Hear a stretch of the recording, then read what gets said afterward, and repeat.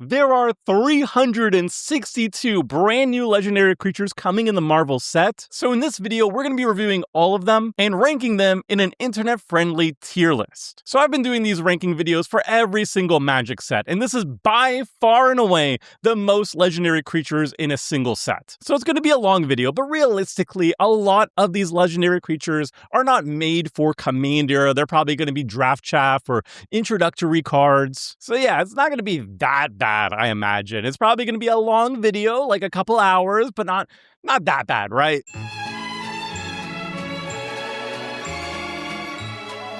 So in terms of ranking, at the very top, we've got the Tomer favorites. These are my personal favorite legendary creatures that I love so much that either I will be showcasing them somewhere on the YouTube channel, either maybe a Commander Clash, I'll build a deck around them, or I might include them as a budget brew in my budget brew compilation videos. Or if I really love them, I might have them lead one of my personal paper decks. Then we've got Great in the Command Zone. I think these legendary creatures are better built around in the Command Zone, whereas Great in the 99, it's the opposite. I think these cards are better suited in the 99 than the Command Zone, despite being really, really good cards. Then we've got the maybe pile. These are the cards that I think might be really strong if there's certain synergies or card pairings that I'm not thinking about to really elevate them, and you'll need to help me in the comment section below if there's any cool things that I'm missing with them. And then we've got the end of the line. This is the Justice League movie section. A Justice League movie was probably the worst superhero movie I've ever seen, and I know it's DC and it's not Marvel, but like these cards are so bad that you just like throw them out of the Marvel IP into the Justice League movie where they belong. Also, a quick disclaimer, I'm not judging these cards based on their lore or their flavor matching their card design because I don't know that much about Marvel. I know the MCU movies, I watched them all a long time ago, and I've watched up until and including Avengers Endgame, but anything beyond that, I don't really know, and the comic books, I barely know. So the lore of these characters are not going to be affecting the ratings here. We begin alphabetically, so we're starting with Abomination Irradiated Brute. Abomination Irradiated Brute is a 4-mana green legendary creature Gamma villain. It's a 4/4 with trample, and whenever a Gamma or villain you control deals combat damage to a player, put that many +1/+1 counters on Abomination. Abomination is a very straightforward creature. It's a big, dumb creature that gets even bigger pretty easily. It's a 4-mana 4/4 with trample. That's already good stats. And then whenever it or another Gamma/villain creature is dealing combat damage, you're growing Abomination. So even with just Abomination on the battlefield, if you play Abomination and immediately swing in with it, it can become an 8/8 if there's no blocks or whatever. So that's pretty good for a 4-drop, something that just continually gets bigger and bigger. It's not a very exciting card. It doesn't offer any specific utility, but it gets really big by itself. And then obviously in like a Gamma or villain deck, then it could get even larger. Oh my god, finding all these cards is going to be very difficult, but ooh, I found this one pretty fast. Abomination, I'm going to say Great in the 99 of like a Gamma/villain deck. Like, I gotta respect how quickly it grows in the right home, and it has trample, so it has some evasion too. The next Abomination is Abomination Terrifying Titan. It's a 4-mana Gruul hybrid legendary creature Gamma villain. It's a 4/4 with trample, so the same thing. And then it has power up of 7 Gruul mana. Put a +1/+1 counter on Abomination. He fights up to 1 target creature an opponent controls. So power up is a brand new mechanic coming in the Marvel set, and it adds flexibility in terms of when you can play this creature. You can play it early game as a 4-mana 4/4 with trample, and that's already pretty decent.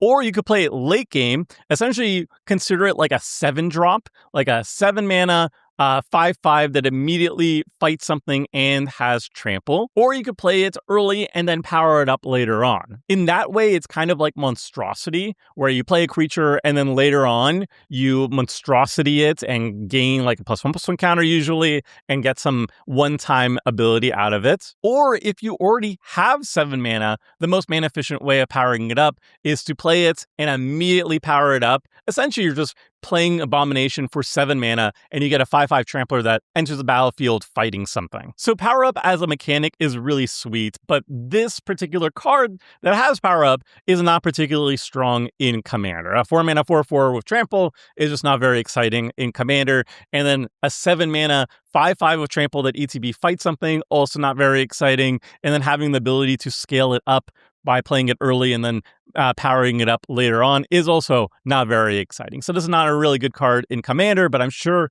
it's going to be powerful in Draft, for example. So this Abomination, oh my god, there's so many cards. I'm only appreciating the magnitude of this right now. Oh boy. All right. I found him. All right. Okay. Abomination. This Abomination, I'm sorry, but you're going into the Justice League movie. The third Abomination is Abomination World Ravager. It's an 8-mana red legendary creature Gamma Berserker villain. It's a 10/10 with Menace and Trample, but it also has a Mayhem cost of just 5 mana, 4 and a red. So Mayhem is you can cast this card from your graveyard for 5 mana instead of its usual mana. If you discarded it this turn, timing rules still apply. Now, this Abomination is also just a big dumb beater, but I like it because of the Mayhem ability. A 5 mana 10/10 Menace Trample is pretty decent on its own, but also if you're using this in like a Connive deck, if you're looting away stuff, if you're discarding to draw cards, this is essentially card advantage as well. If you're doing something like a loot effect, you draw a card, you discard a card, and you end up discarding Abomination and you immediately cast it for 5 mana, you're essentially up a card. You turn that looting into card advantage because the card you discarded it is immediately cast. So you get to cast a spell and then you draw a card on top of that. And then you get a 5 mana 10/10 Menace Trampler when you Mayhem it out too. So it's really good. If you are in a deck that can constantly cast this for Mayhem, Abomination World Ravager is a big dumb beater that I absolutely love. So Abomination, not a great choice in the command zone, but definitely a fun one in the 99. Absorbing Man is another interesting one. This is a 3-mana green-blue, so Simic, legendary creature, human villain. It's a 4/4 with Vigilance. At the beginning of your first main phase until your next turn, Absorbing Man becomes a copy of up to 1 target artifact, non-aura enchantment, or land, except his name is still Absorbing Man, and he's still a legendary 4/4 human villain creature in addition to his other types, and he has Vigilance. So Absorbing Man is a weirdo. This is just a synergy card, a Johnny card, and it's really hard to rank this because it really depends on what you're copying with Absorbing Man. It can copy your opponent's cool artifacts or enchantments or whatever. I guess best case scenario, you're copying like a Gaia's Cradle or something on the battlefield, and you're tapping this for a bajillion mana and you have a second one. There's a lot of weird things you can do with it. It's definitely a build around. But it's so hard for me to like come up with like the best things you can be doing with Absorbing Man off the top of my head. It's a weirdo. It's not straightforward. I love it, but I just don't know what you're doing with it specifically. So Absorbing Man, I think it's great in the command zone. Like, I just don't know what you're doing with it. You know what? I'll put it in the maybe pile because, like, I think it's really good, but I just don't know. I just don't know about specific things you're going to be doing with it. Let me know in the comment section what crazy things you're going to be doing with Absorbing Mana. Don't worry, Gruul players. We have a much more straightforward Absorbing Man here as well. This is Absorbing Man in Titania. It's a 5-mana Gruul, legendary creature, human villain. It's a 4/5, and all it says is double all damage that creature sources you control would deal. Really straightforward. Your creatures, they deal double damage. Easy peasy on a 5-drop. So even with Absorbing Man and Titania, nothing else on the battlefield, this is swinging out and it's dealing 8 damage. 8 damage on a 5-drop. And then if you have a bunch of creatures, you play Absorbing Man and Titania, you deal double damage. I like it. It works also with like burn. If there's creatures that aren't necessarily just dealing combat damage, if there's like burning people, it works with that too. It's nice. It's simple. So Absorbing Man and Titania, I think this is great in the 99. Not something I would be super excited about in the command zone, but just using this as like a sort of finisher, just an overrun type effect for your creatures, or just a way of turning all your pingers into double pingers is really fun. Next up is Agent 13, Sharon Carter. It's a 3-mana white legendary creature, human spy hero. It's a 3/2, and whenever a creature you control attacks alone, investigate. Okay, this one, not too great. A 3-drop that's a 3/2, like whatever. And then when you have to attack alone, you get a clue token. That's not very exciting in Commander. All right, Agent 13. Maybe if she was like 1 mana, I'd be pretty excited about it. But at 3 mana, and you have to attack alone, nah. Okay, we do have a 1-drop agent. This is Agent Maria Hill. It's a 1-mana white legendary creature, human spy hero. It's a 2/1. And whenever Maria Hill becomes tapped to pay a teamwork cost, put a +1/+1 counter on her and draw a card. How many teamwork spells do we have? Okay, we have like 18 cards that are teamwork. So if you're like 5-color teamwork deck, then I guess you could put Agent Maria Hill in the 99 of it. It's very specific. And you want to run all the teamwork cards. But I guess there is one specific home for her in the 99, a 5-color teamwork, I guess. All right, Maria, you are good in one deck and one deck only. So if there is a teamwork deck that exists, Maria is part of that 99, so it's a maybe. Next, we have another agent. It's Agent Phil Coulson. It's a 2-mana white legendary creature, human spy hero. It's a 2/2 of vigilance, and you can tap it, put a +1/+1 counter on each other hero you control.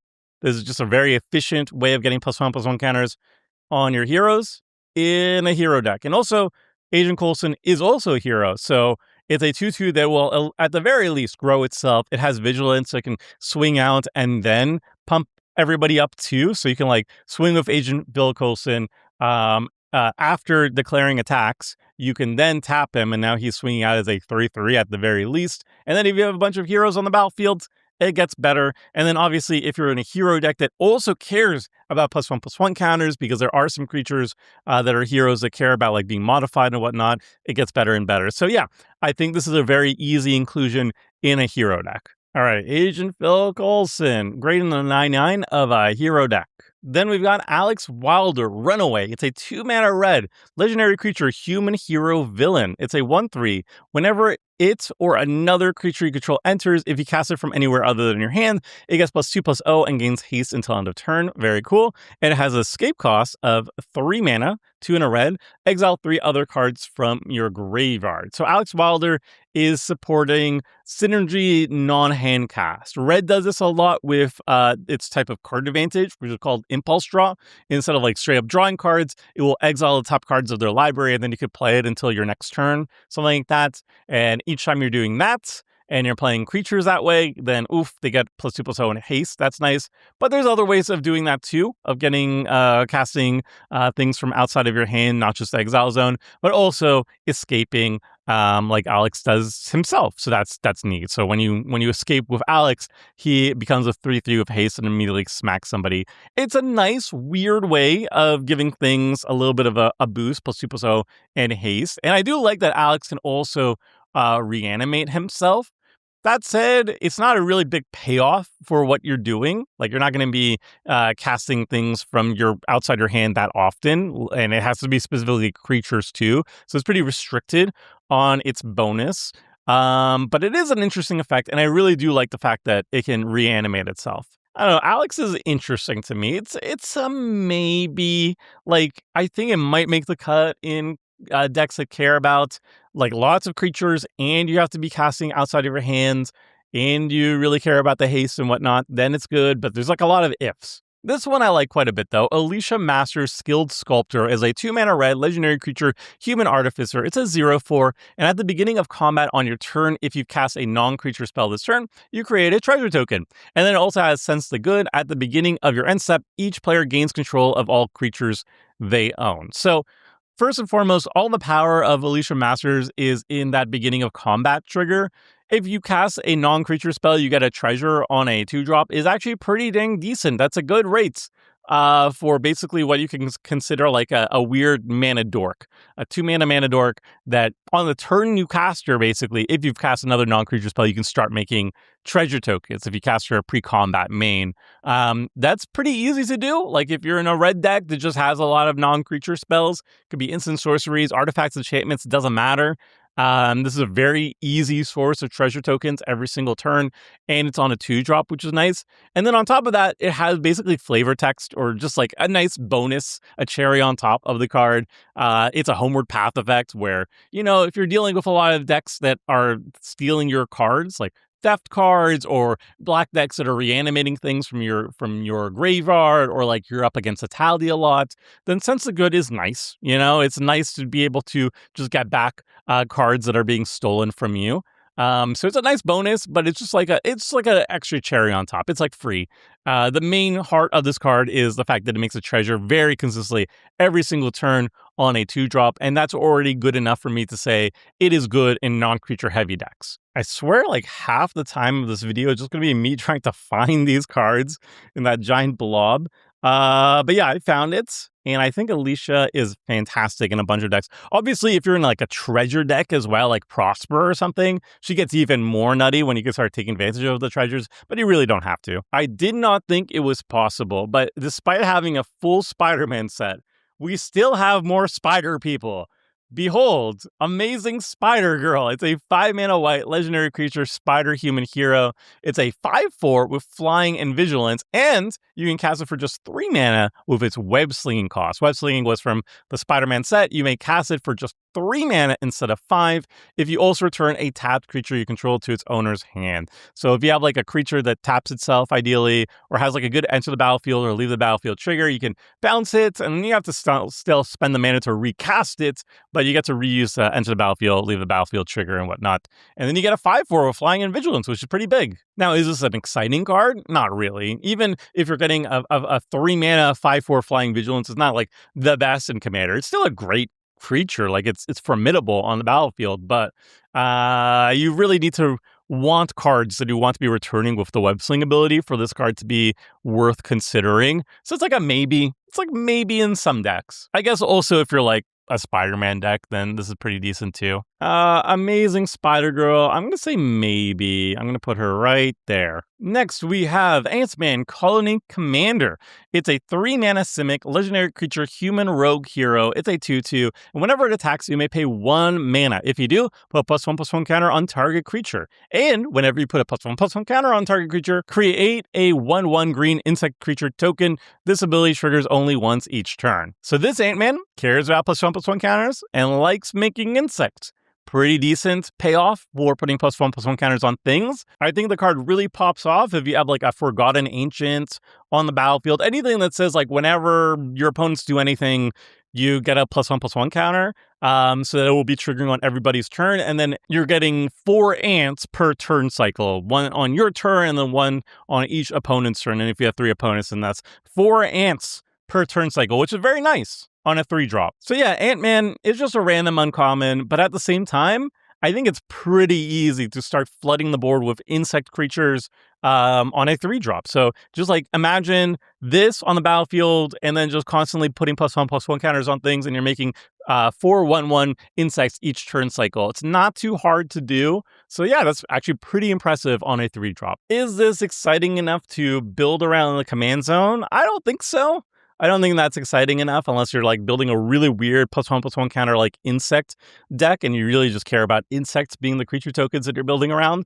But in the 99 of a deck that's running like Forgotten Ancient and Mana-Gorger Hydra and is triggering its ability all the time, yeah, I can get behind it. The rare Ant-Man is even more exciting though. This is Ant-Man Elusive Avenger. It's a 3-mana Izzet legendary creature human rogue hero. It's a 1/2 and it can't be blocked by creatures with greater power. And whenever it deals combat damage to a player, you create that many treasure tokens. So Ant-Man has Skulk, essentially, like just can go under bigger creatures, so it has a decent form of evasion. It will still get stopped by like a bunch of 1/1s and stuff, which is a little bit awkward because it only has 2 toughness, so 2 1/1s trade with it.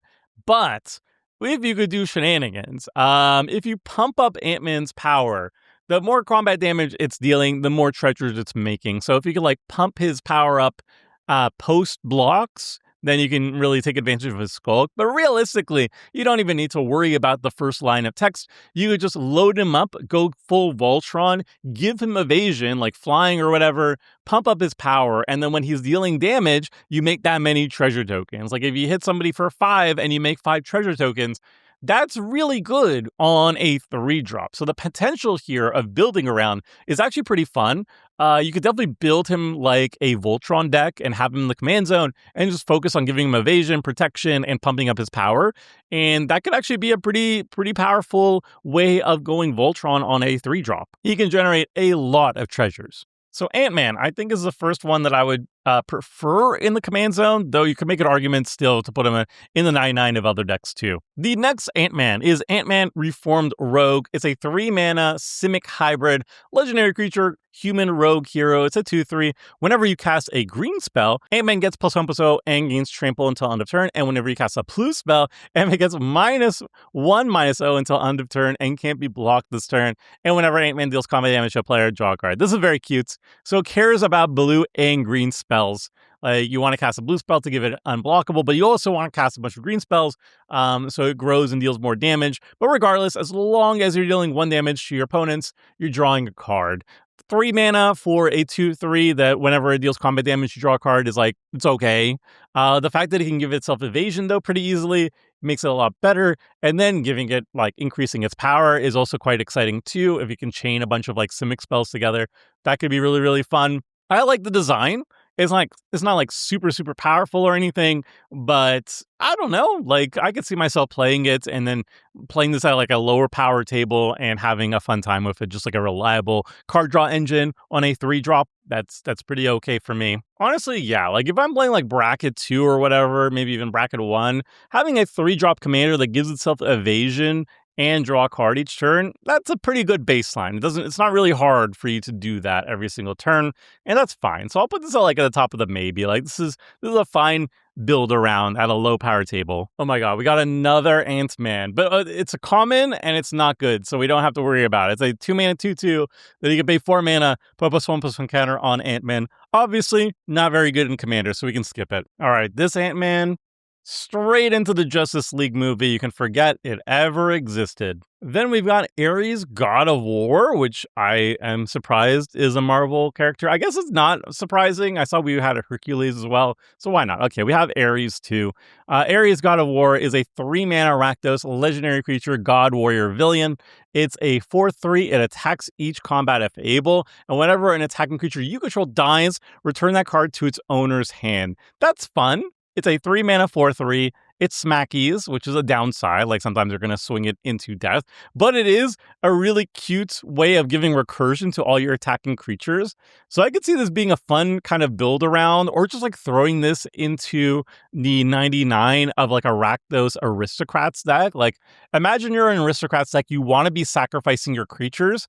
So you just swing in with your creatures and sacrifice them while they're attacking. And then you can just bounce them back to your hand and recast them later. That seems fun.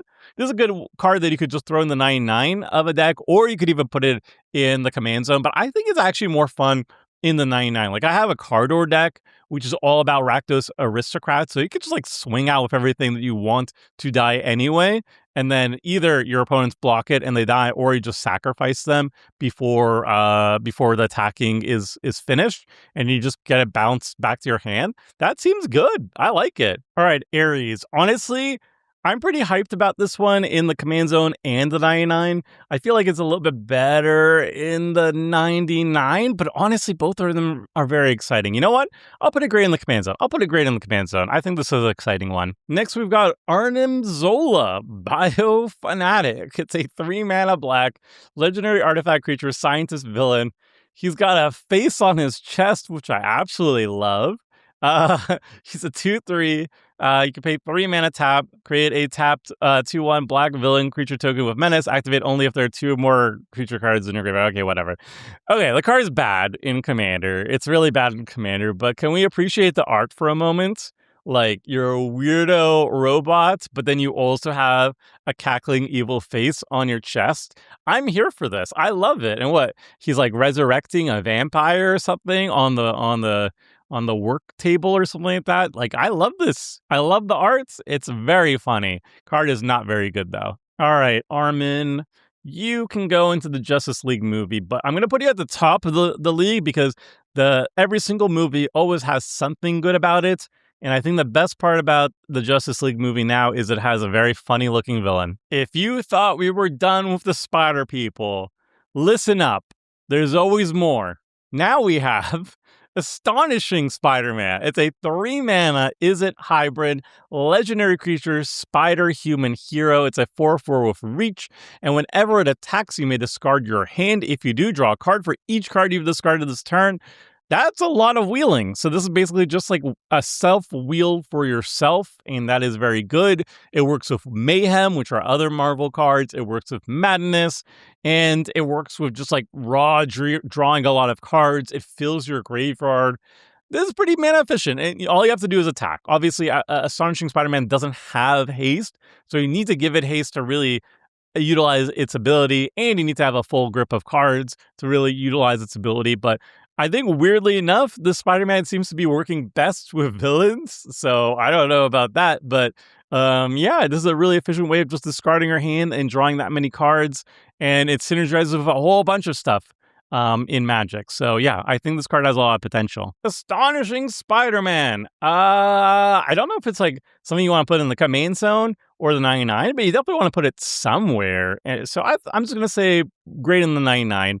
I think it has a lot of potential in like looting style deck, wheel style deck, graveyard style deck. Yeah, it has potential. Then we have another card we can just kind of skip. Atlas, Sizable Stooge, just a 4-mana 5/4 with reach, which is really big, and it gains you a little bit of life each time it's attacking or blocking, which is nice, I guess. These are all things that are probably exciting in the draft format, but not in Commander. Okay, I've been looking for Atlas in this pile of cards for like 2 minutes, and I just can't find him. So let's just say he's in the Justice League movie, but he's so forgettable that he got cut from the final cut, okay?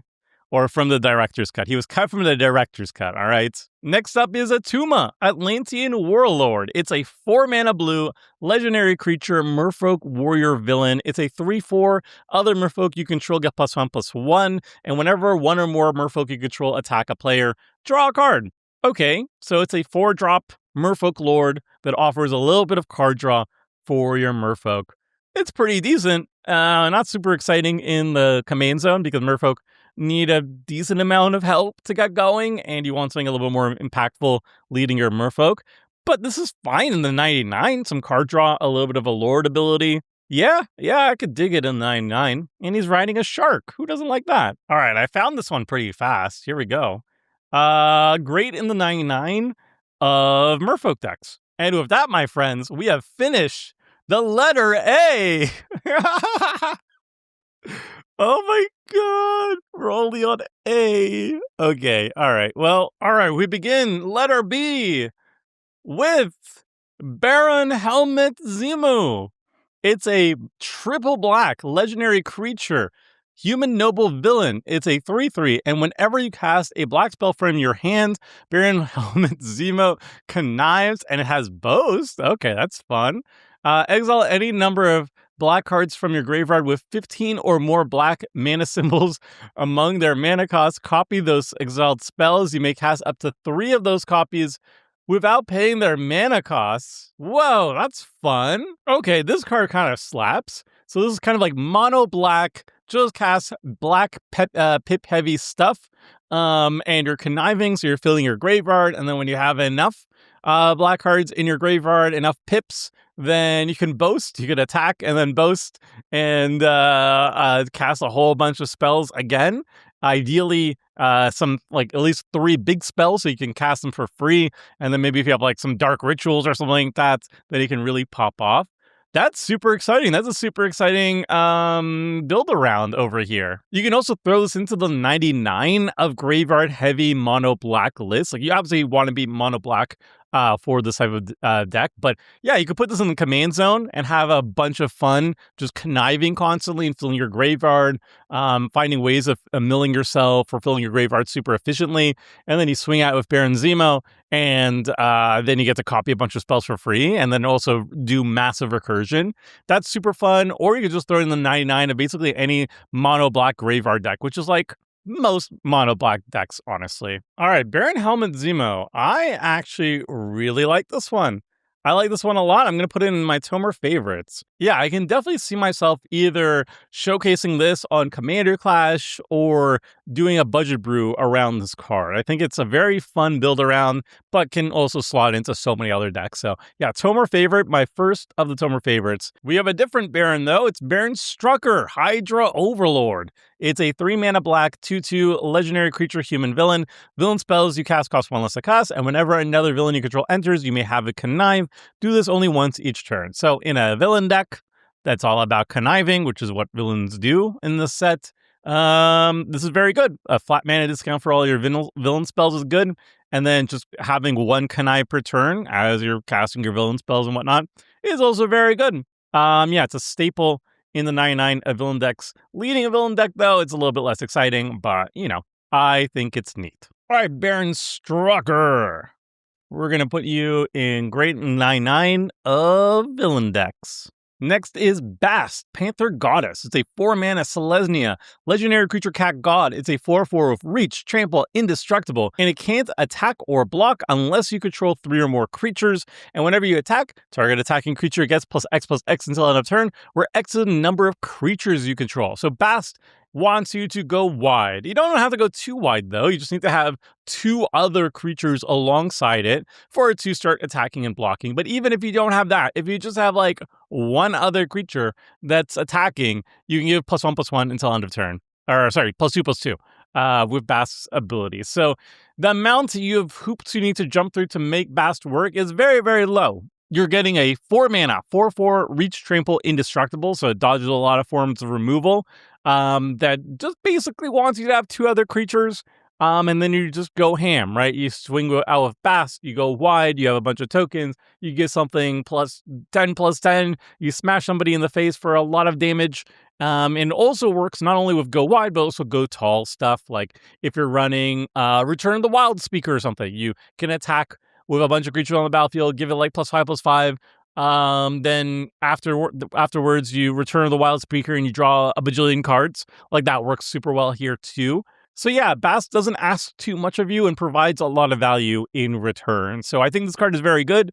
I think it's a great candidate in the command zone, honestly. What it's doing is fairly unique, combining go wide with go tall, and it's indestructible. So you don't have to worry too much about it dying. Like, yes, it can still die to sacrifice and exile and whatnot, but I mean, it dodges most forms of removal, which is great. So Bast, I think, is great in the command zone. You can also just throw it in the 99 of like basically any cat deck or just in like any sort of tokens deck, and it's going to do a great job, but it's also a really fun build around, mostly because of its indestructibility. Next is Batroc the Leaper, the mustachioed menace himself. Yes, I don't know anything about this character, but it's a 2-mana red, legendary creature human villain. It's a 2/2 with multi-kicker 2, and it enters with a +1/+1 counter on him for each time he was kicked, and when it enters, he deals damage equal to his power to each of up to X targets, where X is the number of times he was kicked. So baseline, he's a 2-mana 2/2 that does nothing. But if you kick him a whole bunch of times, he can start taking out a whole bunch of people with his kicks. I assume he's a kick-related villain. So yeah, like a 4-mana Batroc is a 3/3 that will pick off a small creature. But if you have a lot of mana, or you can save mana on the multi-kicking, like if you dump like, I don't know, 8 mana into the spell, that's a multi-kicker 3 times. So he grows into a 5/5 and he takes out 3 different creatures that are 5 toughness or less. Seems really strong as like a big mana sink type card. Yeah, I like it. It's essentially could be like a multi removal spell in red, and leaves you with a relatively large creature, but you just have to spend a lot of mana on him. I think that is pretty decent. Yeah, Batroc, I think great in 99 of like mana heavy decks that are like probably Gruul based, I would imagine, that can generate a lot of mana, so you can easily cast Batroc for like 6 or 8 mana. Next, we got Beast Erudite Aerialist. It's a 5-mana Simic Hybrid legendary creature, mutant scientist hero. It's a 3/3, but if you put 1 or more +1/+1 counters on Beast this turn, he gains flying, and then when he deals combat damage to a person, you draw a card. This one I like a lot less than like the 8-mana and stuff. First of all, it's a 4-mana creature. Yeah, it's a 3/3, so it's a little bit bigger. But it only gains evasion if you put a +1/+1 counter on him, which I guess in a +1/+1 counter deck it's not that big of a deal. And then the payoff is if you smack somebody for an ever-growing beast, you get to draw cards.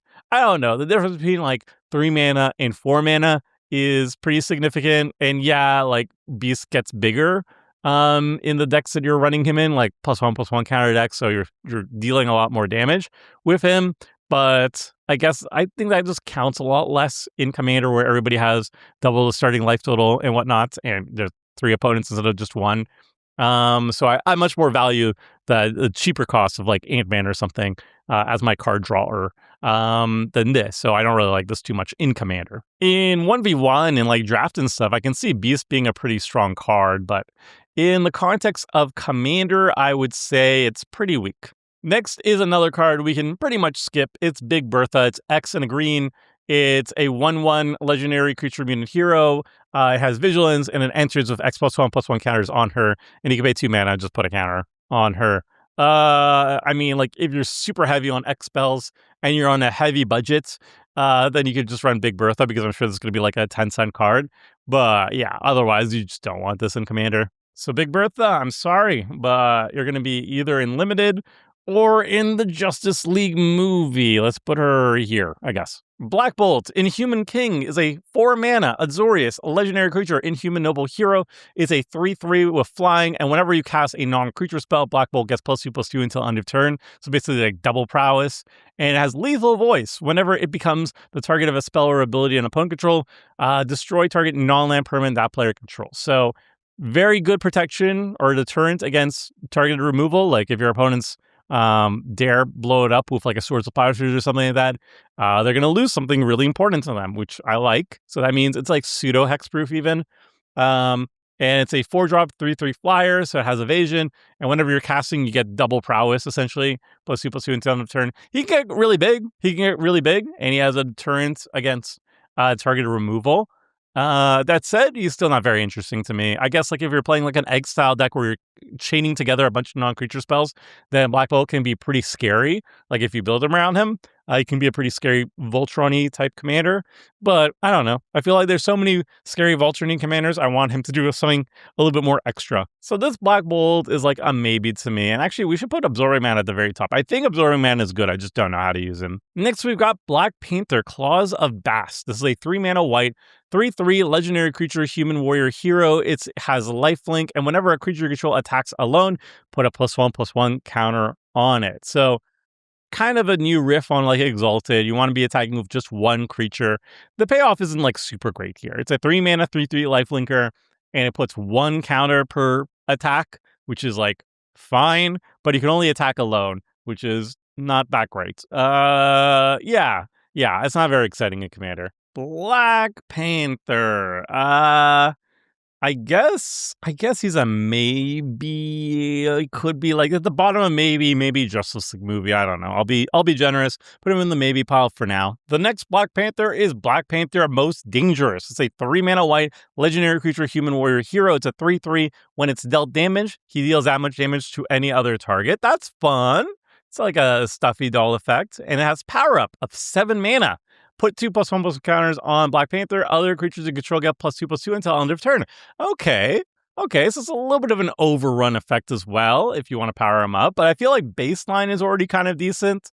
Like, this is the type of card you want to build around. If you had access to red, he would be a very, very exciting commander to put, but because you don't have access to red, it's going to be a lot harder. If you put him in the command zone and you try to build around him, yes, there are ways in white to deal damage to Black Panther, or yes, there are ways to force your opponents to block him so he will be dealt damage, and there's plenty of ways of making her survive lethal amounts of damage too. But if he was like Boros or something, he would be a slam dunk.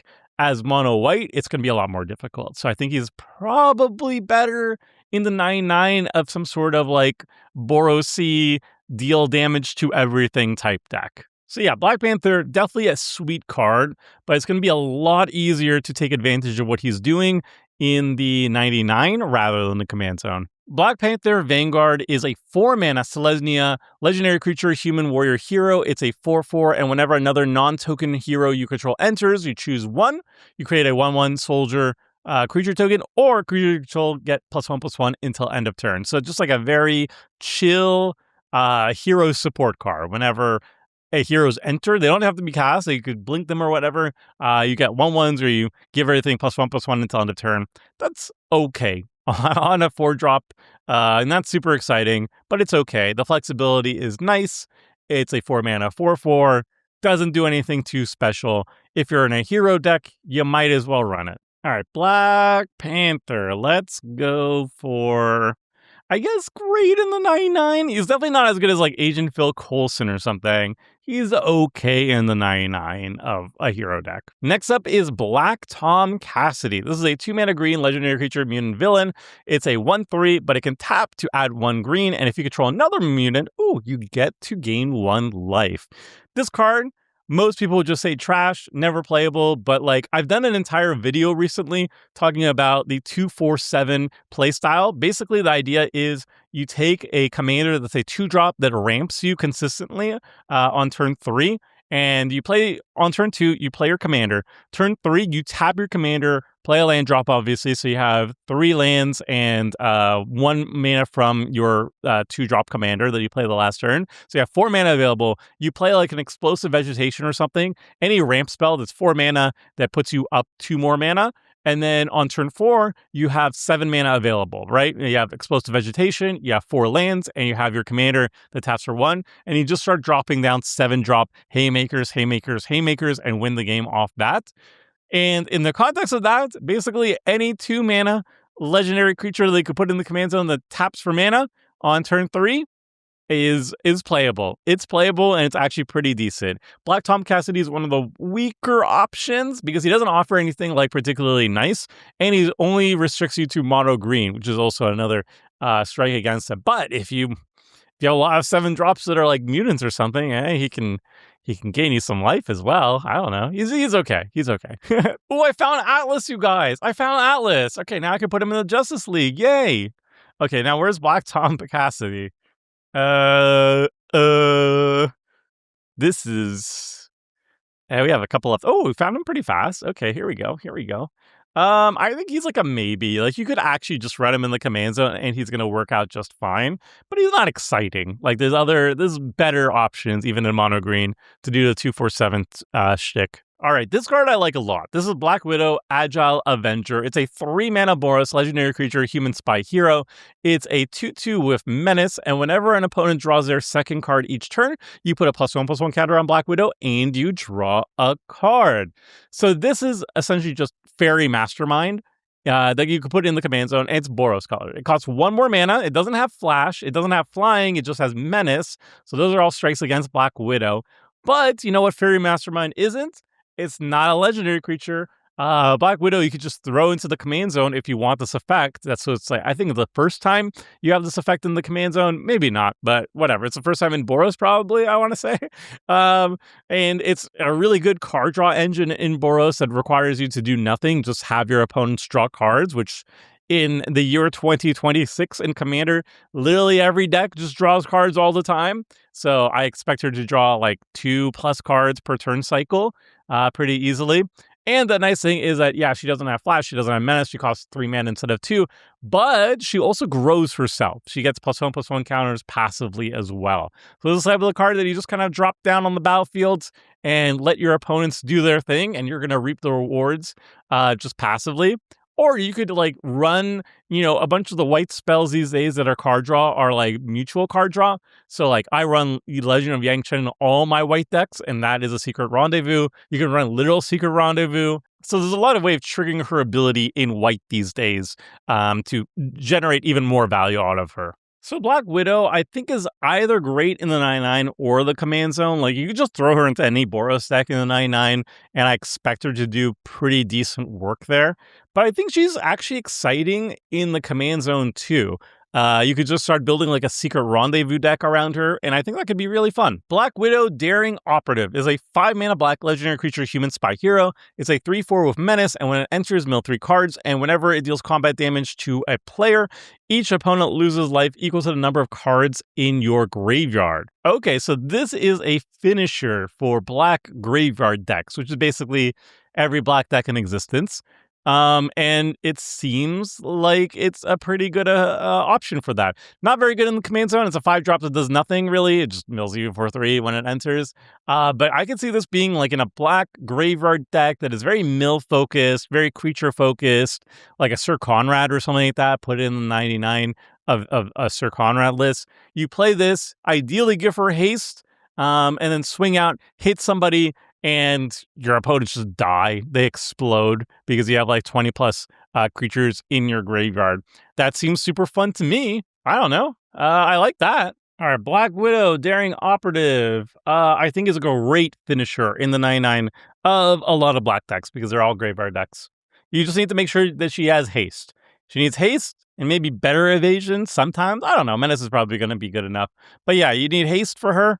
Give her like a Lightning Greaves or something, smack somebody, and then watch everybody explode. Next is Black Widow, Deadly Hunter. It's a 3-mana black legendary human assassin hero. It's a 3/3 with Death Touch, and whenever a creature you control with Death Touch deals combat damage to a player, you draw a card and you lose 1 life. So this is like a coastal piracy effect for just Death Touch creatures. You lose life as well, but you're saving 1 mana on your Coastal Piracy effect. Coastal Piracy is generally like a 4-mana thing, and this is a 3-mana thing. And it also has Death Touch too, so if you swing out with her and you deal combat damage to a player, you also get to draw a card off her own ability. This card seems like a slam dunk. If you're in a Death Touch deck, this is like one of the best cards you could possibly be running. But yeah, it's a very narrow home for this card. Also, the art is sick. Black Widow, definitely great in the 99 for just Death Touch decks. So any Death Touch deck that is in black is very, very happy with this card. Black Widow Double Agent is a 3-mana Orzhov legendary creature, human hero villain. It's a 3/2 with Death Touch. And whenever a creature you control attacks alone, it gains First Strike and Menace until end of turn. So there's a little bit of a theme going on with attacking alone. I don't really care for it. And this ability is not very exciting. Huzzah. Okay, this Black Widow is going straight into the Justice League movie. Don't worry though, we have another Black Widow. It's Black Widow Intel Expert. It's a 3-mana white legendary creature human spy hero. It's a 3/3 with First Strike, and when it deals combat damage to an opponent, you and that player each draw 2 cards. So this is a secret rendezvous type effect. You and an opponent gets to draw cards. Your opponents probably will even let you hit them too. If you say, hey, I'll hit you if you let me, and you draw 2 cards, and they'll probably say yes to that. So you don't even have to worry about giving her evasion most often. And you're lowering your opponent's life total in the process. So it's like a very chill Sergeant John Benton. I like this card. We've seen a lot of cards so far care about your opponents drawing cards and benefiting off this. Like if you're running Boros Black Widow, this is one of the cards you definitely want to be running in the 99. Outside of benefiting your opponents drawing cards, I wouldn't really care for this. I guess it's like fine baseline as a political card, but I typically want to break the symmetry of secret rendezvous effects. I don't like giving my opponents card draw just for the sake of it. I like to benefit further from that effect. And so Black Widow, I wouldn't run just like in any white deck, but like any deck that cares about my opponents drawing cards, yeah, I like it a lot. So this Black Widow, great in the 99 of like Secret Rendezvous E decks. I mean, I think we could actually put Black Panther now in the maybe pile. It's just not very strong. Okay, we have a common Black Widow that we can thankfully skip. It's just a 2-mana 2/2. Huzzah! It's legendary. Whee! All right, bottom of the Justice League movie over here. Apparently we have another Black Widow though. Black Widow Super Spy is a 2-mana black legendary creature human spy hero. It's a 2/1 with Menace, and whenever it deals combat damage to a player, that player exiles cards from the top of their library until they exile a non-land card. You may put a +1/+1 counter on Black Widow, and if you don't, you may cast the exiled non-land card until end of turn, and mana of any type can be spent to cast that spell. So this is like a Ragavan type effect. You're guaranteed to hit a non-land card. You can cast it, but if you don't cast it, you can just get a +1/+1 counter. She has Menace, which is like the weakest type of evasion, but it is evasion nonetheless. And it's a 2-drop. It's interesting. I would imagine this is pretty decent in like a theft style deck, but would I put this in the command zone or the 99? It really depends on how much you want to build around her. I guess you want to go super Voltron-y style. You want to give her evasion and whatnot, so her trigger is happening more often. I think that's fine. I would probably put her in the 99, though, of Theft deck, so I get access to more colors, but I don't know. I think she's fine in the command zone of that deck, too. All right, this Black Widow, I think, is great in the 99 of Theft decks. We're finally done with Black Widow, because now we got Blue Marvel, Adam Brashear. It's a 5-mana blue, legendary creature, human scientist hero. It's a 3/5 with flying, award 2, and whenever you draw your second card each turn, put a +1/+1 counter on Blue Marvel. Just a very straightforward beater in blue. It's got flying, it's got wards, so it's a little bit protective, it's evasive, and it rewards you for drawing at least 2 cards each turn. So conniving, looting, all that stuff, all good with Blue Marvel. But the payoff is you just have a growing threat that grows really slowly, so not very exciting for a 5-drop. Okay, Blue Marvel, Justice League. Bob Reluctant Hydra Agent is a 2-mana black, 2/2 legendary creature, human coward villain, and whenever it attacks alone, return him to his owner's hand. If you do, each opponent loses 2 life, and you gain 2 life. It's kind of funny. It reminds me of Norrin the Wary, but yeah, obviously not very good in Commander. All right, Bob, Justice League for you, my friend. Boomerang is another card we can just skip. It just doesn't do anything in Commander, and we're still on B, so I gotta speed things up every once in a while. All right, Boomerang, Justice League. Brawn is another one we can just skip. It's a 2-mana 1/1 ETB draws a card. I guess, actually, a 2-mana 1/1 ETB draws a card is actually probably decent enough for some decks. Like, if you just want to be all 2-mana 1/1s at ETB draw cards, this is actually fine. And then to power up, he's just making big for 5 mana extra. That's fine too. Yeah, actually, I take it back.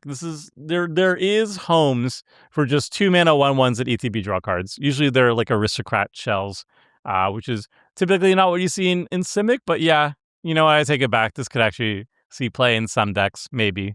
All right, Brawn, reluctantly, I'm putting you in the maybe pile. Next, we have the first of the Transform heroes. We got Bruce Banner. It's just 1 blue mana for a legendary creature, human scientist hero. It's a 1/1. You can pay XX and tap, draw X cards, activate only as a sorcery, or you could transform it for 6 mana, 2 double red, double green, transform it into the Incredible Hulk. It's a 6-mana legendary creature, Gamma Berserker hero. It's an 8/8 with Trample and Enrage, one of my favorite mechanics that I wish to use more often. Whenever the Incredible Hulk is dealt damage, put a +1/+1 counter on him. If he's attacking, untap him, and there is an additional combat phase after this phase. The front side is okay. Like, you play this on turn 1. Turn 2, if you have nothing better to do, you can pay 2 mana, tap Bruce Banner, draw a card. Like, that's actually not that bad. And then later on, when you do have 6 mana, obviously you're going to turn him into the Hulk, or you just cast him on the Hulk side, whatever. It's a Reach Trampler, and the Enrage means if your opponents dare block you, or if they dare, damage you in any way, you get an extra combat phase and you grow the Hulk. That's super sweet. Obviously, there are combos with this too for infinite combats. I believe the most notable one is Caltrops. You play Caltrops, you swing in with the Hulk. The Caltrops will deal 1 damage to it, which will grow him by +1/+1, negating the 1 damage essentially. And then you get an additional combat phase, rinse, repeat. It's very scary. When you play the Incredible Hulk, people are going to start dying, especially if you pair him with like some infinite extra combats and whatnot. But I do like the 1/2 punch over here. Like, playing a turn 1 Bruce Banner is actually pretty chill. Because yes, the mana efficiency on the draw card is not great, but sometimes you just have like an extra 2 mana laying around, and instead of just looting, you can just straight up draw cards instead of looting, and then eventually you turn him into the Hulk, right? I actually like that a lot. I think this is a very strong card, an interesting design, and very cool both in the command zone and the 99, though I think he's probably going to be showing up in the command zone more often than not. So Bruce Banner, definitely great in the command zone, on the tippity top of that, I would believe. Bucky Barnes, Eager Ally, is a 2-mana white legendary creature, human soldier hero, is a 2/2 with vigilance, and when it dies, Scary. Look at the top 4 cards of your library. You may reveal an equipment hero or soldier card from among them and put it into your hand. Put the rest on the bottom of your library in a random order. So it's good in the context. No, it's not even good. It replaces itself with an equipment hero or soldier card, but do you really want to play a 2-drop in order to do that? And you can still whiff on replacing itself, even in a hero, soldier, or equipment deck, so that's not great. It's also kind of morbid. I guess he dies in Captain America's backstory in World War II or something, and that's what I'm getting the vibe of. But yeah, not very good, even in the homes that it would want to be in, but it is dark. All right, Bucky, into the Justice League you go. I hope you survive World War II. Bullseye, Death Dealer, is a 3-mana Rakdos hybrid legendary creature, human assassin villain. It's a 2/3. When it enters, you may sacrifice an artifact or discard an online card. When you do, Bullseye deals 2 damage to any target. Pay 3 mana, tap, sacrifice an artifact or discard an online card, and you can deal 2 damage to any target. Kind of cool. It's just like it shocks people. You just throw artifacts or discard cards to people's faces. That's kind of funny. Like, he's throwing cards in the artwork, so you're like literally just like discarding the card to throw it at somebody's face for 2 damage. It's pretty cool. I mean, 2 damage is not a lot though in Commander. Typically creatures are a little bit bigger than that. If you give them like Death Touch or something, that's more fun, but it is definitely extra work. And is it worth the extra work? Probably not. So Bullseye, I mean, just the shock is a little bit too little damage, right? Like, if instead of throwing like playing cards, maybe if he was just like shooting bullets, he could deal 3 damage instead of 2, and I'd probably be more excited about him. And then we have Bushmaster. Is this a real character? Really? Bushmaster, Coiled Henchman? Really? All right, let's roll. 2 mana green, legendary creature, snake human villain. It's a 2/1 Death Touch. Each other you control with +1/+1 counter has that. Really, Bushmaster? All right, sure, whatever. It's written on a magic card. It has to be real. Bushmaster. A+ name. D- in terms of playability in Commander. And with that, my friends, we've done it. We've finished B. We move on to the letter C. And oh my god, it's been so long already. How many legendaries? Why did I do this to myself? Why? All right, strap yourselves in for so many Captain Americas. So many of them. First one, Captain America Liberator, 5 mana white, legendary creature, human soldier hero, 5/5. Whenever Captain America enters, you may search your library for an equipment card with mana value 3 or less, put it onto the battlefield, then shuffle. Whenever Captain America attacks, for each equipment attached to him, create a 1/1 white soldier creature token. Okay, so this Captain America kind of slaps. ETB, searching your library for an equipment and putting it directly onto the battlefield, is already pretty good. And then the attack trigger is just a nice little bonus. It puts a bunch of 1/1s onto the battlefield that he can either use, synergize with, or just have as chump blockers. I think this is pretty good with just like a blink package. Like if you could blink Captain America a bunch of times and you get a bunch of equipments on the battlefield. Obviously, if you can start equipping the equipments immediately onto Captain America, like a Sigarda's Aid, for example, it's also fantastic with him. And there's also a bunch of equipments to just auto-equip onto the captain or whatever as soon as it enters the battlefield, like Maul of the Skullclaves or Celestial Armor. So there's a lot of really good targets for Captain's ability. So Captain America, I think, is pretty strong. He could be fine in just about any 99 of like an equipment-heavy deck, as long as there's a lot of targets for him. Or you could just put him in the command zone, which I think is more likely for a build around. The next Captain America is also pretty sweet. It's Captain America Living Legend. It's a 3-mana Azorius legendary creature, human soldier hero. It's a 3/4 with vigilance, and whenever a creature you control becomes tapped during your turn, if it's the first time it has become tapped this turn, you untap it. So if you built a tap-focused deck where you have a bunch of creatures with activated abilities that require tapping, or you tap them for like Springleaf Drum or like mana abilities, then it can be very sweet with Captain America. Worst case, you just swing out with your creatures, and this is like pseudo-vigilance, because you swing out with them, they tap to attack, and then you immediately untap them. So that's actually a lot of value on a 3-drop, which is surprising because it's just a random uncommon. But I consider this actually pretty decent as a commander, but more likely being part of the 99 of a commander that is all about activating your creatures. Probably like a 5-color like Tazri or something like that. So yeah, this uncommon Captain America, also really good. I think it has a lot of potential in decks that have just a lot of creatures with activated abilities. Just reusing them one time is really strong on a 3-drop. Captain America Skybound is a 5-mana white legendary creature, human soldier hero. It's a 3/5 of flying and vigilance and battalion. Whenever Captain America and at least 2 other creatures attack, put a +1/+1 counter on each attacking creature. They gain indestructible until end of turn.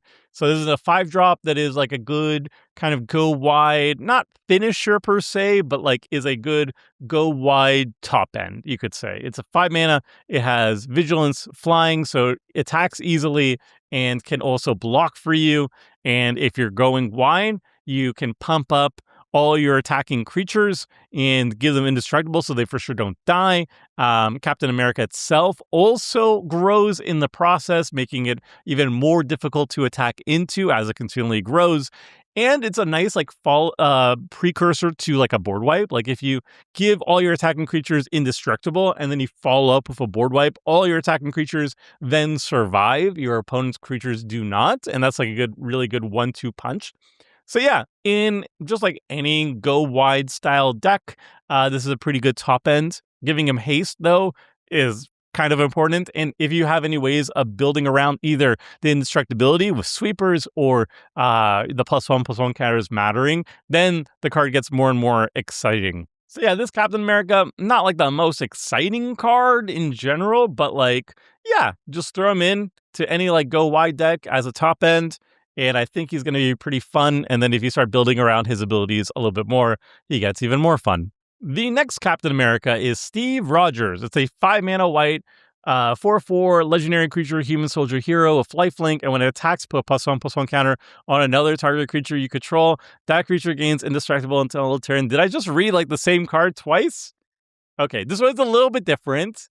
It's a little bit different. It doesn't require you to attack with 2 other creatures. It's not a battalion. It has lifelink instead of flying and vigilance. You only need to attack with Captain America and nothing else. But yeah, it can only give something else +1/+1 counter, and it can only give something else indestructible, which is kind of awkward because then Captain America is attacking and he grows somebody else and gives something else indestructible, but then Captain America can die from blocks. So that's a little bit awkward. Yeah, this one seems like a lot worse than the other one. Yes, it's a little bit easier to trigger. You attack with just Captain America, and as long as you have another creature laying around, you get its ability.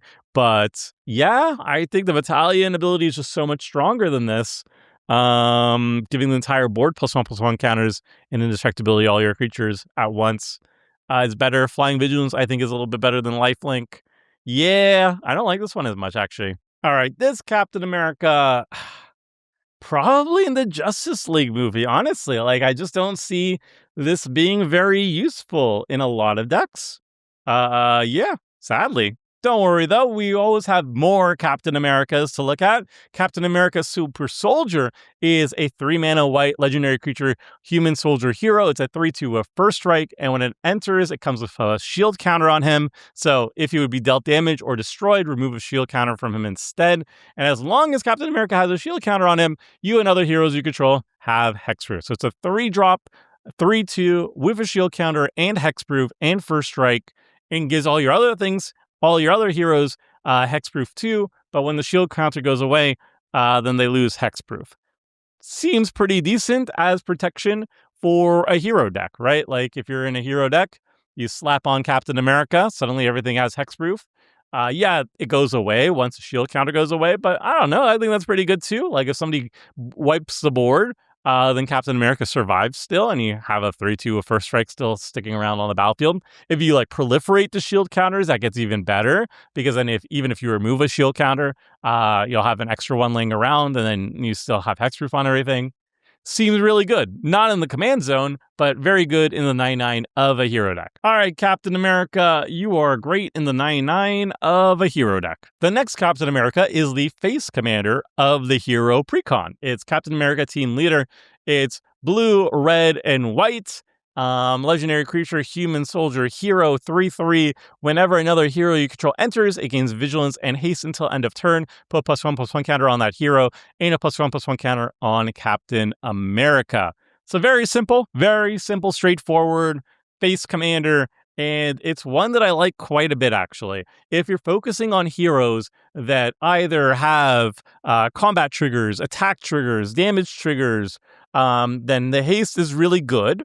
And it gives them vigilance too, so they protect you on the crackback as well. And there's a bunch of heroes that care about like modified or care about the amount of power they have. Like they will make more treasures equal to the number of damage they deal, combat damage they deal, like the Ant-Man we just saw. So all of these things work really well with the +1/+1 counters that Captain America is providing. Cap also grows himself too, so he doesn't even need to be attacking. He can just be sitting around as a blocker, but he can also get in there for damage as well. That's a lot of value for a 3-drop. It looks very simple. It looks very basic and vanilla on the onset, but you know what? It actually has a lot of synergy potential with a lot of the heroes, which I like. I think not everything has to be, when you play hero, you card draw and ramp in the command zone. I think that's incredibly boring. I find that more boring than something like this, which is like, it's just +1/+1 countering vigilance and haste. I feel like there's more build around to this than something says, when you cast thing that thing cares about, you draw a card and you make a treasure. I feel that is far more boring than this. Rant over. Captain America, Team Leader, great in the command zone for a hero deck that cares specifically about their heroes attacking +1/+1 counters and all that stuff. I hate it when people always say like, this is boring. Captain America is boring. No, you're boring. Everything has to have like 50 different lines of text on it. That's boring, okay? Everything has to be like, everything in the command zone has to be card draw and ramp. That's boring. That is the boring thing. Something that looks boring but actually has a lot of synergy potential is interesting. You just have to read the cards in the 99, not just a thing in the command zone. So stop being boring. This is a good card. Now rant over. Oh my god, there's more Captain Americas. Captain America Unbound is a 4-mana white legendary creature, human soldier hero. It's a 3/4 with flash, and when it enters, soldiers and heroes you control gain indestructible until end of turn. So it's a 4-drop to can ambush people, kill creatures that are attacking into you. It's a 3/4, and it ETBs just gives all your soldiers and heroes indestructible, including itself. So I don't know, baseline for like an instant speed, give everything indestructible. Baseline is like 2 mana, right? To give yourself indestructible. But this comes with a creature that can ambush as well. And it's a good flicker target, right? Like if you can blink this at instant speed in response to your stuff dying, you can give everything indestructible again. That's great. So in the context of soldiers and heroes, this is a great card. Would I want this in the command zone? No, because this type of trick feels a lot worse when your opponents know it's coming and can play around it. But in the 99, this is the best type of card you want to be running in the soldier hero deck, that anything that wants to commit to the board state and just doesn't want their cards to go to the graveyard. So this Captain America, great in the 99 of soldier and hero decks. There are still more Captain Americas. We got another one with Captain America Wings of Freedom. It's a 3-mana white legendary creature, human soldier hero. It's a 3/1 with flying, first strike, and ward 1. Whenever Captain America attacks, each other hero you control gets +X/+X until end of turn, where X is Captain America's toughness. Okay, I know I'm saying there's too many Captain Americas, but I guess to be fair, these are multiple different characters that have the Captain America title. So this is Sam Wilson. I get it. But yeah, it's a lot of Captain Americas. I'm just saying. Anyway, so it's a 3-mana, 3/1, first strike, ward 1. Okay. And then when you're attacking, you pump up a creature. And if you can make Captain America's toughness larger, then you get a bigger pumpy effect. So this is the type of thing that you really want to throw like equipment on, or just like give +1/+1 counters to, like the other Jeskai Captain America that we saw that content creators keep saying is boring. It's not boring. It works really well with this Captain America because it's an attack trigger. So you give it haste and you give it a +1/+1 counter. So now it gives something else +2/+2 until end of turn, or all your other heroes +2/+2 until end of turn. That's cool. That's good. That's good design. Blech, whatever. Anyway, I like this. In a heroes deck, obviously, this is good. It pumps all your heroes. It has flying, first strike, and ward, so it attacks very easily. It makes it a little bit more annoying for your opponents to kill it. All good things for a 3-drop. I like it. Yeah. Okay, Captain America, Wings of Freedom. I'm going to say excellent in the 99 of a heroes deck, probably under the Jeskai Captain America one. I also think the artwork is very dope on this one, but oh my, I'm starting to feel the toll. Of ranking all these cards. There's just so many to talk about, and talking for this long is a little bit draining. Okay, we finally have a different captain to talk about.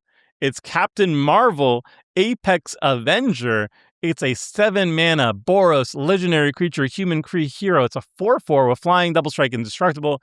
Whenever you put one or more counters on another creature, if it's not a Kree, you may put the same number and kind of counters on Captain Marvel. So Captain Marvel is like racist against Krees. I don't know.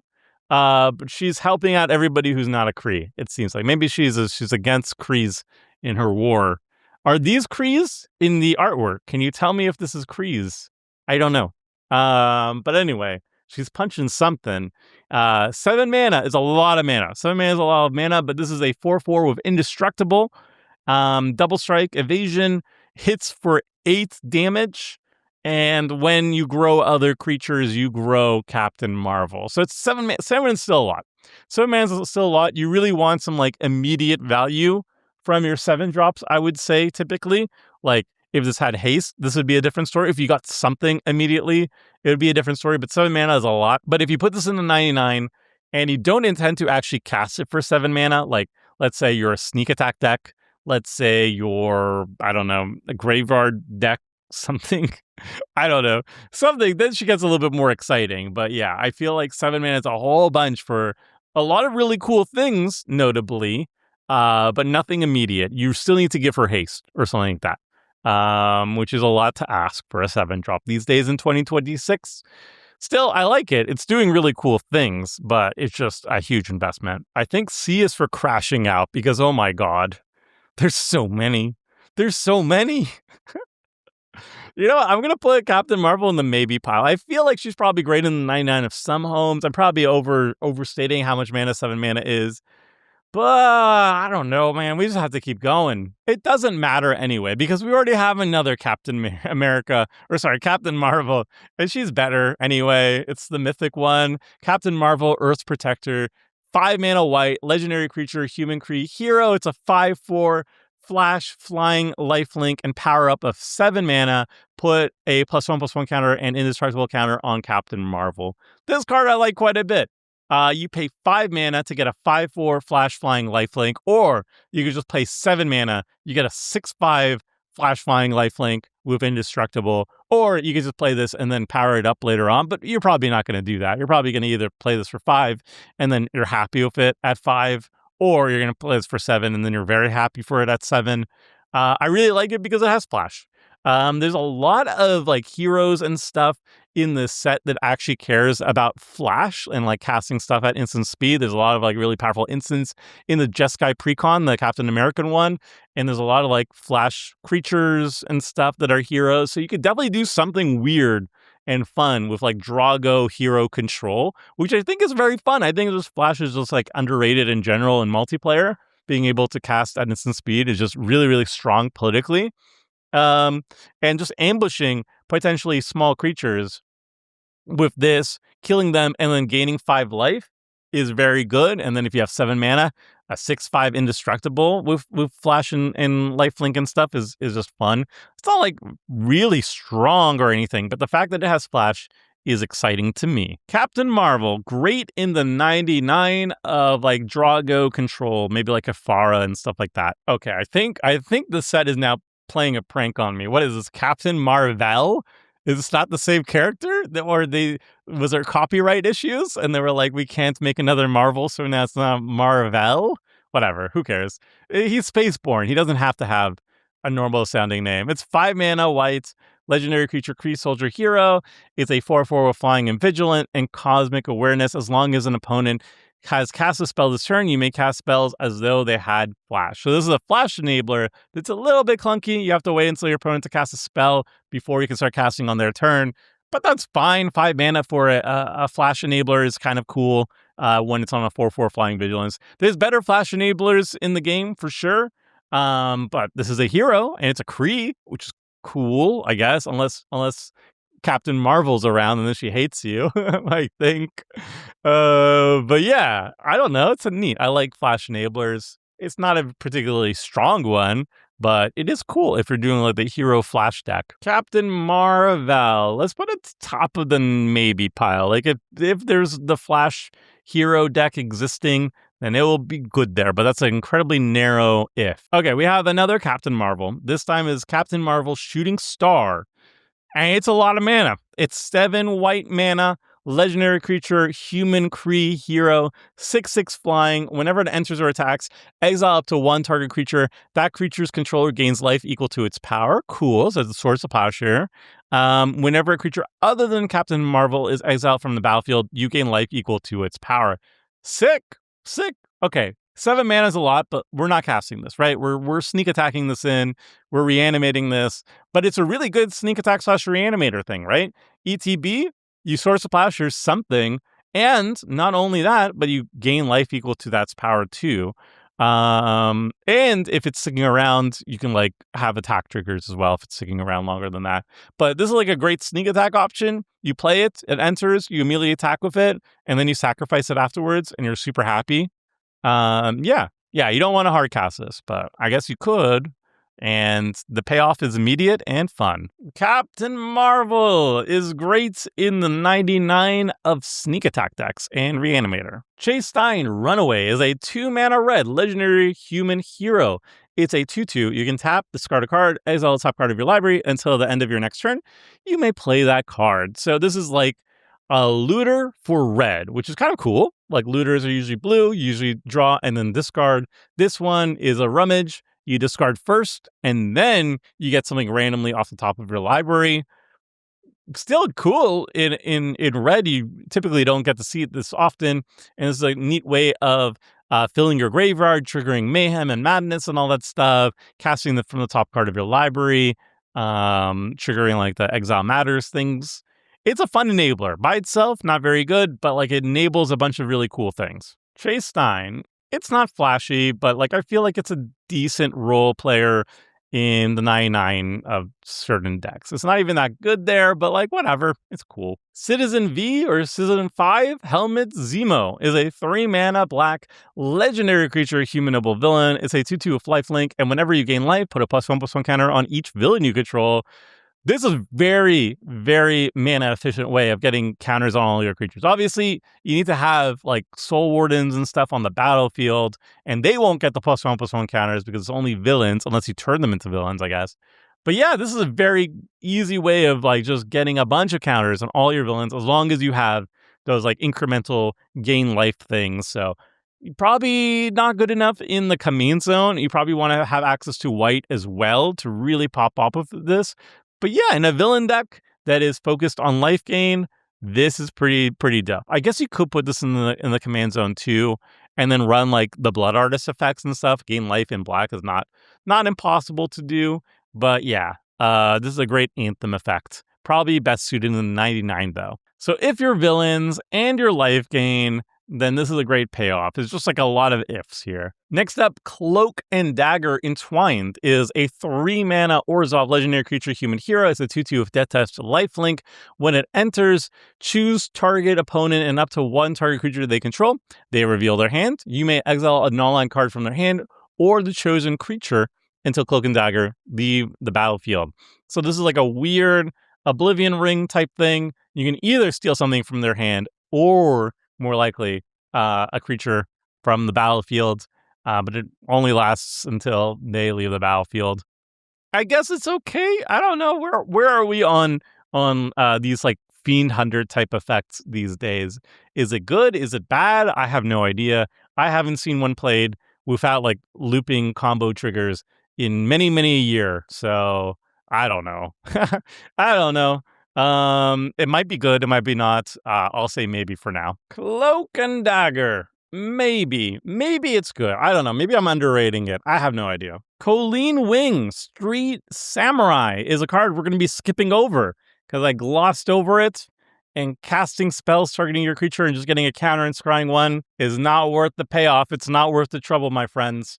Probably. I'm going to say it's not worth the trouble. Just, you can make fun of me in the comment section, then maybe it's amazing or anything. I'm on C. I'm on the letter C. Do you know how long I've been recording? You probably do if you see the time on the video. But yeah, we gotta keep moving. The art is sick though. Colleen's sick art, but like Justice League movie for now. I don't know. I gotta keep going. Can't stop, won't stop. We got Colossus. He's a chill dude. I remember from the 90s cartoon X-Men show. He was pretty cool. He was a nice guy.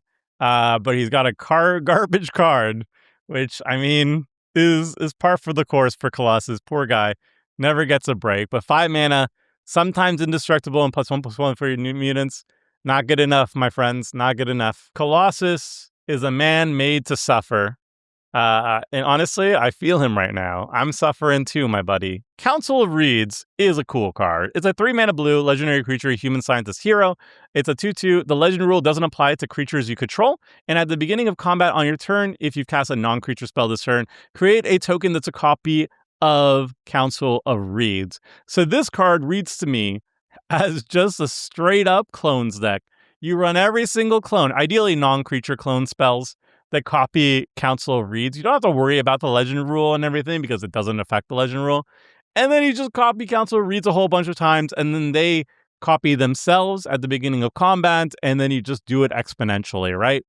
You run like every single clone effect that isn't a creature. Let's see how many are in okay, yeah, this is the type of stuff. You want like Echo Casting Symposium.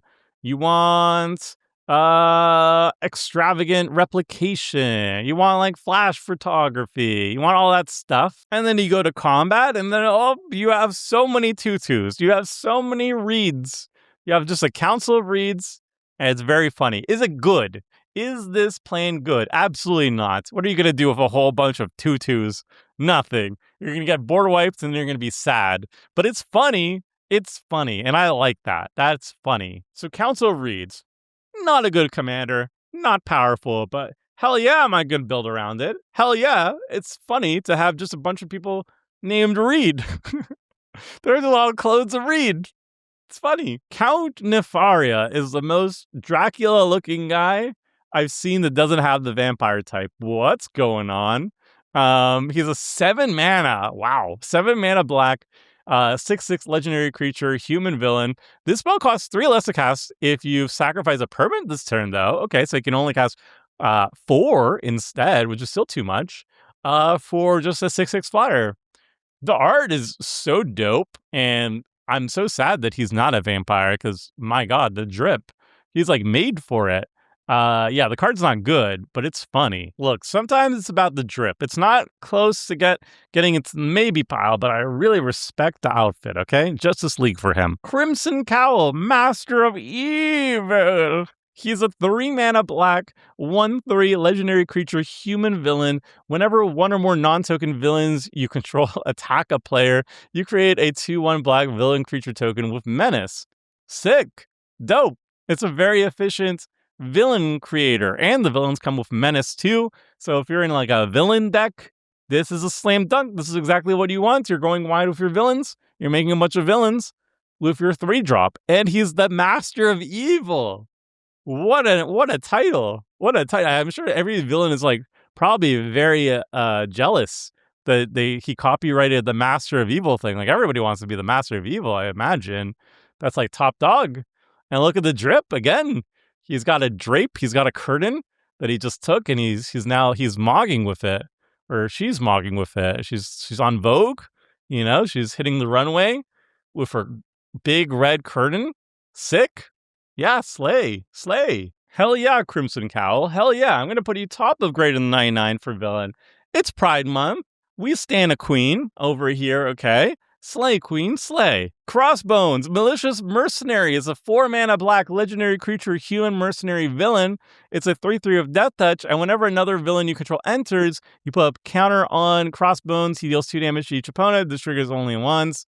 Villain supports, but not very exciting villain support. I guess if you're a villain deck, you got slim pickings for now, right? Like, you only have 1 Marvel set.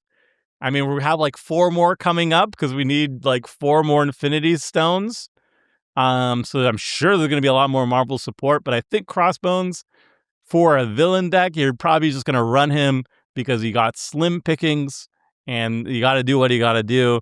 But I feel like this is the type of card you're like, I'm running into my villain deck until I get more good villains, right? Crossbones, he's a maybe, you know, like he's like, he gets the job done for now, but eventually you're going to cut him from your villain's deck. All right, we get to a pretty strong commander, in my opinion. This is Crystal, Inhuman Princess. This is a 3-mana Gruul legendary creature, Inhuman Noble Hero. It's a 2/3 of flying, and whenever you cast a non-creature spell, Crystal deals X damage to each opponent, where X is the number of colors that spell is, and she can tap for 4 colors, everything that isn't black. So red, green, white, or blue. So Crystal is ramp, and she's also a finisher, and she has build-around potential due to her damaging ability. I think she fits really well in the command zone because then you're guaranteed a turn 3 play. She can start ramping you. She also color fixes for you. She gives you access to 4 different colors.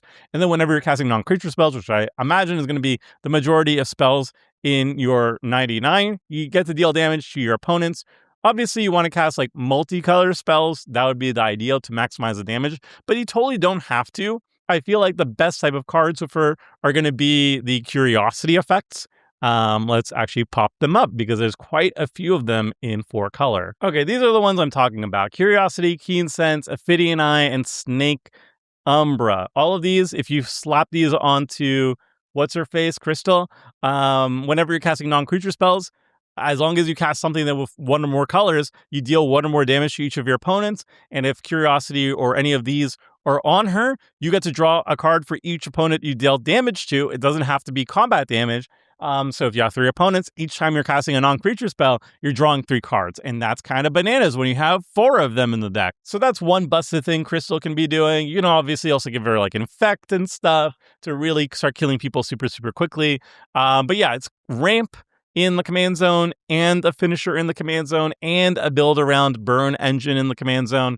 That's a lot of value on a 3-drop. That's a ton of value on a 3-drop. And you have access to 4 colors. So yeah, I think Crystal's really, really strong in the command zone if properly built around. You can also like just slap her into the 99 of a bunch of different decks that are non-creature heavy too, and she's going to do a fine job as well. But yeah, Crystal, definitely great in the command zone, seems really busted.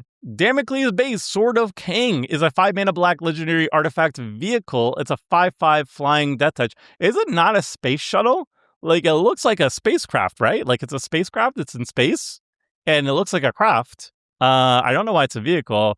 Comment section, let me know if it's supposed to be a vehicle or a spacecraft. It looks like a spacecraft to me. Anyway, it's also like Sword of Damocles, is shaped like the sword. I get it. Anyway, it's a 5/5 flying death touch, crew 3, and whenever it deals combat damage to a player, that player faces a villainous choice. Love it. They sacrifice a non-token creature of their choice, or they lose 2 life, and you draw 2 cards. So either they lose a non-token creature, which is painful, or they essentially take 7 and you draw 2, which is also incredibly painful. That seems great. It's not anything I would be super excited to have in the command zone, but it seems like something I could just like toss into the 99 of basically whatever, and it seems fine. Like, obviously, it's much better in a vehicle deck, an artifact deck, a villainous choice deck. That would be super fun. I guess, yeah, I would have to put it in one of those things, but in the command zone, that seems a little bit meh. So Damocles Base, I think it's great in the 9/9 as long as you have synergies for it. Wait, my friends, I didn't even realize we hit a new milestone. We hit D. We finished with C. We're on the letter D. Woo! Okay, we got we went through Damocles Base just because my brain is mush at this point already, and we're only at D. But yeah, we're getting there. We're close. We're close, right? We're close. We're almost done, right? Ah! Daredevil, Fearless Fighter, is a 3-mana red legendary creature human hero. Whenever a source you control deals damage to you, it deals that much damage to target opponent. And whenever Daredevil attacks, exile a top card of your library. Daredevil deals damage to you equal to that card's mana value. You may play it this turn, and it's a 3/3. So this is like a weird, what's it called? There was like a jumpstart creature that was like an evasive creature, and whenever you took damage, it got that many +1/+1 counters. So like the idea was like you took a lot of damage and then it will get really, really big, and then you just like one-shot people. Daredevil kind of feels kind of like that, but like not as aggressive, not as like one-shotty, because you're not dealing combat damage, you're just dealing like straight up burn to the face. It's a nice combination of like incremental draw, because whenever you're attacking, you get to essentially draw a card. You only play it this turn, so yeah, if you don't have enough mana for it, you can't like wait until the next turn to cast it. So that's a little bit awkward, but it's still a good card advantage. And yeah, then it's dealing extra damage to target opponent. I feel like this is definitely a build around. Like you want to probably have this in the command zone, and you want to run cards that like benefit you while also dealing damage to you, and then Daredevil can deal damage to each opponent. You can like throw on lifelink or anything onto it to offset the damage you're being dealt. It's pretty cool. I guess you could find homes in the 99 of decks that already want to burn yourself. I just can't think of any at the top of my head, but also my brain is turning into mush. So let me know in the comment section. Daredevil, I think it's great in the command zone. I could be wrong, but it is an interesting card. The next Daredevil is Man Without Fear. This is a 4-mana Boros, a legendary creature human hero. It's a 3/4 with vigilance, haste, radar sense. You may look at the top card of your library at any time, and whenever you attack, you may exile the top card of your library. If that card is a hero card, Daredevil gets +2/+1 until end of turn. You may play that card this turn. So as a 4-mana vigilance, haste, can immediately attack. Every single time you're attacking, you're drawing a card. Essentially, you can play it in this turn, and if it's a hero, then Daredevil gets a little bit bigger and smacks you a little bit harder, but it's not necessary. You also look at the top card of your library any time, so that means it works really well with top deck manipulation. Like, if you know the top card of your library is something you don't want, you could run just like more fetch lands in the 99, and then you see the top card of your library, it's not something you want, you crack your fetch land, and you have another chance at seeing something else. And then when you attack, you get to exile the thing you want. So I like that. And I like that it helps a little bit if you're in a hero deck, then Daredevil hits a little bit harder, but it's not necessary. Yeah, just like incremental card draw. Looking at the top of your library is nice too. You could definitely do some top deck manipulation or top deck matters shenanigans with that. And in your hero deck, it gets a little bit better. Is it better in the 99 or in the command zone? As a commander, I feel like it's a little bit boring unless you're doing stuff that's not hero related. And then in the 99, you just like slap it into like any hero deck. It's a hero itself. It grows a little bit bigger if it's a hero that you're exiling. So yeah. So the Man Without Fear, I think it's like fine in the command zone. But I think it's probably just going to show up more often than not in like the 99 of a hero deck, where it's like just okay. Darwin Adaptive Mutant is a 2-mana green legendary creature mutant hero. It's a 2/1 with Evolve, and remove 2 +1/+1 counters from Darwin. He gains indestructible until end of turn. Okay, I mean, it's cool that it's Darwin and he evolves. I mean, good job. But then everything else is not very interesting, so we can skip it. Darwin Justice League, goodbye. Here's an easy good card for us to enjoy. It's Devil Dinosaur. It's a 4-mana green legendary creature dinosaur. It's a 5/5 with trample. Other dinosaurs you control get +1/+1 and have hexproof. Love it. It's a dinosaur. It makes your dinosaurs bigger and gives them hexproof. It's a 5/5 trampler for 4. It's great. It's great. I love it. It's a slam dunk in the 99 of dinosaur decks. The only thing that I find weird is he's a red T-Rex and he's called Devil Dinosaur, but he's not a devil. Comment section, let me know why this red dinosaur, it looks like he has demon horns too. He's called Devil Dinosaur. He's not a dinosaur. Explain. Okay, Devil Dinosaur. If you're a dinosaur deck, you're going to want Devil Dinosaur, period. Wish he helped devils as well, because he's clearly a devil, but I don't know. Let me know in the comment section. Director Nick Fury is a secondary commander of the Jeskai hero deck. He is also blue, red, white. He's a 2/4 legendary creature, human spy hero. Hero spells you cast cost 1 less to cast, and whenever you attack, you look at the top 4 cards of your library. You may reveal a hero card from among them and put that card into your hand, put the rest on the bottom of your library in a random order. I find this more boring than the Fates Commander. I'm back on the rant. All this does is it's card draw and ramp. Oh, wow. Wowee, I'm playing a hero deck. Oh, I want card draw and ramp in my command zone. Wow. Intricate design. No, okay. Real talk, though. I feel like Director Nick Fury works really well with less aggressive hero decks, right? Like Captain America, the Fates Commander, giving vigilance and haste and +1/+1 counters is only good if your characters, the heroes you're playing, care about that sort of stuff, right? If they don't, I feel like Director Nick Fury has a better say in the command zone for specifically heroes that have evasion. So because it's an attack trigger, you don't need to attack with a bunch of stuff. You just attack with whatever. So there's a bunch of heroes that fly, for example, and Director Nick Fury just cares about one of them attacking per turn. So those are great. And I think he also works a lot better with the flash strategy, because like haste is not really necessary for flash decks. You don't necessarily want to be playing the creatures on your own turn. You want to be flashing them on your opponent's turn.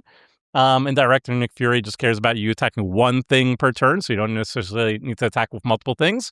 So I think like a flash flying style hero deck, Director Nick Fury is really, really good for that. So Director Nick Fury, obviously very good in the command zone. He is card draw and ramp for your hero deck. That's great.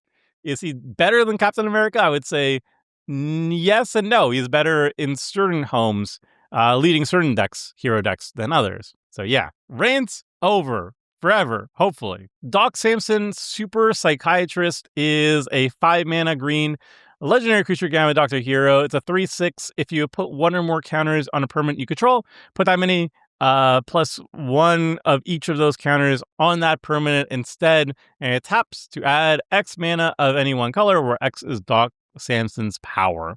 So it's a 5-drop that immediately starts tapping for 3. This is just a great like top-end ramp spell, which is a little bit awkward for ramp spells, but if you need a top-end ramp spell and you're in a counters deck, this makes sense. This makes a lot of sense to have in your top end. It adds more counters when you're doing the counter thing, and it taps for a lot of mana. If you're a +1/+1 counter deck and you add counters onto Doc Samson, he's going to tap for even more mana. That's good.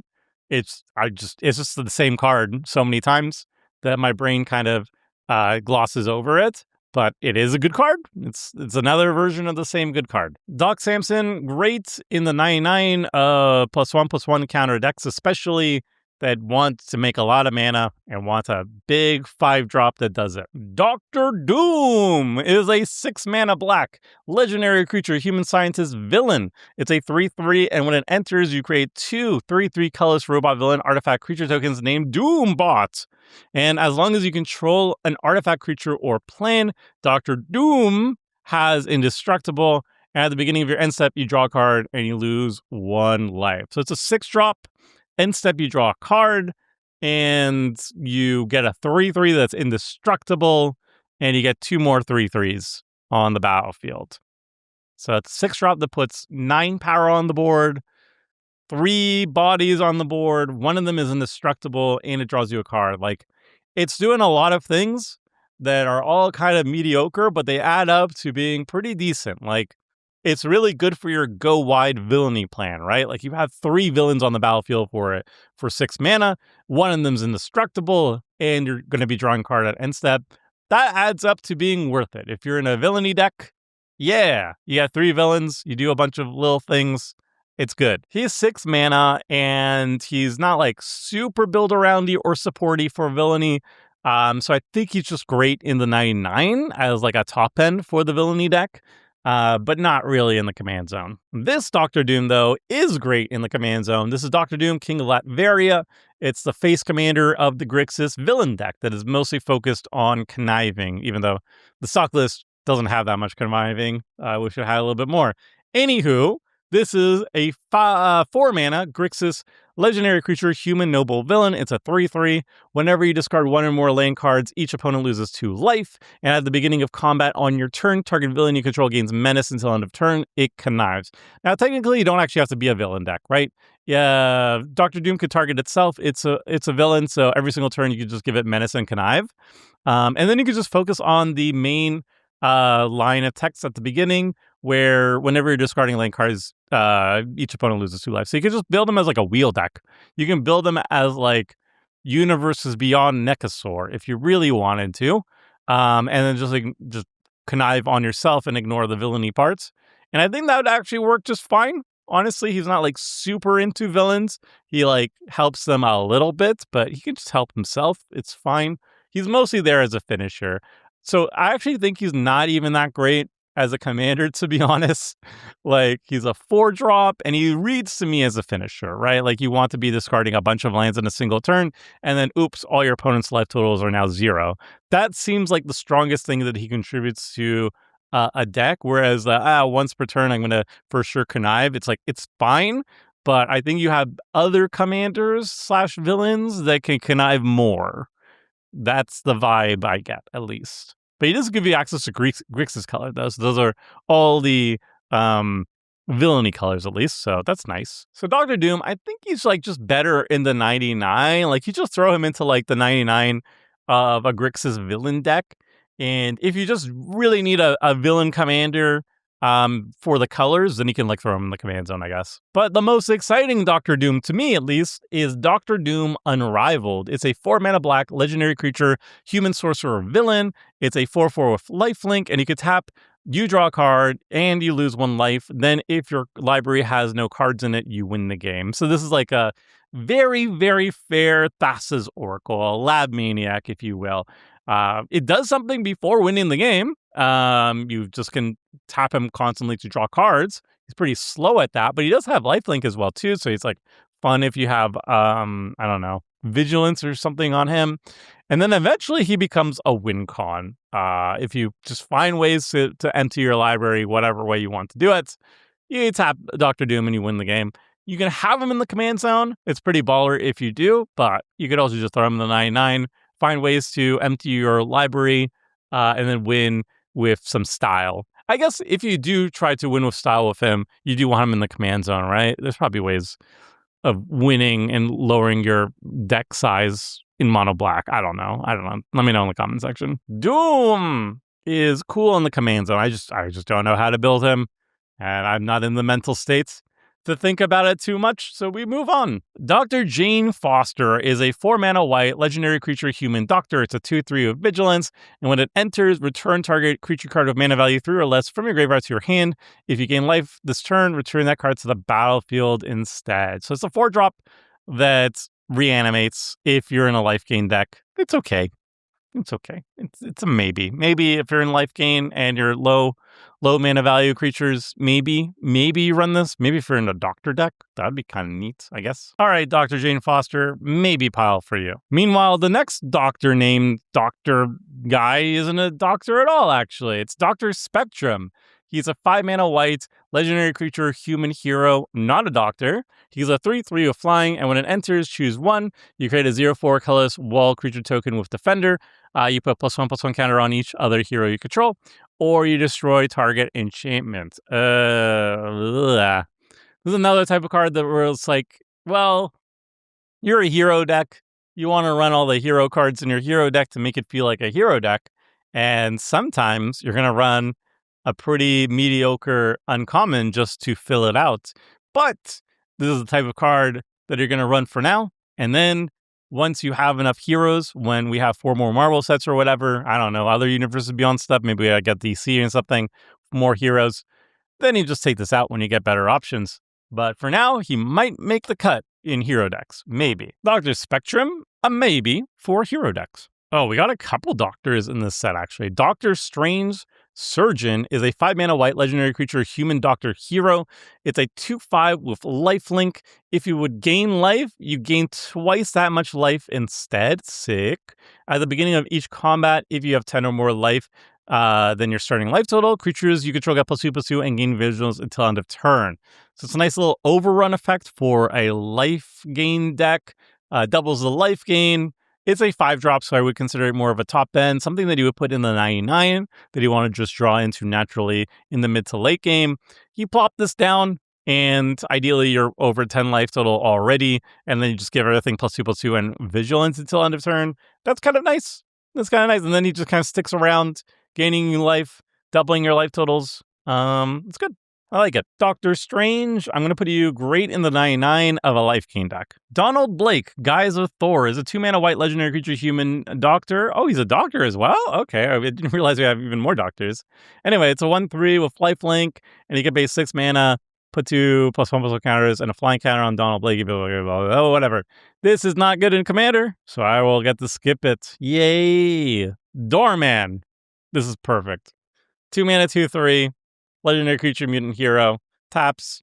Until on the turn, target creature can be blocked by creatures with power 2 or less and or walls. Perfect. No door, no problem. He's Doorman. I get it. I get what his shtick is. I like it. I appreciate him very much. A+ flavor, D- for Commander playability. Doorman, A+, but you're going to be at the top of the Justice League movie. You're not going to be cut by the Snyder Cut. Don't worry. Dragon Man. Okay. Reformed Robot, a 4-mana Azorius legendary artifact creature dragon robot. He has 5 toughness, and his power is equal to the greatest mana value among non-creature permanents you control and non-creature cards in your graveyard. It has flying, and you may cast this card from your graveyard by discarding a card in addition to paying its other costs. So it's self-recursion, requires you to discard a card when you do recur it, but that's cool, and it's a big dumb beater. It's a big dumb beater that hits hard, equal to the biggest non-creature permanent that you have. And that's okay. That's okay. It's fine. Not very exciting, though. I don't know where you put him in. But he's a random beater. Okay, he's Dragon Man. Dragon Man Justice League. My friends, new milestone. We're at E. We're almost done. Let's go. Echo Perceptive Prodigy is a 3-mana blue legendary creature human hero. It's a 1/4 with vigilance. You can pay 1 tap, copy target, activated, or triggered ability you control from a creature source. You may choose new targets for the copy. So it's kind of like a Strionic Resonator type effect, but only for creature sources. And it copies activated or triggered abilities. That's kind of neat. It's 3 mana. It doesn't have haste. You need to pay mana to activate its ability and tap it. So it's kind of slow, but if you have like a commander or something that really has like a super powerful activated or triggered ability, so much that you would want to copy it and you can't afford a roaming throne, then this is good. It could work. It could work. You gotta, if it's an activated ability, I guess roaming throne can't copy it, but yeah. It maybe. It really depends on the commander. There's a chance that your commander's activated or triggered ability is so good that you'd run Echo just to copy it. And then if so, Echo is a big ol' maybe for me. Electra, Daughter of the Hand, is a 4-mana black legendary creature human ninja villain. It's a 3/3. It has Sneak, a 3 mana. I like that they're bringing back Sneak. I think Ninjutsu is even more fun, but Sneak is also fun too. When Electra enters, destroy target creature an opponent controls with power 3 or less. So it's like a 4-mana Ravenous Chupacabra, kind of, but power 3 or less probably is more relevant in like limited than it is in Commander, where things are just generally bigger. But it is cool. 4 mana, just kill something, and you can sneak. You can return an untapped blocker, and you can only get her in for 3 mana, which is nice. I guess like in a ninja deck, why not, right? If you're in a ninja deck, would you not just want to run this? I think it's worth it. Because it's like it's a ninja with nice little utility attached to it. It blows something up. Yeah, I feel like in a ninja deck, it is fine. Outside of that, probably not. Actually, you know what? It's a ninja deck and a villain deck. Yeah, if you're in villains, you're going to take what you can get. Okay, Electra Femme Fatale is a 4-mana red legendary creature, human assassin hero. It's a 3/2. When it enters, you may have her deal 2 damage to you. And if you do, she deals 4 damage to target creatures. So it's like a char 4 damage is usually enough to kill a lot of creatures. Even a commander, like that's usually enough to kill a decent chunk of them. And taking 2 damage is kind of irrelevant. So yeah, it seems fine. It also works well the Daredevil that wants to take damage and stuff, which is kind of neat. Synergy. I'm sure that's very much intentional. Yeah, it's what? It's a Flame Tongue Kavu. That's what she is. She's a Flame Tongue Kavu. Okay, I get it. Yeah. It's fine, I guess. How many times do you want to run Flame Tongue Kavu in decks? I guess if you're in a hero deck, this one might make the cut. Electra! It might make the cut in a hero deck and basically nowhere else. Everett K. Ross, Hapless Attaché, is a 3-mana white legendary creature, human advisor. It's a 1/3. Commander creatures you control get +1/+1 and have a lifelink. And whenever an opponent attacks you with 2 or more creatures, draw a card. So this is part of the Wakanda Forever precon, and it makes a lot of sense there. Pumping up your commander creatures so they can attack easier with like T'Challa and stuff is nice. And then it's also a monarchy deck, so you're anticipating your opponents attacking you. And by drawing cards, if your opponents attack you with 2 or more, I mean, that's a little bit of a deterrent. And even if they steal the monarchy from you, you just get to draw a card in the process. So I like it there. I feel like it makes the most sense in like a partners deck, a commander partners deck, where both of them are combat focused partners. Because then, you know, they both get +1/+1 and lifelink, so you're doubling the value from that.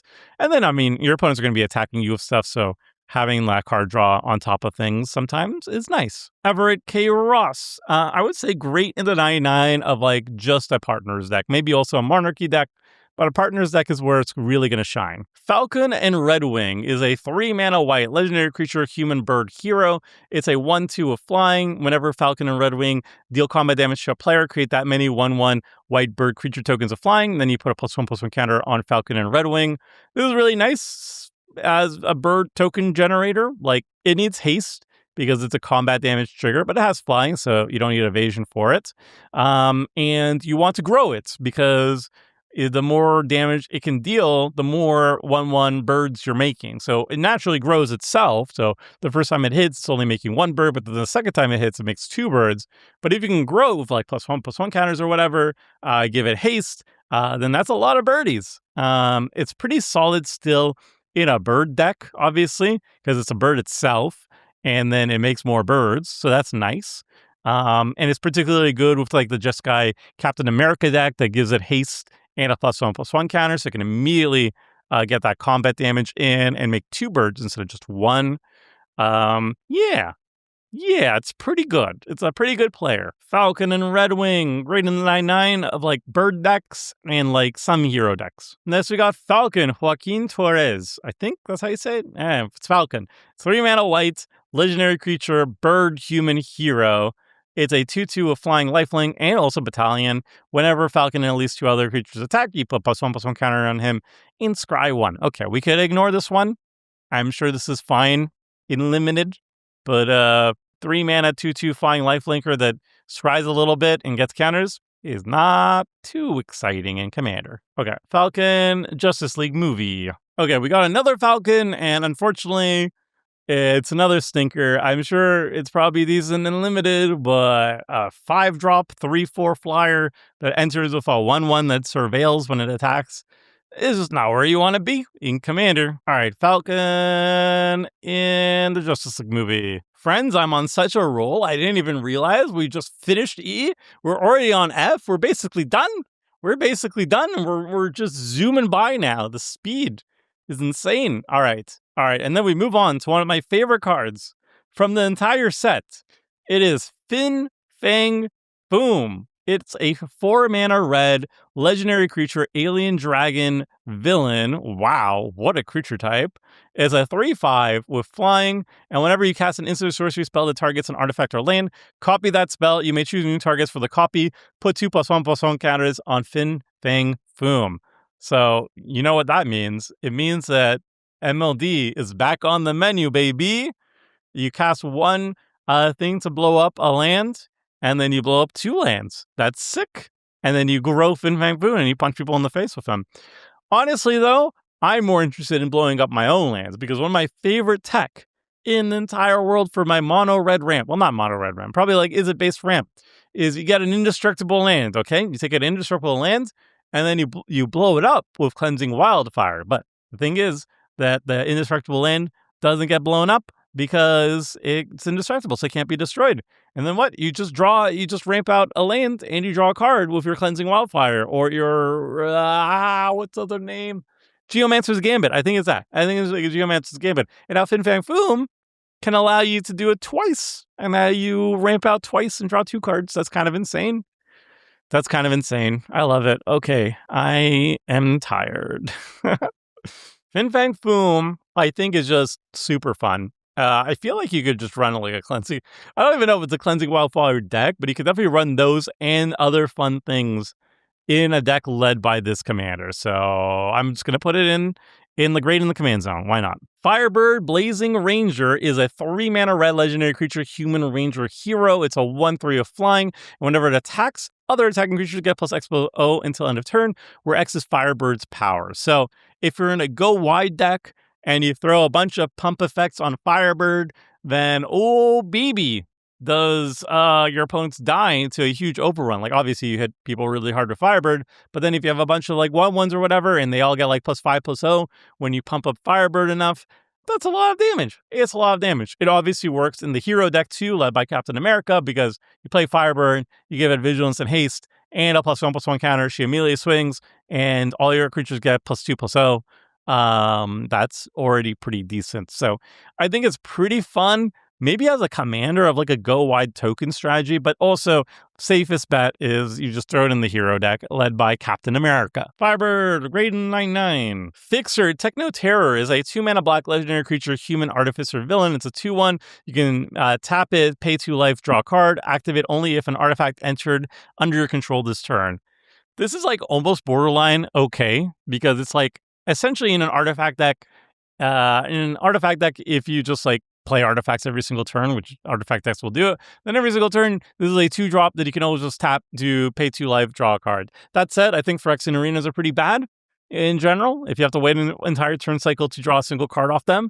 And even at 2 mana, I'm not super excited about it. I guess it's like a Dark Confidant, which again, I'm not super excited about these days in Commander either. I feel like if you're an artifact, you could just do better. You're an artifact deck. Like, do you really need to do this to draw cards in artifacts? I think not. I think you do better than Fixer. I think like he's not unplayable or anything, but I feel like if you're in a black-based artifact deck, you could just do better than him. But I mean, I guess you could just have him in the command zone. Turn 2, you always play Fixer. And then turn 3, you tap him when you play an artifact. It's not like the worst. I guess it's going to stay in the maybe pile for now. Flatman. What a name. Flatman is a 3-mana green legendary creature mutant hero. It's a 1/10. Wow. And has Origami Fu. This is a 3-mana green. Switch Flatman's power and toughness until end of turn. Okay. It's very funny. I feel like the insanely large toughness is an appeal in itself. Like, high toughness matters can be interesting. If you run cards that are like deal damage equal to its toughness, then maybe you can make like a very weird Voltron deck out of this. But I don't know. It's a maybe. Flatman. I don't know. We'll be generous. We'll just say maybe. Flatman. My God, we got Stiltman. We got Flatman. Everything, man. Bro, we also got Foggy Nelson in the house. All right. Foggy Nelson on retainer. Sick. 3-mana white legendary creature human advisor. So one way he even has flash. He's on the case on the double. When it enters, put a +1/+1 counter on another target creature you control. It gains hexproof until end of turn. So it's a 3-drop, just protection for a thingy. Leaves them permanently bigger. Yeah, not good in Commander. Foggy, I'm sorry, but you're going into the Justice League movie. Franklin Richards Ascendant is a 6-mana red, a legendary creature mutant hero. It's a 6/6 at the beginning of combat on your turn. If you've cast a non-creature spell this turn, discover 6. So it's a 6-drop that's really big. This little child is a 6/6, which is very impressive stats. And I guess at the very beginning, the very first turn you cast him, potentially, if you've cast a non-creature spell this turn, you immediately get to discover 6. So it's like a Chimil and stuff on a 6/6 creature. That's really good. That's actually really good. Obviously, if you just like play Franklin and you didn't cast a non-creature spell, then you have to wait an entire turn cycle before you can start discovering 6. That feels a lot worse. But as long as you've cast a non-creature spell on the same turn you cast Franklin, I think that's pretty dope. And then if you could give him haste, it is a 6/6. It does hit people pretty hard. I feel like the potential here is pretty good. I don't know. I don't think I'd want him in the command zone, but in a non-creature heavy deck, putting him in the 99 sounds very reasonable to me. All right, Franklin Richards, great in the 99 of like non-creature decks. Galactus, Devourer of Worlds, is a 10 mana colorless legendary creature elder alien. Is a 12/12 with flying, trample, indestructible. When it enters, you exile target permanent, and it has insatiable hunger. It attacks an opponent with the most life among your opponents each combat, if able, unless you control a creature named Silver Surfer, Galactus' Herald. So the insatiable hunger is kind of flavor text. Like, it doesn't matter who you're attacking. Usually, like, you're just hitting somebody for 12. That's fine. It's any opponent. And otherwise, it seems pretty dope. Like, 10 mana is a whole lot, but it has an enter trigger where you're immediately exiling something. That's pretty good. It's essentially like a friendlier Eldrazi Titan, right? There's no Annihilator. There's nothing too wild over here. But it is flying. It is trample. It does have a good ETB effect. And it's very good as like a reanimator target. You just like don't pay the 10 mana. You just discard it and reanimate it. Or you sneak attack it out or whatever. And then it gets a lot stronger. I wish it had Annihilator just because, like, bro eats worlds. I guess I think that should translate into I can nibble a little bit on your permanence, right? But I know casuals hate Annihilator, so I can understand that they avoided it. But yeah, even without it, I think it's still a pretty decent like reanimator card. Like a lot of the Eldrazi Titans are like hard to reanimate and stuff. So like this one is very easy to do so. So that's something it's got going. And you don't need to worry about like cast triggers and stuff because it's just an enter trigger. So yeah, Galactus I think is like just very solid in the 99 of like any reanimator / sneak attack deck. It's good. All right, here's another one we can safely ignore. General Thunderbolt Ross, just a battalion. Pumps the team a little bit. It's a 1-drop, but yeah, no. All right, Ross, Justice League. Gert and Old Lace, Runaways, 3 mana. Gruul Hybrid, legendary creature, human, dinosaur, hero. It's a 4/3 with trample. When they enter, you may discard a card. If you do, search your library for basic link card reveal, put it into your hand and shuffle. No. I was thinking like, is it good enough for like dinosaurs? No. I guess it's like if you're in like a 5-color hero deck, you want that mana fixing, I guess, but otherwise, no. All right, Gert and Old Lace, boom, Justice League. All right, Ghost, we can skip as well, huzzah. Giant Man, I guess the opposite of Ant-Man. Giant Man, Gargantuan Genius, is a 5-mana green legendary creature, human scientist hero. It's a 6/6 with reach. At the beginning of your main phase, add green for each creature you control with power 4 or greater. I guess it's like a go tall, but also go wide with go tall mattering. I don't know. It's a 5-mana 6/6. It's going to make, at the very least, 1 mana each turn. Sometimes it's going to make a couple more. I don't think that's very good. I think it's kind of lame. I guess maybe it's good enough in a hero deck. We'll put it in the maybe. Giant Man, we'll put it in the maybe pile. We've got another giant man, I guess. He even has a giant G on his belt. It's Goliath, Mass Manipulator. And this one's like, okay, it's 2 mana for a 2/2 Reacher, which you're just never going to play. You're instead going to play him as the 5-drop version, the power-up version, where you put 2 counters on Goliath, and then you draw a card for each creature you control with power 4 or greater.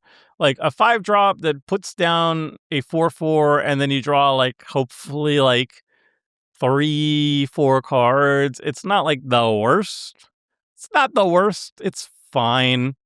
So yeah, it's fine. It's the immediate value is what I like about it a little bit. Not too much, but it's like a maybe. All right, Goliath into the maybe pile with you right beside Giant Man. Graviton we can safely skip. It's just when we draw our second card, we like tap something down or give it flying. Not really worth it, honestly. I don't think so, at least. Maybe like a villain deck, but like, ugh, it's a stretch. I guess Graviton does work with like Connive and stuff. So like, if you're really desperate for like villain stuff, you could run Graviton, but you're not going to be happy about it. All right, Green Goblin back for more. 5 mana black, legendary creature, human villain goblin. It's a 4/4 flying menace. At the beginning of combat on your turn, you may discard a card. If you do, each opponent discards a card and has mayhem of 5. So you don't save any mana casting him for the mayhem, but I mean, it is kind of pseudo card advantage with your like conniving and stuff. Not very good in the command zone, I'd say. He is a kind of an enabler for your like mayhem stuff, but like I feel like he's probably better off in the 99. And then his like ability is like okay. Like, okay, you have to discard a card, everybody discards a card. It helps with your mayhem stuff and madness stuff. Noise the table a little bit. The creature's not particularly that big, but I guess he's fine. He's fine. All right, Green Goblin, I'll say like at the top of the maybe pile. We'll put on the great in 99 just for like a villainy connive deck. I think he's fine. Okay, then we got Grim Reaper, Lethal Legionnaire. 4 mana black, legendary creature, human villain. It's a 3/4. When it attacks, you may pay 4 black mana. And when you do, return target creature card from your graveyard to the battlefield, tapped and attacking with finality counter on it. It doesn't have evasion, and you have to pay 4 mana to return something. But it is recursion, and it is a villain, so yeah, probably not. Grim Reaper and Justice League movie. All right, Hammerhead Magia Boss is actually like pretty okay. It's a 2 mana black legendary creature, human rogue villain. It's a 2/1. Sacrifice another creature or artifact, put a +1/+1 counter on Hammerhead. So it's just like it's a sack outlet that gets permanently larger. And yeah, it's 2 mana instead of 1 for a sack outlet that's repeatable, but it's +1/+1 counters, and you can be sacrificing both creatures and artifacts, which is quite good. And yeah, it's not like fancy or anything, but I think it's like a pretty okay sacrifice outlet for decks that want that. That actually seems very playable to me. Hammerhead, greater than 99 of decks that need repeatable sack outlets and don't mind a 2-drop to do so. Happy Hogan, not really playable. Just ETB, bounce something for 6 mana. No thank you. All right, Justice League, the Happy Hogan, the red mana 2/1 vanilla creature is legendary, I guess. Sure. Why not? All right, Hogan, you can go here. Hawkeye, Avenging Archer, is a 4 mana is a legendary creature, a human archer hero.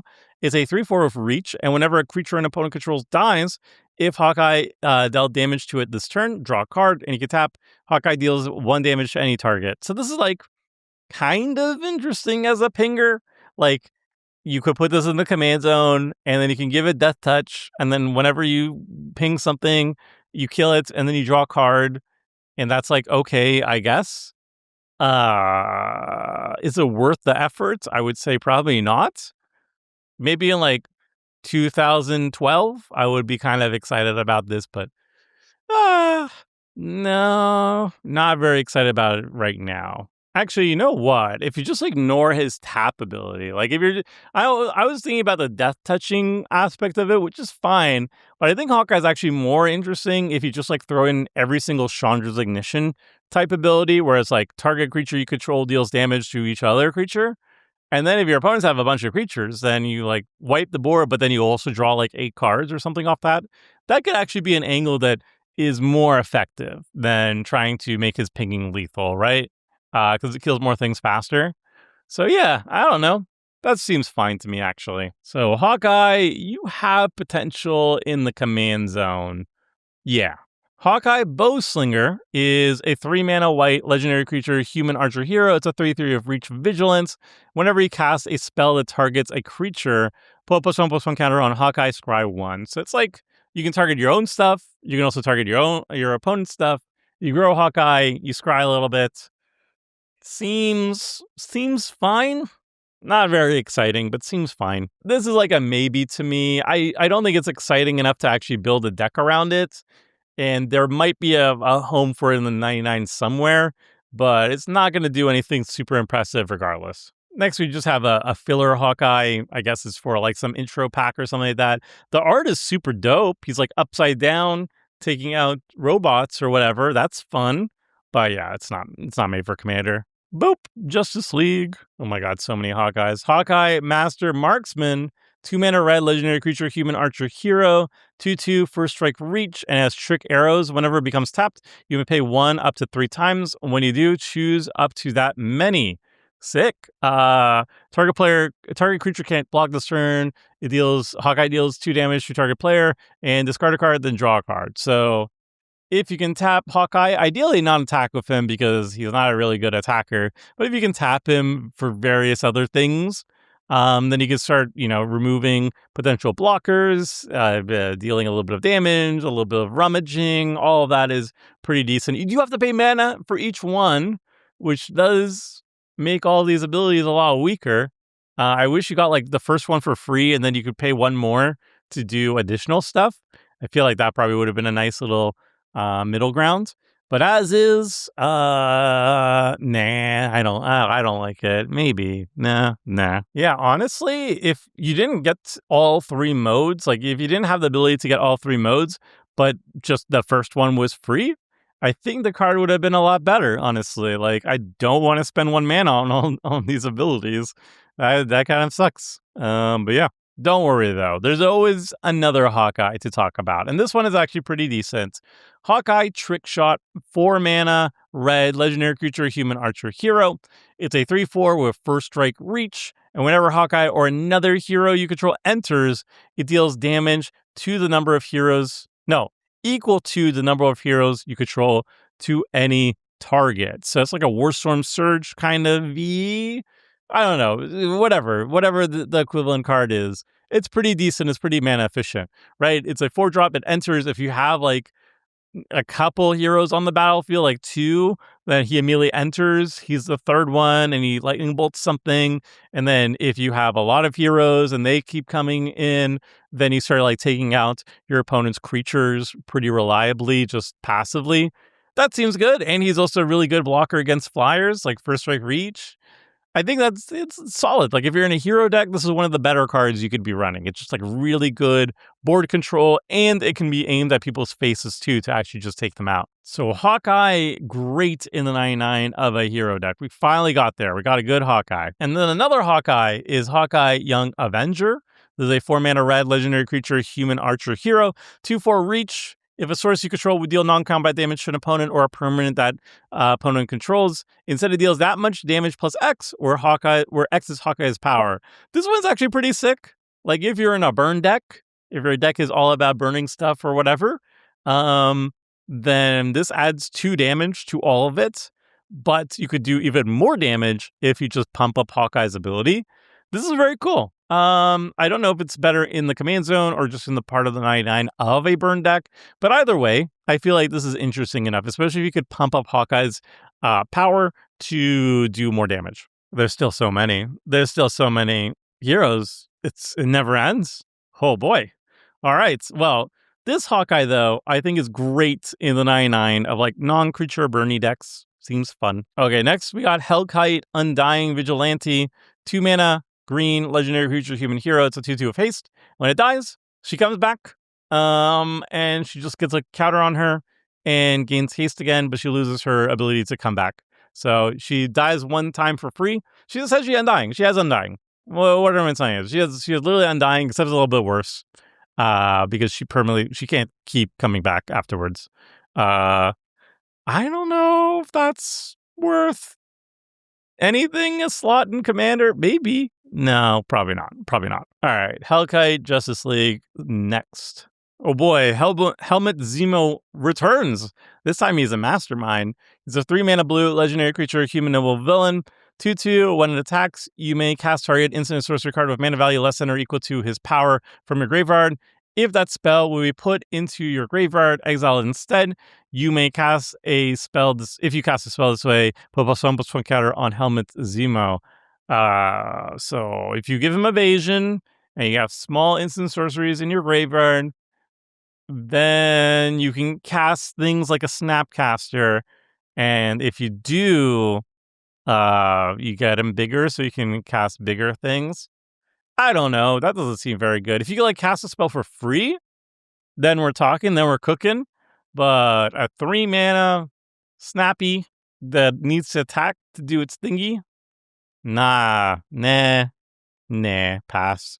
Helmet Zemo, I'm sorry. You have one of my favorite cards from the set, but you also have one of my least favorite cards from the set. Boo. All right, we move on to one of my favorites. It's Herbie. He's a lovable robot. He's a 2-mana colorless legendary artifact creature, robot scout. He's a 1/1 with flying. At the beginning of combat on your turn, if you've cast a non-creature spell this turn, you surveil 1. You can tap it, add 1 colorless. You pay 1 mana, tap it, and you can filter mana, add 1 mana of any color.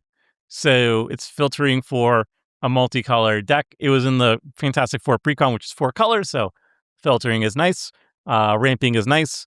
I really like this card a lot because I brewed a page colorless 2/4/7 deck where the idea was you go turn 2 page, you tap it for mana on turn 3, and you have 4 mana, and you drop down Mana Rock, like Thorian Dynamo, and then on turn 3, you have 7 mana, and you start dropping down Haymakers. And Page was really cool for that, for like a colorless version.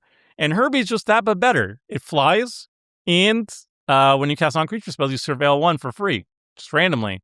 So that's really nice. That's a little bit of an improvement. So now he's my favorite 2/4/7 colorless commander. Obviously, you're basically stuck to just like a couple artifact themes or Eldrazi Titans if you're evil like me. But yeah, it's really fun. He's a fun little guy. All right, Herbie, top of the Tomer favorites. Yeah, Hercules, Olympian hero. It's a 5 mana white legendary creature, demigod warrior hero. It's a 3/3, but when it attacks, you get a counter, +1/+1 counter, and he becomes indestructible. And whenever he's dealt damage for the first time each turn, you put that many +1/+1 counters on him. So Hercules, I don't think is a great commander, but oh baby, does he like being in Boros?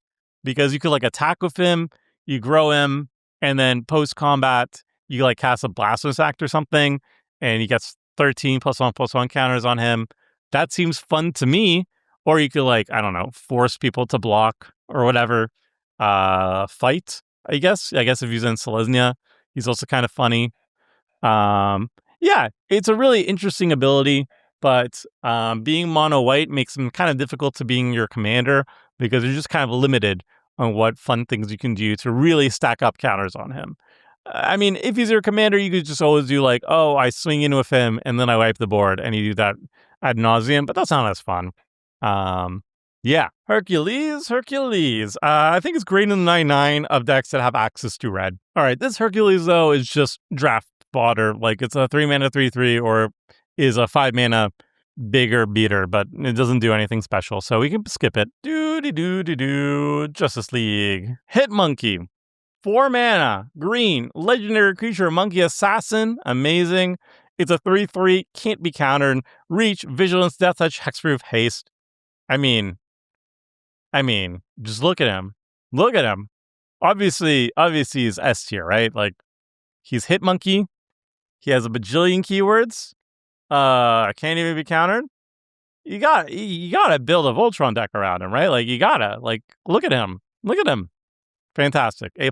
Hitmonkey, Tomer favorites, easy. Hulk Always Angry is a 7 mana red legendary creature, Gamma Berserker hero. It's a 9/9 trampler. When it enters destroy all artifacts, Hulk attacks each combat if able. So this is like half of a Bane of Progress, but it's on a 9/9 trampler. It blows up only artifacts. I feel like Hulk kind of needs to be in green. Like, if you're in red and you're not in green and you want to cast a 7-drop, you're going to need to have like mana rocks and stuff, right? So you can't really do that with Hulk because he's just going to blow up all your ramp. But if you're in green and you don't have any artifacts, I feel like ramping into this is legit. Like, just you're going to randomly put back people who are relying on mana rocks, and you'll just like obliterate any potential artifact decks. And then he's a 9/9 trampler. Like, yeah, he has to attack each time he's able, but who cares? He's 9/9. What are people gonna do? Block him? I don't think so. Anyway, Yeah, it's pretty good if you're in green. Doobie-doo, doobie-doo. Great in the 9/9 of green decks. All right, then we have a filler Hulk, it's just a 5 mana, 7/4 trampler. That's it. We can skip it. We've got another Hulk. This is Brutal Brawler. It's a 4 mana 4/4. It also needs to attack each turn if able, and whenever Hulk attacks, you put a +1/+1 counter on each other creature you control. So it doesn't grow himself. He also doesn't have trample, but he does add +1/+1 counters on all your other creatures, which I guess in a deck that is go wide and cares about counters on everything, it's actually pretty decent, right? Every single turn, just putting counters on everything on a 4-drop. It doesn't need to attack each time if able. Not having trample is a little bit weird. Not putting counters on itself is a little bit weird, but like it is a very efficient way of getting counters on your other things. All right, so this Hulk is like, I guess it's great in the 99 of +1/+1 counter decks, but yeah. We got another Hulk. This is Gamma Goliath. It's a 5 mana Gruul, Gamma Berserker hero. It's a 6/5 with reach, trample, power up abilities of other creatures you control. Costs 3 less to activate, which is cool. And then you can pay 8 mana and you make Hulk from a 6/5 into an 11/10, which is very big for a reach trampler. So this is like your commander if you want to go full up power-ups. The only problem is that he's Gruul, so you don't have access to all the power-up creatures. It's going to be pretty difficult to make a deck around all of that.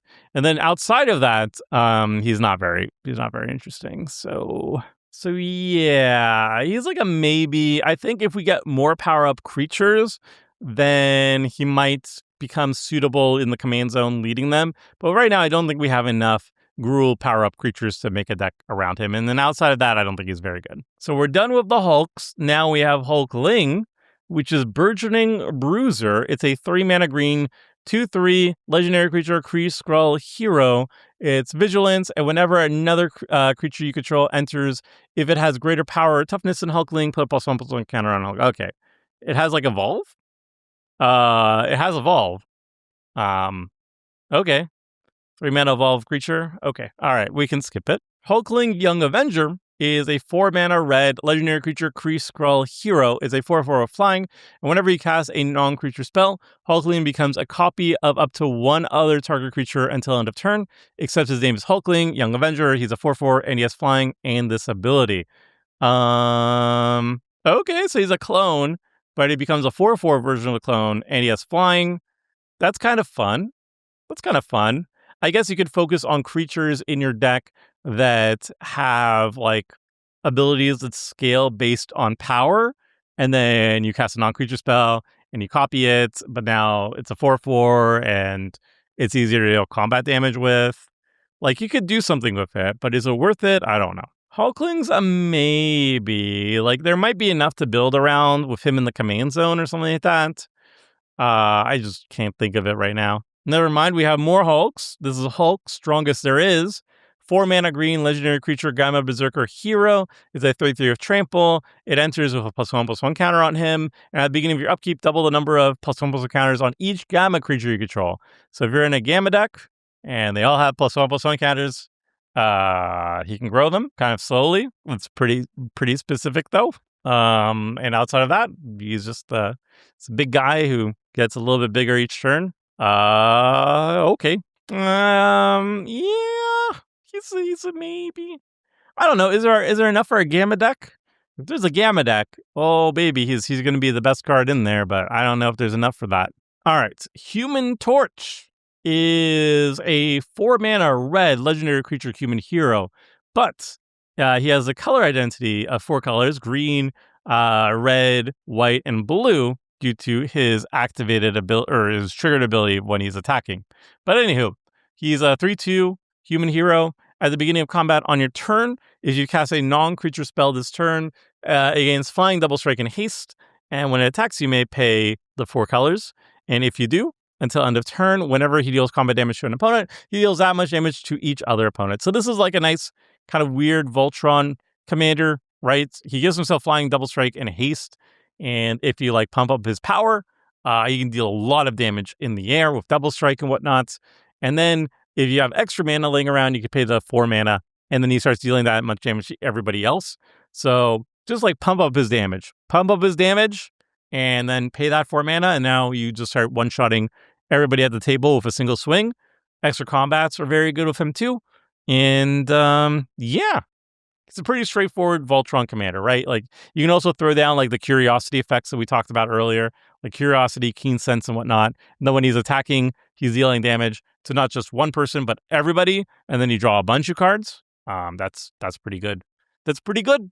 Human Torch, great in the command zone. He's definitely a Voltron-y commander, and he does the job very well. The next Human Torch is Johnny Storm. It's a 3-mana red legendary creature human hero.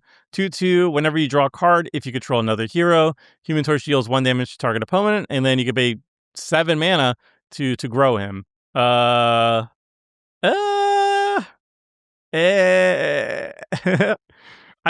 in the human deck, maybe maybe in the human deck if you're struggling to find humans.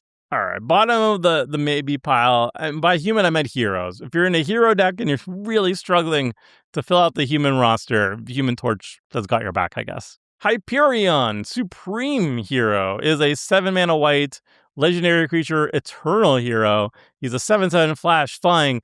If a source would deal damage to you or a hero you control, prevent all but one of that damage. So this is another card that seems like amazing in the hero flash deck, right? It's a 7-drop. It's super expensive, but it's a 7/7. It saves your heroes from a bunch of damage. It works really well with burn spells too, and it also ambushes a potential attacker. It's a lot of mana. It's a lot of mana. It's 7 mana is a whole bunch, but it's a really good top end if you're focusing on flash heroes. So Hyperion, great in the 9/9 of flash hero decks. And my friends, we've done it. We've finished H. We're moving on to I. We're basically done. All right, we move on to I with Iceman and Firestar. It's a 4-mana hybrid Izzet card that I'm skimming right now, and it's not good. It's just like a 4-mana 3/3. When you play blue, you tap a creature. When you play a red spell, you rummage. It's just not very good in Commander. I think the art is super sick, though. So, Iceman, Firestar, Justice League. Immortus, Master of Eternity, is a 4-mana blue legendary creature human hero villain. It's a 2/2, and it can tap, add 1 blue mana for each card you've drawn this turn. Spend this mana only to cast non-creature spells, and its power-up is 7 mana. Each player shuffles their hand and graveyard into their library, then draws 7 cards, put a +1/+1 counter on Immortus. Immortus is a pretty sweet mana dork. It taps for at least 1 mana on your own turn after your draw phase. You can only cast non-creature spells, but I mean, if you're back focused on non-creatures, that's not really a downside. And then its power-up ability is a great way to just refill everybody's hand. It's kind of like a time spiral effect. And the cool thing is that if Immortus is already on the battlefield and then you power up, you draw 7 and then you can immediately tap Immortus for at least 8 mana, right? If you do it on your own turn. So that's pretty all good. It's kind of funny, though, that Immortus is like, it's a 4-mana, pretty powerful effect, but like Kydel is a partner that gives you access to 2 colors. And yeah, it only taps for colorless, but it doesn't have the non-creature restriction. And you can have a whole other creature in the command zone with it. It's so wild. Partners were so pushed. Despite all that, Immortus is a very interesting card. It is a very powerful effect. You can possibly have it in the command zone because if you're doing like a whole bunch of wheels and card draw shenanigan, you could potentially generate a ton of mana off this ability. And you could also throw it in the 99 of like card draw matters decks or draw decks and stuff like that. I might even put it in my own Arcanist list. My Arcanist deck is very heavily focused on non-creature spells, and it's all about untapping my own creatures and stuff like that. So Immortus is a really good option to untap with if I need to ramp more instead of untapping Arcanist to draw more. So I actually might just throw it in there. It would be a sweet pickup for me. I like Immortus, despite being like completely outclassed by half of a partner pairing. I think he's definitely worthy of the command zone, and he probably will find his way in the 99 of other draw-focused decks as well. Impossible Man is a 3-mana blue legendary creature, alien shapeshifter. It's a 1/4 with flying, and you can pay 3 mana. Impossible Man becomes a copy of another target permanent until end of turn, except his name is Impossible Man. So Impossible Man is interesting, like being able to turn into any permanent is funny, but it's 3 mana to do so, and it's only until end of turn. So I don't know. That's a lot of mana for this effect. The effect is cool, but yeah, it's just too much mana for what we're doing here. Impossible Man, Justice League. Invisible Woman is from the Fantastic Four precon. It's a 4-color deck, and this is one of the leaders, potential leaders, of the entire stock list. Invisible Woman is a 3-mana white creature. However, her color identity is 4 colors due to her attack trigger. So it's a 3-mana white legendary creature human hero. It's a 3/3 at the beginning of combat on your turn. If you've cast a non-creature spell this turn, create a 0/3 wall creature token with Defender and Reach. And whenever you attack, you may pay red, green, white, and blue. If you do, target creature gets +1/+0 until end of turn for each creature you control and can't be blocked this turn. I think Invisible Woman is a pretty solid, reliable commander for a non-creature focused deck like the precon is, because it's a 3-drop, it comes early, and then passively every single turn, essentially the beginning of your combat, you're just pumping out a 0/3 wall creature token, Defender, Reach, so it can block flyers as well too. So it's a really good way of just keeping your life total nice and high. Early game, the 0/3s are going to absorb a lot of blocking potential. A lot of potential attackers will just aim elsewhere. And then later on, yeah, there's 0/3, so they're probably going to not survive larger creatures in the mid to late game. But still, they're a pretty good deterrent. And then as you slowly amass them, eventually, when you start attacking, you can start spending that 4 mana to just give a creature evasion, unblockable, and a huge power boost. Like every single turn you're making a wall creature token, if Invisible Woman and those walls are just sticking around, you just amass a bunch of creatures, and then eventually you attack, you get something unblockable, and you hit somebody for like +5 damage, +6 damage.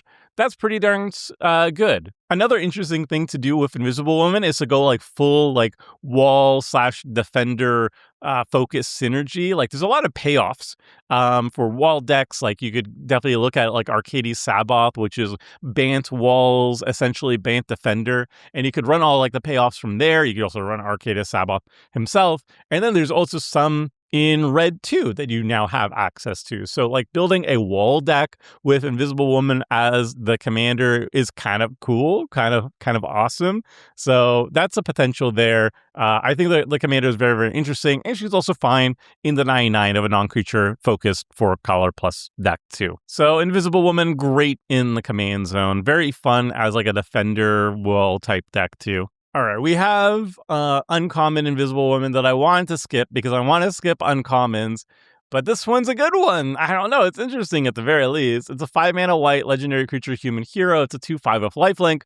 Whenever you put 1 or more +1/+1 counters on 1 or more other heroes you control, you create a 0/4 colorless wall creature token with Defender. 5 mana is a lot to get the ball rolling, but if you're in a hero deck that is constantly putting counters on things, pooping out a bunch of 0/4 walls is actually like good, you know? That's a lot of tokens you could be potentially making, and 0/4s are no joke. Like they're very good blockers. So yeah, maybe it's not worth the 5 mana, but it is a very interesting effect, so it is worth mentioning here. If she was less mana, I would say unquestionably great in a hero deck that is focused on +1/+1 counters, but the fact that you need to be in heroes, you have to be putting counters on things. I don't know how reliably you're going to be triggering this. That's a lot to ask for a 5-drop, so we're just going to put it in the maybe pile for now. Iron Fist Hero for Hire is a 2-mana red legendary creature, human, mercenary hero. It's a 2/2 of trample prowess, and it has power up of 8 whopping mana. It deals 5 damage divided as you choose among up to 5 targets. Put 5 +1/+1 counters on Iron Fist. So for 2, it's kind of bad, right? It's like a 2-mana 2/2 trample prowess is not very exciting in Commander. For 8, it enters and it blows something up or blows up multiple things, and then it becomes a huge beater. That's it's like borderline. It's like borderline maybe in a deck that makes a lot of mana. If you just look at the 8 version of this, 8 mana version of this, it might be worth it, but I don't know. There's probably better options to do when you have 8 mana available. Iron Fist, you're another maybe for me, dog. Like if the power up deck with Hulk is legitimate, if there's enough power up creatures in Gruul to make it work, I feel like that would be a nice inclusion in the 99 of the Hulk deck, but like, I don't know. Then we've got an uncommon Iron Fist, which I actually like more than the rare. Iron Fist Living Weapon is a 3-mana red legendary creature, human warrior hero. It's a 2/3. Whenever you cast a spell that targets a creature you control, Iron Fist gains. Tap, Iron Fist deals damage equal to its power to any other target until end of turn. What I'm thinking with Iron Fist over here is you target it with like a pump effect, something to increase its power, and then find ways of untapping Iron Fist, because how fun would that be, right? Like you pump him up with whatever, I don't know, like what's it called? The Kamigawa Blazing Shoal. You throw in a Blazing Shoal on him, maybe you like exile a Blasphemous Act, you give him plus 13 power, you tap him, you blow up somebody's face, and then you find ways of untapping him and then blow up everyone's face immediately and win the game. I mean, that's like Christmas Land, obviously, but like the potential's here, right? Like if you have untap effects and you target him with a pump, the damage potential is very high, and that's exciting for an uncommon. So I like him. I don't know how good he is. I don't know if the support is there, but the potential is definitely there. Ironheart Clever Champion is a scary card. It's a 5-mana blue legendary artifact creature, human hero. It's a 3/4. And it has Improvise, so your artifacts can help cast a spell by just like tapping them to pay for 1. So you can cast this for as little as 1 blue mana. And by the way, this Improvise can also pay for commander attacks too. It has flying, and non-creature spells you cast have Improvise. So in an artifact deck, specifically an artifact deck that poops out a lot of tokens, or like just things that you don't mind tapping down, like an equipment, for example, doesn't care if it's being tapped or not.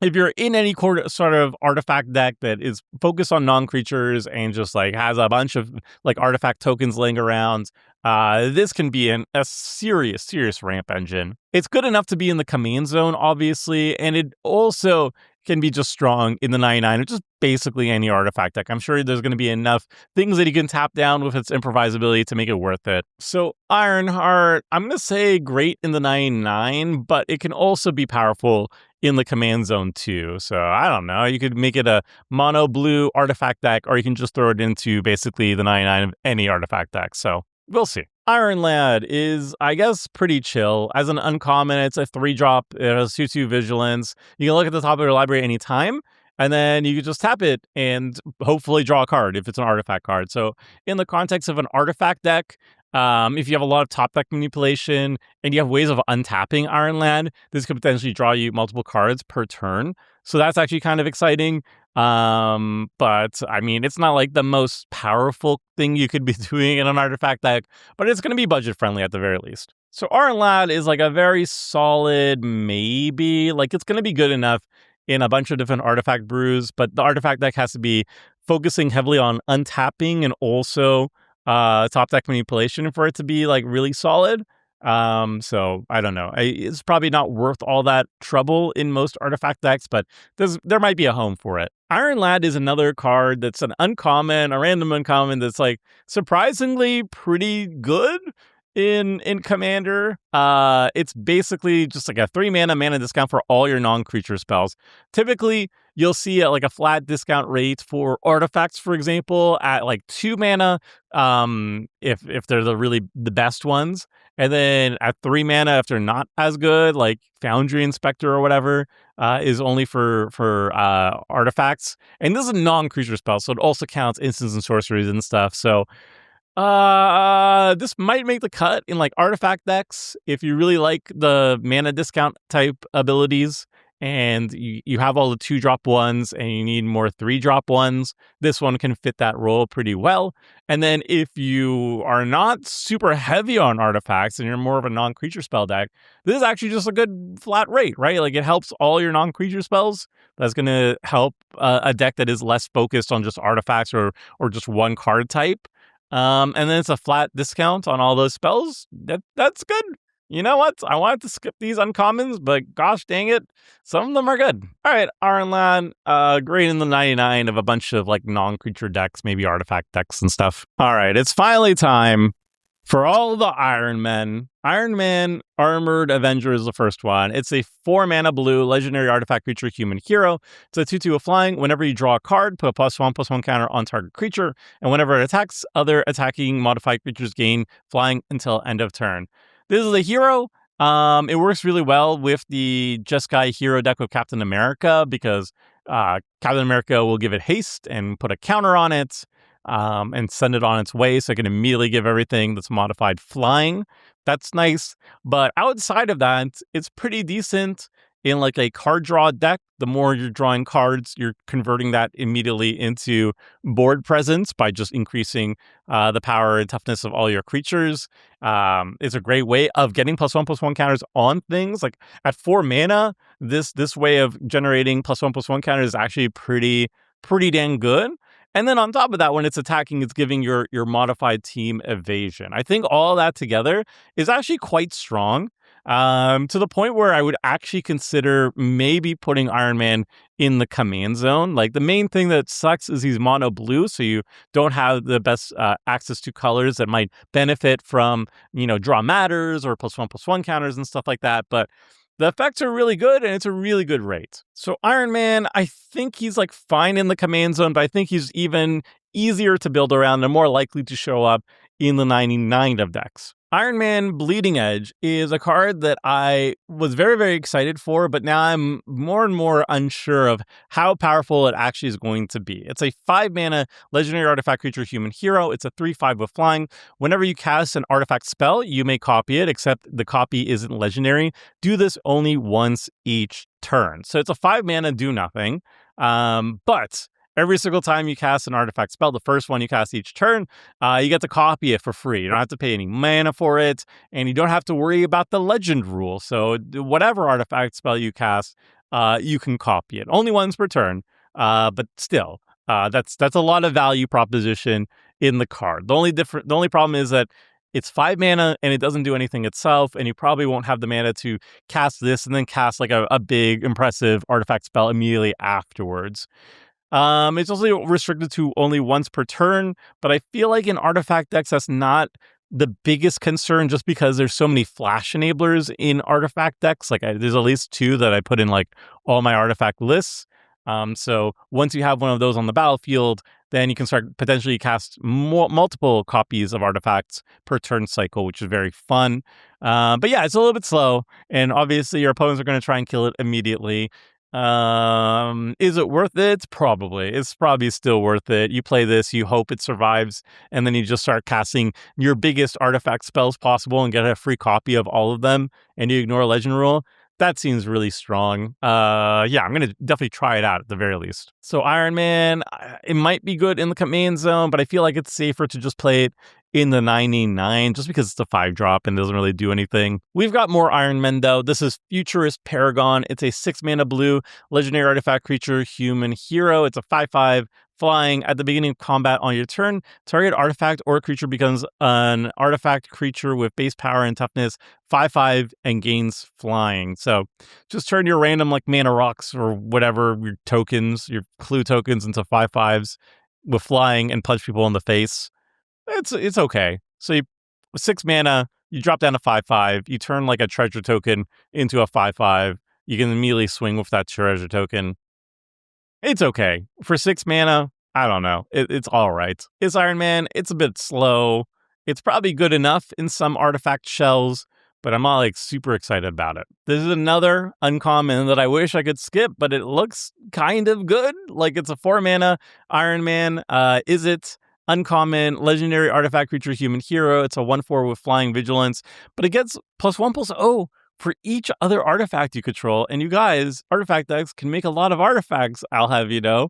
And then whenever it attacks, if an artifact enters the battlefield under your control this turn, you draw a card, which means basically every single turn when you're playing an artifact deck. It seems really good, actually. Like, I don't know, not really good, but it seems like pretty solid. Like this Iron Man definitely really wants haste enabler. So if you're running this card, you really want to have it as a source of haste, because you could play Iron Man, immediately swing in for potentially a lot of damage. And because he just entered the battlefield and he's an artifact, you immediately get to draw a card that same turn. That seems good. I don't know. That seems actually quite playable in just like a random deck. You could even make this your commander and it's still fine. Oh, geez. Artifact decks. We keep getting away with it. All right. This Iron Man. I mean, like, it's actually legitimately just fine as a commander, but it's just that is it artifacts is so busted that like you could just do better than this Iron Man, which is so sad to say, because if this is like a different color combination or a different archetype, I'd be like, hell yeah, put this in the command zone. It does everything you want.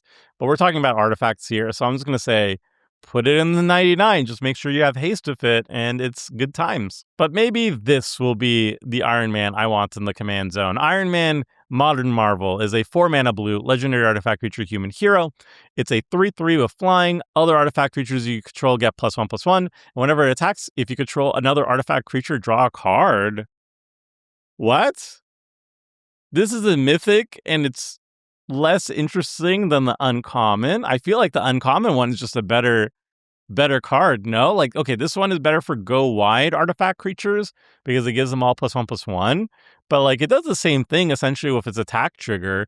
And this is just a 3/3 flyer. The other one was a 1/4 flying vigilance, but it has a huge power boost based on the number of creatures you control. And it also just draws a card each attack trigger. And that's an uncommon. And this is a mythic? Okay. Sure. I mean, this card's also fine. Like, if you're in like a Thopter deck, if you're a bunch of artifact 1/1s, this is a fine card. It's also a fine card. You just want to have ways of giving it haste, obviously, but it's weaker than the Is It uncommon we just looked at, I think. Yeah, I don't know. Like, I just think that the Is It uncommon Master of Machines is just so much better than this weird looking mythic. Sure, whatever. I'll put it at the bottom of the Iron Man pile, I guess. They're all very good, but like, yeah, artifacts have high standards. Maybe this is the Iron Man that I love, though. Iron Man Tony Stark. It's a 5-mana red legendary artifact creature, human hero. It's a 3/3 flying, attacking creatures you control get +1/+0. And whenever you cast a red spell, create a 2/1 colorless robot hero artifact creature token with flying. So red matters. You know, you just cast a bunch of red spells. You want this to be in a mono red deck, or at least a multicolor deck that is heavily focused on red. It's very similar to like Zuko or whatever. There was an Avatar Jumpstart card that basically did the same thing as this. They're fine. I mean, it's a 5-drop that makes tokens. The problem is that it's just like it doesn't come out early. You have to play it kind of late, and then the token generation comes out kind of late, so it's a little bit awkward. But it does other things, like it immediately gives all your attacking creatures +1/+0. That's nice. It gives itself +1/+0 when it's attacking. That's also nice. Yeah, I think it's fine. Like, if you're in a mono red deck and you're just chaining together a bunch of red spells, if you want to poop out some 2/1s with flying, that's pretty good as well, I guess. Iron Man, yeah. Good in mono red decks, maybe. It's okay. I'll put it at the bottom. Okay, there we go. Next up is Ironmonger, Sadistic Tycoon. It's a 3-mana black legendary artifact creature human villain. It's a 2/2 with flying. And whenever a creature you control connives, put a +1/+1 counter on each villain you control. Okay, so this is a major payoff for the villain connive archetype, which is a very narrow archetype. You got to be villains, and you got to be all about conniving, but that's probably like the best thing villains can be doing. Let's be honest. And as long as you're conniving a lot, you're growing your entire team, which is very exciting. I think it's a really good payoff. You just need to have a deck that is really focused on conniving and connives a whole bunch of times. Like, if you're conniving like at least twice per turn, this is definitely worth it for you to be having as like a nice, cool finisher for the deck. Ironmonger, great in the 99. of the Villain Connive deck. Just be conniving. Next is Jack of Hearts, Volatile Hero. It's a 3-mana red legendary creature, alien human hero. It's a 2/2 of flying haste, and when it dies, he deals damage equal to his power to each creature. Okay. It's a board wipe for when he dies. Cool. And you also have power up, discard your hand, then draw 3 cards, put 2+1/+1 counters on Jack of Hearts. This could be kind of interesting in an Aristocrats type shell, or I guess you could go like, I want to say like Voltron, pump up his power and then sacrifice him, blow everybody up, and then recast him. But that's not good. I don't know. It's interesting. It's weird. It's interesting. The thing is that it hits all your own creatures too. I really wish if he died, he dealt damage equals his power to like your opponent's creatures only. Maybe not all their creatures, but like maybe like 2 of their creatures take that damage or something like that. Hitting your own creatures is very awkward. It's very awkward, but it is funny. It is funny that you have like a board wipe on a death trigger. That's kind of cool. I just don't know what I would do with it. Jack's another maybe for me. I think the effect is powerful. I just don't know what shell I would be running him in. So let me know in the comment section. Jarvis, Earth's Mightiest Butler, is just Enchantress for her heroes. It's a 3-drop, 1/4 legendary creature, human advisor, and then whenever you cast a hero spell, you draw a card. Like if you're in a hero deck, you run these. You run this. It's very, very vanilla, but it gets the job done. It's just a card draw engine for your heroes deck. Simple yet effective. So Jarvis, definitely great in the hero deck. Just what you want to do. Ooh, we got another transform hero. This is Jennifer Walters. 2-mana white, legendary creature, human advisor hero. It's a 2/3. Your opponents can't cast spells during your turn. Oh, that's good. I like that already. And then what's this? You could pay 6 mana, Selesnya, transform Jennifer Walters, activate only as a sorcery, or you could just straight up cast her on the backside instead.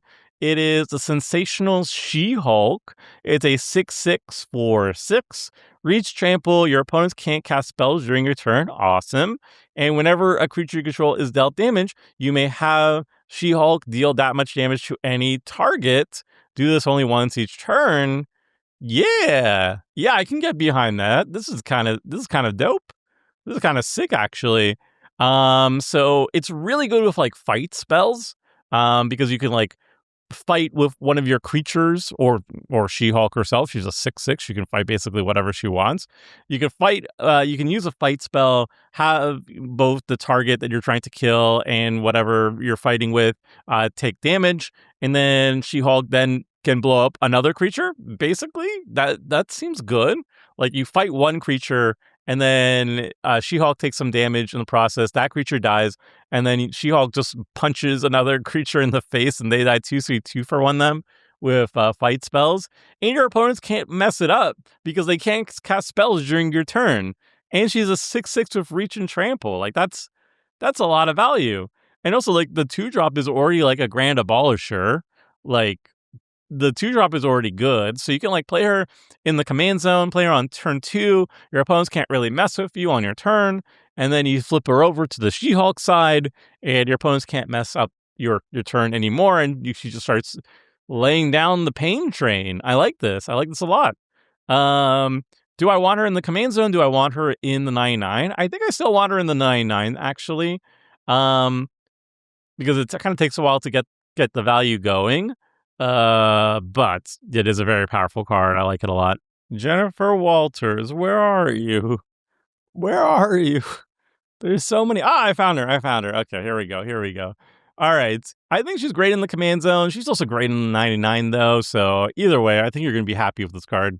Jessica Jones' Private Eye is an uncommon, and I was telling myself I'm just going to skip the uncommons, but they keep coming with really cool uncommon designs, usually better than the mythics that I've been looking at. So this is a 3-mana red, 2/3 legendary creature, human detective hero. You can tap her, put a stun counter on Jessica Jones, exile the top X cards of your library, or X is Jessica Jones' power. You may play those cards this turn. Again, if you can pump up her power to something really big, and then you tap her, it's good. I mean, you can only play these cards this turn, which kind of sucks. I wish it was like until the end of your next turn. And she stuns herself, which is also a little bit awkward. But I don't know. It's a cool design. They keep using cool designs on the uncommons. Like, what's going on here? All right, I don't know how good she is, but I really like the design of it. I'm going to put it as a maybe. I like it. It's so weird that, like, I'm seeing so many, like, crappy mythics and stuff, but then the uncommons just become way more of a banger than they should be, right? Like, they have no right to be this cool. All right, here's a card I like quite a bit. It's Jocasta, Automaton Avenger. It's a 3-mana colorless legendary artifact creature robot hero. It's a 2/2 flying. And whenever your commander deals combat damage to a player, put a +1/+1 counter on Jocasta. And whenever you attack with your commander, if this card is in your graveyard, you may return it to the battlefield tapped and attacking. I really like this in aristocrat decks where your commander has evasion. So basically, I treat Jocasta as something you can, like, sacrifice constantly, and then you just hit somebody with your evasive commander, and then suddenly Jocasta is back on the battlefield, so she keeps reanimating herself. I think that's a pretty powerful gameplay loop. One example that immediately popped into my head is, like, the big OTJ Rakdos guy, where if you sacrifice creatures, you can steal things from the top of people's library, and then you could also sacrifice the creatures to give it indestructible, but it's like a big flample dude. So in that sense, like, you can play Jocasta, you can sacrifice it to give Rakdos indestructible, you can steal things from people's library, then you just smack somebody with Rakdos, and Jocasta's back onto the battlefield smacking people. Seems really good. So I think this has, like, a lot of potential in our aristocrats decks, sacrifice decks that have an evasive commander to constantly bring her back from the battlefield, from the graveyard. Jocasta. I love this card. I'm going to be playing around with it. Definitely great in the 99. Justice is another uncommon that is actually strangely pretty decent. It's a 2/2 flyer. It ETB, it bounces something. It's just like a, what's it called? A mana war effect. And then whenever you bounce things, you grow Justice. So it just becomes an ever-growing threat that has evasion. And that's, like, pretty good. That's not too bad. It also counts bouncing your own things. Like, you could bounce your own things and grow Justice, or bounce your opponent's things and grow Justice. It doesn't matter. That's actually pretty dope. Like, it's just like a mana war that bounces whatever and then grows, and it has flying. Yeah, I can see this being actually quite playable in some builds. Maybe like a Blink build. Yeah, Justice strangely playable, and like Brago Blink build or something like that. I feel like this actually has some potential. King Prime is a cool one. This is a 5-mana Dimir legendary creature, human villain. It's a 3/5 with flying, and whenever King enters or attacks, exile cards from the top of your library until you exile a non-land card. Put 2 time counters on that card. If it doesn't have suspend, it gains suspend. So 5-mana Titan effect, ETB, or attacks. You're doing the card advantage and mana advantage thing by guaranteeing that you basically draw a non-land card, and you get to cast it for free, and it's going to have haste and all that stuff, but you have to wait 2 turns before you get it. That's kind of exciting. Enter an attack trigger is really cool. It has flying, so just slap on like a lightning greaves or something to give it haste, so you can enter and immediately attack. That's sick. Or if you blink it, you get even more value. That's sick. Like, this is definitely a fun card you can be playing around with. Yeah, what else can I say? I don't know. It's just good card advantage, mana advantage, and the time counters is fun. Like, there are some cards that play around with, like, time counters, like the Doctor Who precons had some, like, timey-wimey nonsense to remove time counters from suspended things that you can play around with if you want to, if this is, like, your commander.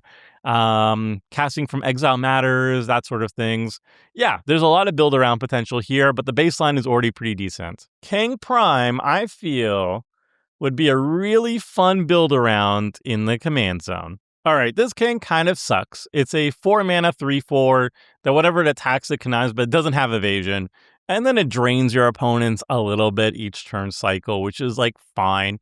The only reason why I'm bringing this up is that we really don't have that many villains right now that connive, and that's kind of like the best thing that villains can be doing right now. So you might want to be running this uncommon king just to fill out your villain roster if you are focusing on connive. You need to give him evasion, and ideally also haste too, but, like, he is a villain, he does connive. So if you are desperate for more villainous connivers, you could run King Temporal Tyrant, but probably when we get more Marvel sets, he will be cut. There's at least one more King. It's King the Conqueror. It's a 4-mana blue legendary creature human villain. It's a 4/5 with flying, and you can pay 8 whopping mana to put a +1/+1 counter on King. Take an extra turn after this one. During that turn, power-up abilities can't be activated. Very valid. So this is a 4-drop, 4/5 flyer that your opponents will be like, kill it, kill it, kill it. He's going to take an extra turn. So you don't do that. Typically, you're just going to play it for 8 mana to power up immediately. And then it's an 8 mana extra turn spell that leaves you with a 5/6 flyer on the battlefield, which is pretty dang good. Also, it's an extra turn spell on a creature, which makes it a little bit harder for your opponents to like counterspell or whatever. So is an 8 mana extra turn spell that comes with a 5/6 flyer good? I think in some contexts, yes. Like if you're a ramp deck and 8 mana is no obstacle for you, then this is a really good way of just like having a really big tempo swing. Extra turn is already good, and you already know that you're going to be smacking somebody on your extra turn with an additional 5 damage in the air, which is good. And then if you blink him, if you like reactivate his ability, if you sneak him out and recast him or something, you can power him up again and take more extra turns. So this was like what? Like Conjurer's Closet or something? No, not Conjurer's Closet. I guess Conjurer's Closet, yeah. Like you could take an extra turn. Oh no, you can't do it. You can't power up on your extra turns. No, I take it all back. This is something you absolutely do not want to have in the command zone because your opponents will try to hate you out of the game immediately. But in the 99 of a big ramp deck, yeah, I could see this working pretty well. We have another very interesting uncommon. They just keep doing it. It's Carolina Dean Runaway. It's a 4-mana red legendary creature alien hero. It's a 3/3 with flying. And at the beginning of your first main phase, add WUBRG, so 5 mana total. You can't spend this mana to cast spells from your hand. So color identity is 5 color because it's a red creature, but it has WUBRG color symbols in its card text. And it's a 4-drop red creature that every single turn essentially generates 5 mana. But it has a big restriction.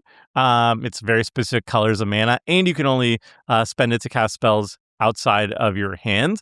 So casting from exile, casting from the graveyard with like escape and whatnot. And also casting from the command zone. So if Carolina is in your 99 and you have a WUBRG commander that is color pip heavy, it's WUBRG and something, you can play Carolina the next turn. You got WUBRG and you can immediately spend it on casting your commander, which is very sick. And then obviously you can also have her in the command zone too. She generates 5 mana a turn. That's already pretty good on a 4-drop. And if you focus on like Exile Matters, casting spells from exile and all that good stuff, she's actually a really solid commander too. So I don't know. You could put her in the 99 to cast your WUBRG commanders very easily, or you could just put her in the command zone and she's actually a very strong mana source too. So both are very good. So yeah, you could definitely do something really fun with her in the command zone. You could do something fun with her in the 99. Man, it's tough. It's tough. I think she's great in both spots. So I don't know. Let's put her in the great in the command zone, and I don't know. Let me know in the comment section where you're going to be using her. Khazar of the Savage Land is an uncommon 5 green legendary creature, human barbarian hero. It's a 3/2. You can look at the top card of your library at any time. You can play lands from the top of your library, and when it enters, you create Zabu, a legendary 2/2 green cat creature token with landfall. Whenever a land you control enters, put a +1/+1 counter on Zabu. So you can play lands from the top of your library, which is card advantage. And you get a 2/2 that grows. Is that worth 5 mana in the year 2026 in a landfall deck? Probably not. But I mean, it's close, right? It's kind of close for an uncommon. That's very impressive. Also, what's going on with the artwork? What's going on with the ribs? Does he have like just a bunch of muscles on the ribs, or is this looks weird to me? I don't know. It looks like he has 0% fat on his body. He's incredibly yoked, and so is the cat. And is the pterodactyl also yoked? Is this like the Savage Land, just like where everybody is just on the gains and just has like 0% fat and just like works out constantly? Let me know in the comment section the lore of Savage Land. Khazar of the Savage Land is like, if this was like, I don't know, 10 years ago, I would absolutely jam this in every landfall deck. Right now, it's landfall decks are so good. So I got to put this in the maybe pile. Like, you could still get away with it, and it's still going to be scary and probably kill me.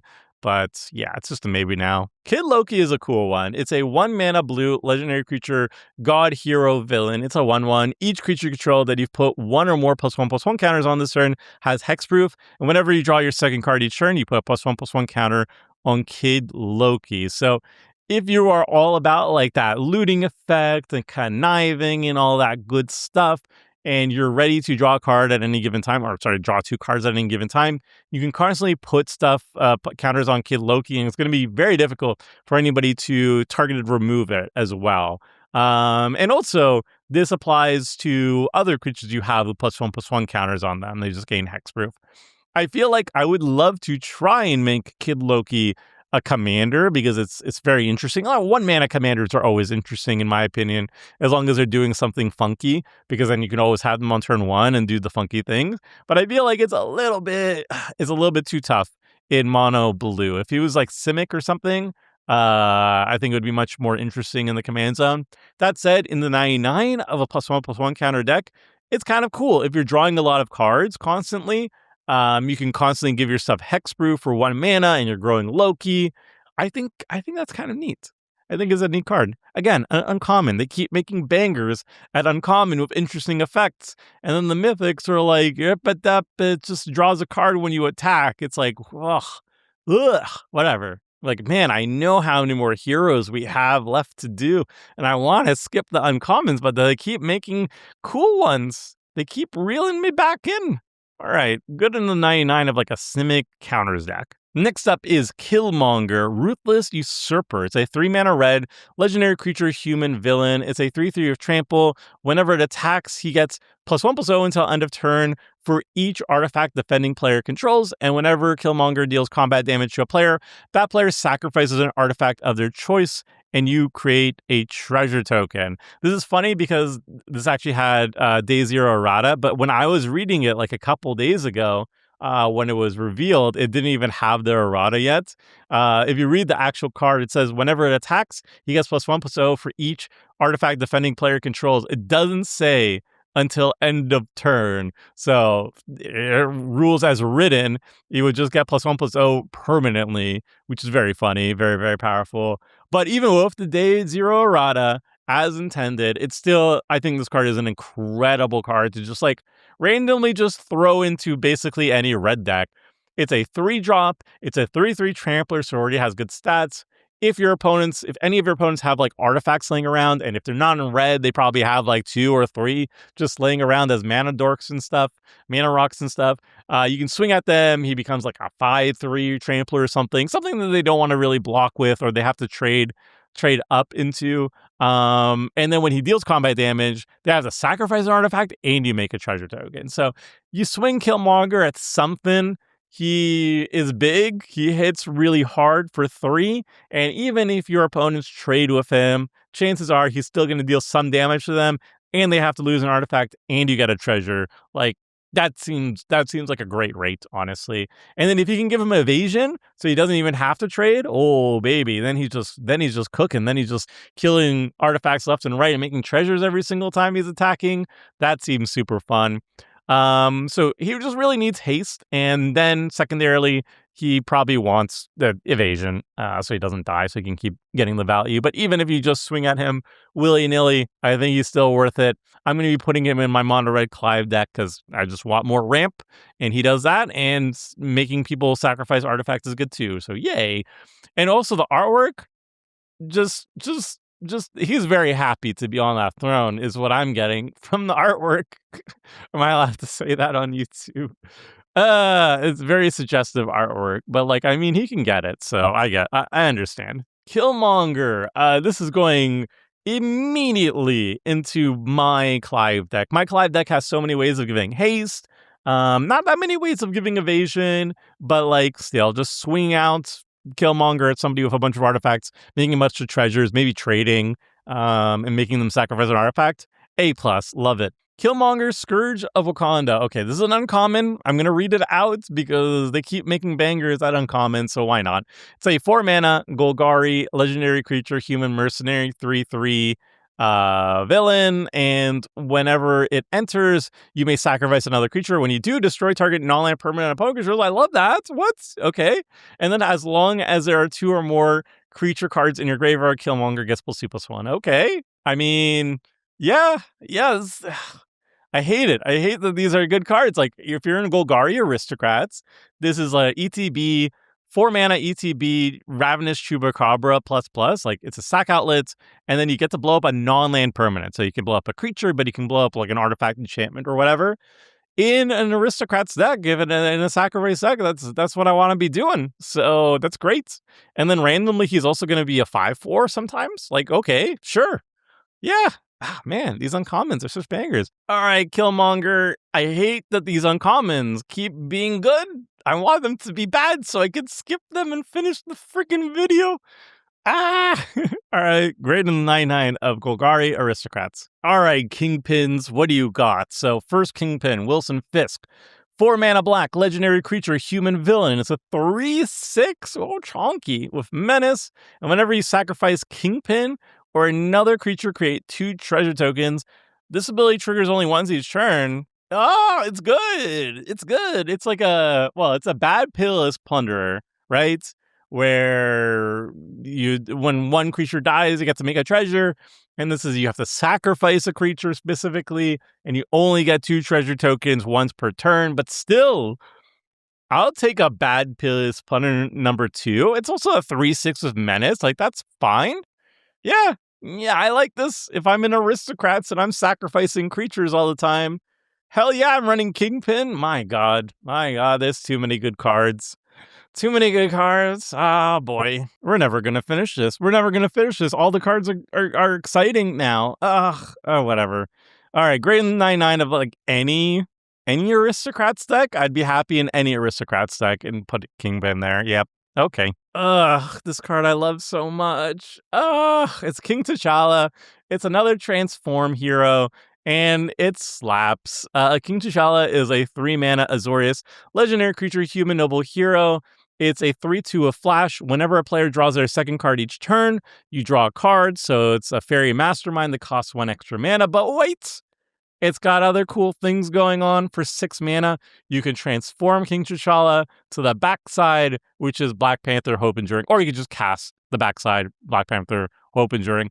It's a 3/3 with flash, double strike. Prevent all damage that would be dealt to Black Panther. And whenever Black Panther deals combat damage to a player, you draw a card. So, why I like this? Well, Fairy Mastermind, if you don't know, is a very strong card in Commander. People are drawing cards all the freaking time. Every single year is just everything has to draw cards. So guess what? King T'Challa keeps drawing more and more cards for you very effortlessly. So the front side is actually very good. And it even has flash, so you can even hold up mana to do other things. And then if your opponents are going to draw a second card, then you cast King T'Challa and guarantee some card draw immediately. And then the backside is also very good. Like, just 6 mana, boom, surprise, ambush, somebody dies. And then also, whenever it deals damage to a player, draw a card, and it has double strike, so you're going to draw 2 cards whenever you're smacking somebody, and you're hitting them for 6, and you prevent all damage that would be dealt to Black Panther. Oh boy, is this card gas? Is the card not nuts? Oh my God. This card is very, very good. It's just like generically good. You don't have to build around this at all. You can help your opponents draw cards so you're drawing more cards, but you don't need to.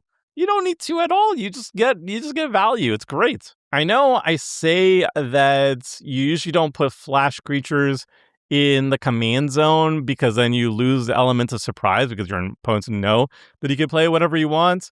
But I don't know, man. This card's so good. You can just throw it in the command zone, and who cares if they know what's coming? They're not going to stop drawing cards, right? Like, who cares?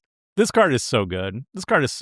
I think I still like the helmet guy more, but King T'Challa is like a close second. Then we have Claw, Master of Sound. What? He's Master of Sound, but his name is Claw? I thought he'd be like master of clawing people, right? Oh, whatever. Anyway, 3 mana black, legendary creature, elemental rogue villain. Oh, he's an elemental. Okay. He's a 3/3 Death Toucher. Whenever you play a card from exile, Claw gains indestructible until end of turn. And whenever Claw deals combat damage to a player, look at the top card of that player's library and then exile face down. You may play it for as long as it remains exiled. Mana of any type can be spent to cast a spell this way. So just honest to goodness theft, right? You have to deal combat damage to somebody. You only get one card, the top one. You don't get to choose anything.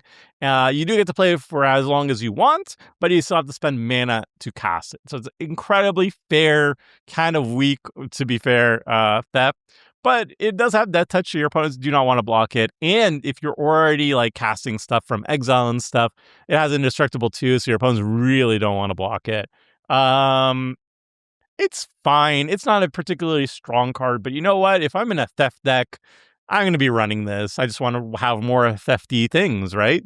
That's the whole point of the theft deck. So I just want to steal your cards more and more.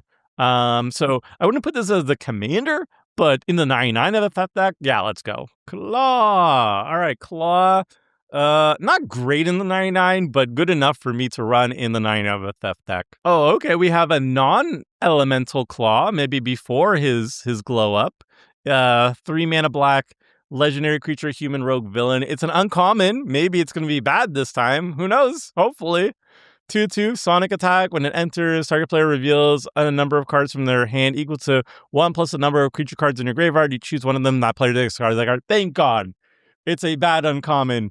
Let's go. Okay. All right. We could skip this one. The art is so sick, though. Claw. Justice League. Finally, we have a bad uncommon. Sweet. Lady Loki, Agent of Chaos, is a 6 mana red, a legendary creature, god, sorcerer, villain. It's a 5/5, and whenever you cast your first instant sorcery or villain spell each turn, exile it, then exile cards from the top of your library until you exile a non-land card. Lady Loki deals damage to each opponent equal to the difference between that spell's mana value and the non-land card's mana value, and you may cast that card without paying its mana cost.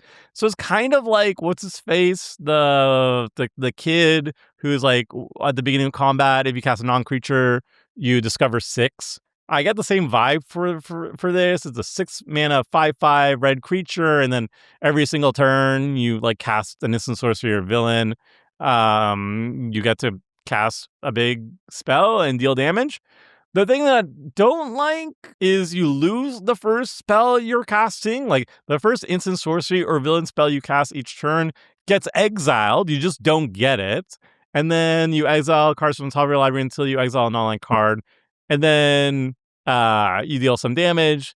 And then you get to cast the exiled card, the next exiled card, I think. You lose the card that you were casting, which for a 6 mana spell is bad, right? Like, shouldn't I just be able to, whenever I cast my first instant sorcery or villain spell, I cast that spell and then I also get a bonus free spell? Like, no, right? Am I reading this wrong? Do I lose the spell that I'm casting, right? And then I just replace the spell and I deal some damage, right? Like, if I got to cast both spells, I'd be very happy, but nah. And for a 6-drop too, no. If I'm reading this wrong, then maybe it's better. But if I'm reading it right and you lose the spell you're casting, no. Yeah, Lady Loki, it's like a maybe for me. I think if you just kept the spell that you cast initially, I would be more interested in this. But I don't know about that for a 6-drop. Okay, finally we have a bad uncommon. It's a 2-drop spider supporting card. Whenever you're discarding, you put counters on spiders you control. Skip next. Like, it's an interesting card, but yeah, no, I'm not running it. Leader Super Genius. 4 mana, blue, legendary creature, gamma scientist, villain. It's a 1/3. If a creature you control would connive, instead you draw a card, then that creature connives. Sick. And at the beginning of combat on your turn, target creature you control connives. If he was Grixis, this would be 100% the villain commander I would be running, because it supports conniving and it also connives once each turn. That's amazing. but because he is mono blue and villain plus conniving is such a shallow pool currently, because we only have like the Marvel sets and the Spider-Man sets to work with right now, it's not enough. I guess connive is also from, what's it called, New Capenna. So if you don't focus on villains and you're just focusing on conniving, then maybe you could go mono blue leader super genius. But that said, he's probably just going to be showing up in the 99 of a villain connive deck that is Grixis colors, and he's going to be literally the best card in the 99. This is a card you pray you find as quickly as possible, because it gives you the biggest payoff for your conniving, you're drawing cards, and then also it connives itself too, which is like literally everything you could possibly want, and it's a villain, so it's fantastic in the 99. It wishes it could be in the command zone, but alas, it is mono blue, and we have a shallow pool to work with. All right, leader super genius. We're going to put you great in the 99. If you're villain connives, this is the best card you could run. Living Laser is great. It's a 5-mana red, legendary creature, elemental villain.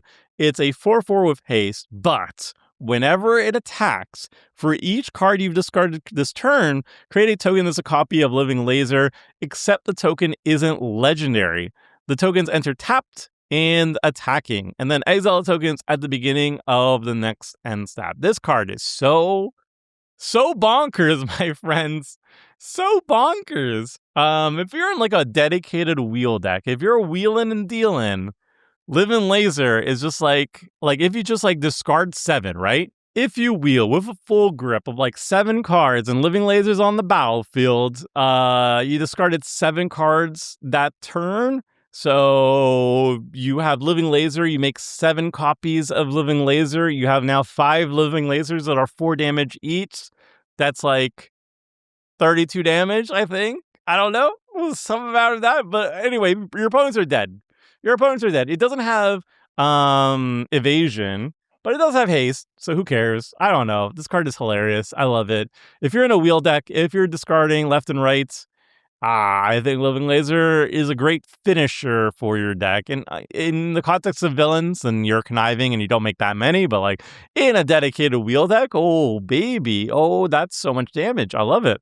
Living Laser, great in the 99 of wheel deck. Super, super fun. Okay, finally, yay, we get to skip one. It's a 5-drop that gives something haste, which is nice, and a little bit of a boost, and it has flying and haste itself. That's all great. That's all wonderful, but not a 5 mana, so we can skip it. Hooray. Living Lightning into the Justice League. All right, we got another S tier. We got Lockjaw Slobbering Teleporter, and just look at the art. Just look at the art. I love it so much. It's a 2-mana blue legendary creature, Inhuman Dog Hero. It's a 1/1 with Vigilance, and at the beginning of combat on your turn, if you've cast a non-creature spell this turn, put a +1/+1 counter on Lockjaw. When you do, it and up to 1 other target creature you control can't be blocked this turn. So this is a 2-drop that gives itself and something else unblockable every single turn, as long as you're casting like 1 non-creature spell before combat, and it grows itself.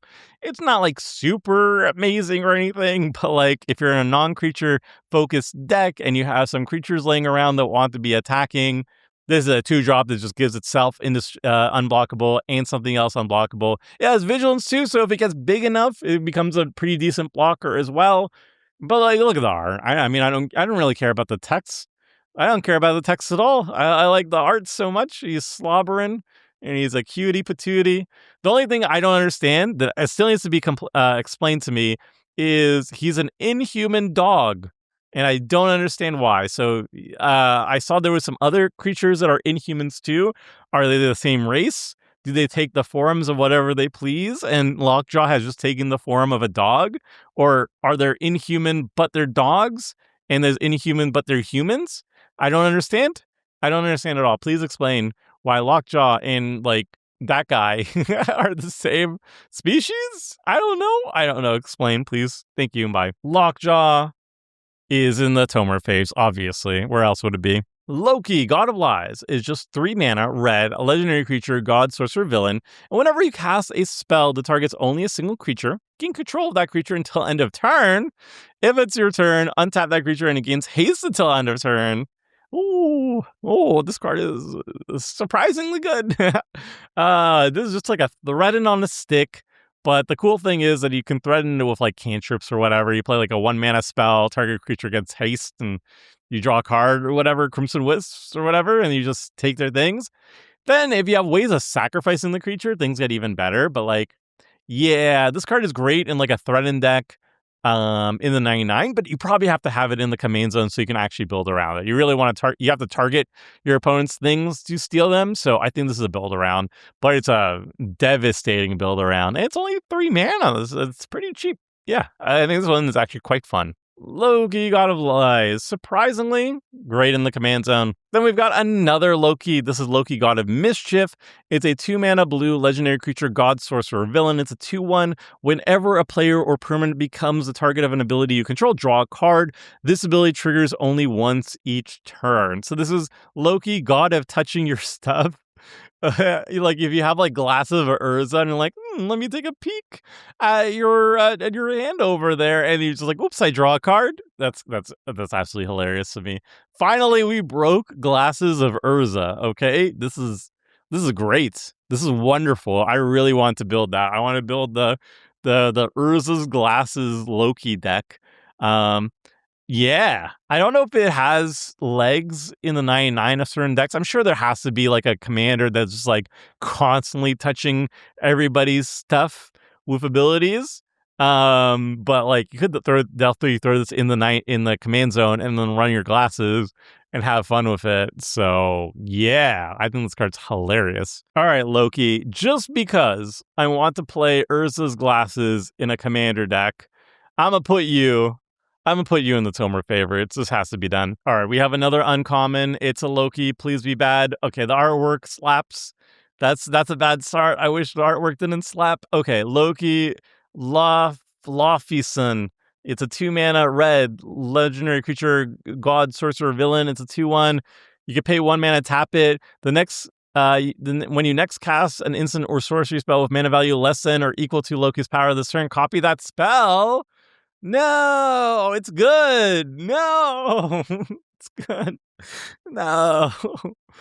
Oh, I like copying spells. Oh, beans. Well, okay, it's 2 mana, or sorry, it's 1 mana, and you have to tap him, and you can only copy small things because he's sort of 2/1. You could power him up and get some +1/+1 counters on him, but like, that's not great. Okay, it's not super like mana amazing, but if you have any ways of like pumping up Loki's power and then doing the thing, oh, it's very good. Like the effect is very good. It's just restricted by 1, you have to pay mana for it, and then 2, he has starting power of 2. But yeah, the artwork slaps and the ability is really good. Man, I don't know. I am liking all these like red cards that scale based on their power though. I feel like maybe you could throw them all into the same deck and then have something really fun going on with them. Like a lot of the red ones are like equal to their power. So maybe there's something. Maybe we can cook with these. I don't know. You know what? I'm going to put them green. No, I can't put them green on 99. I just like the art. Whatever. Okay, who cares? There's another Loki, and this is mythic, so it has to be good, right? Hopefully. Loki, Lord of Misrule. It's a 4-mana blue legendary creature, god, sorcerer, villain. It's a 3/4. You can pay 1 blue, tap, choose target creature you control. Each creature you control other than the chosen creature becomes a copy of that creature until end of turn, except it isn't legendary. Activate only as a sorcery.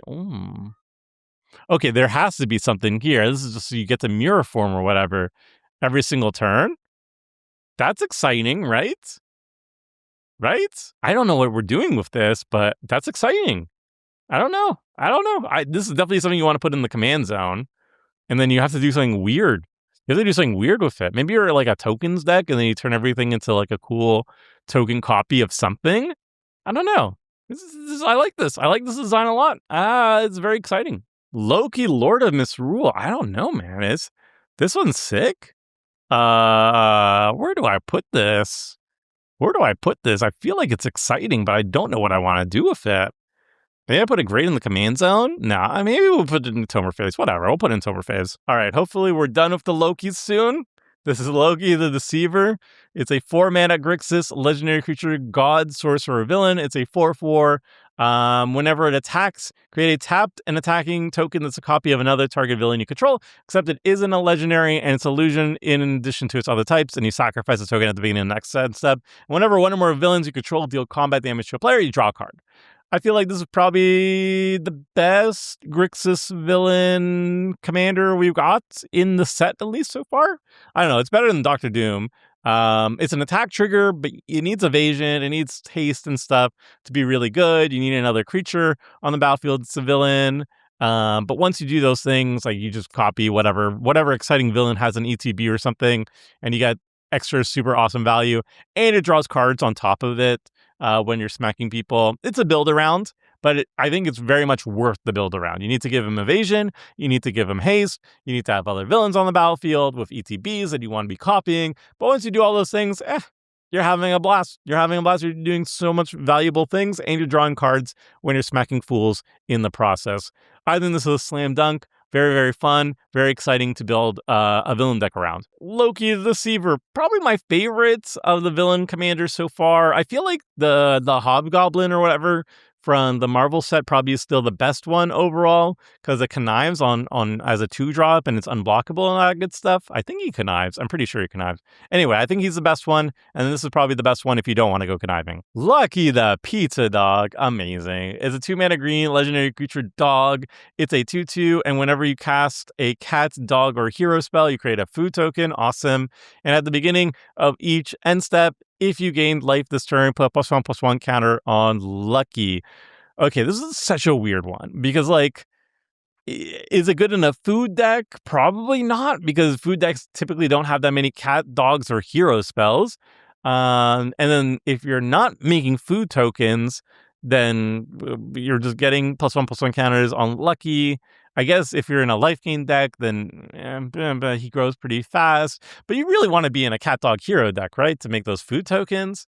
He's weird. He wants to do things, but there's not support for those things in the things he's in. Am I wrong? I don't know. It's an interesting design, though. I like it. Lucky. Good boy. Tomer favorites. Luke Cage, Hero for Hire, is a 4-mana red legendary creature, human mercenary hero. It's a 4/4 with trample. At the beginning of combat on your turn, you create a treasure token.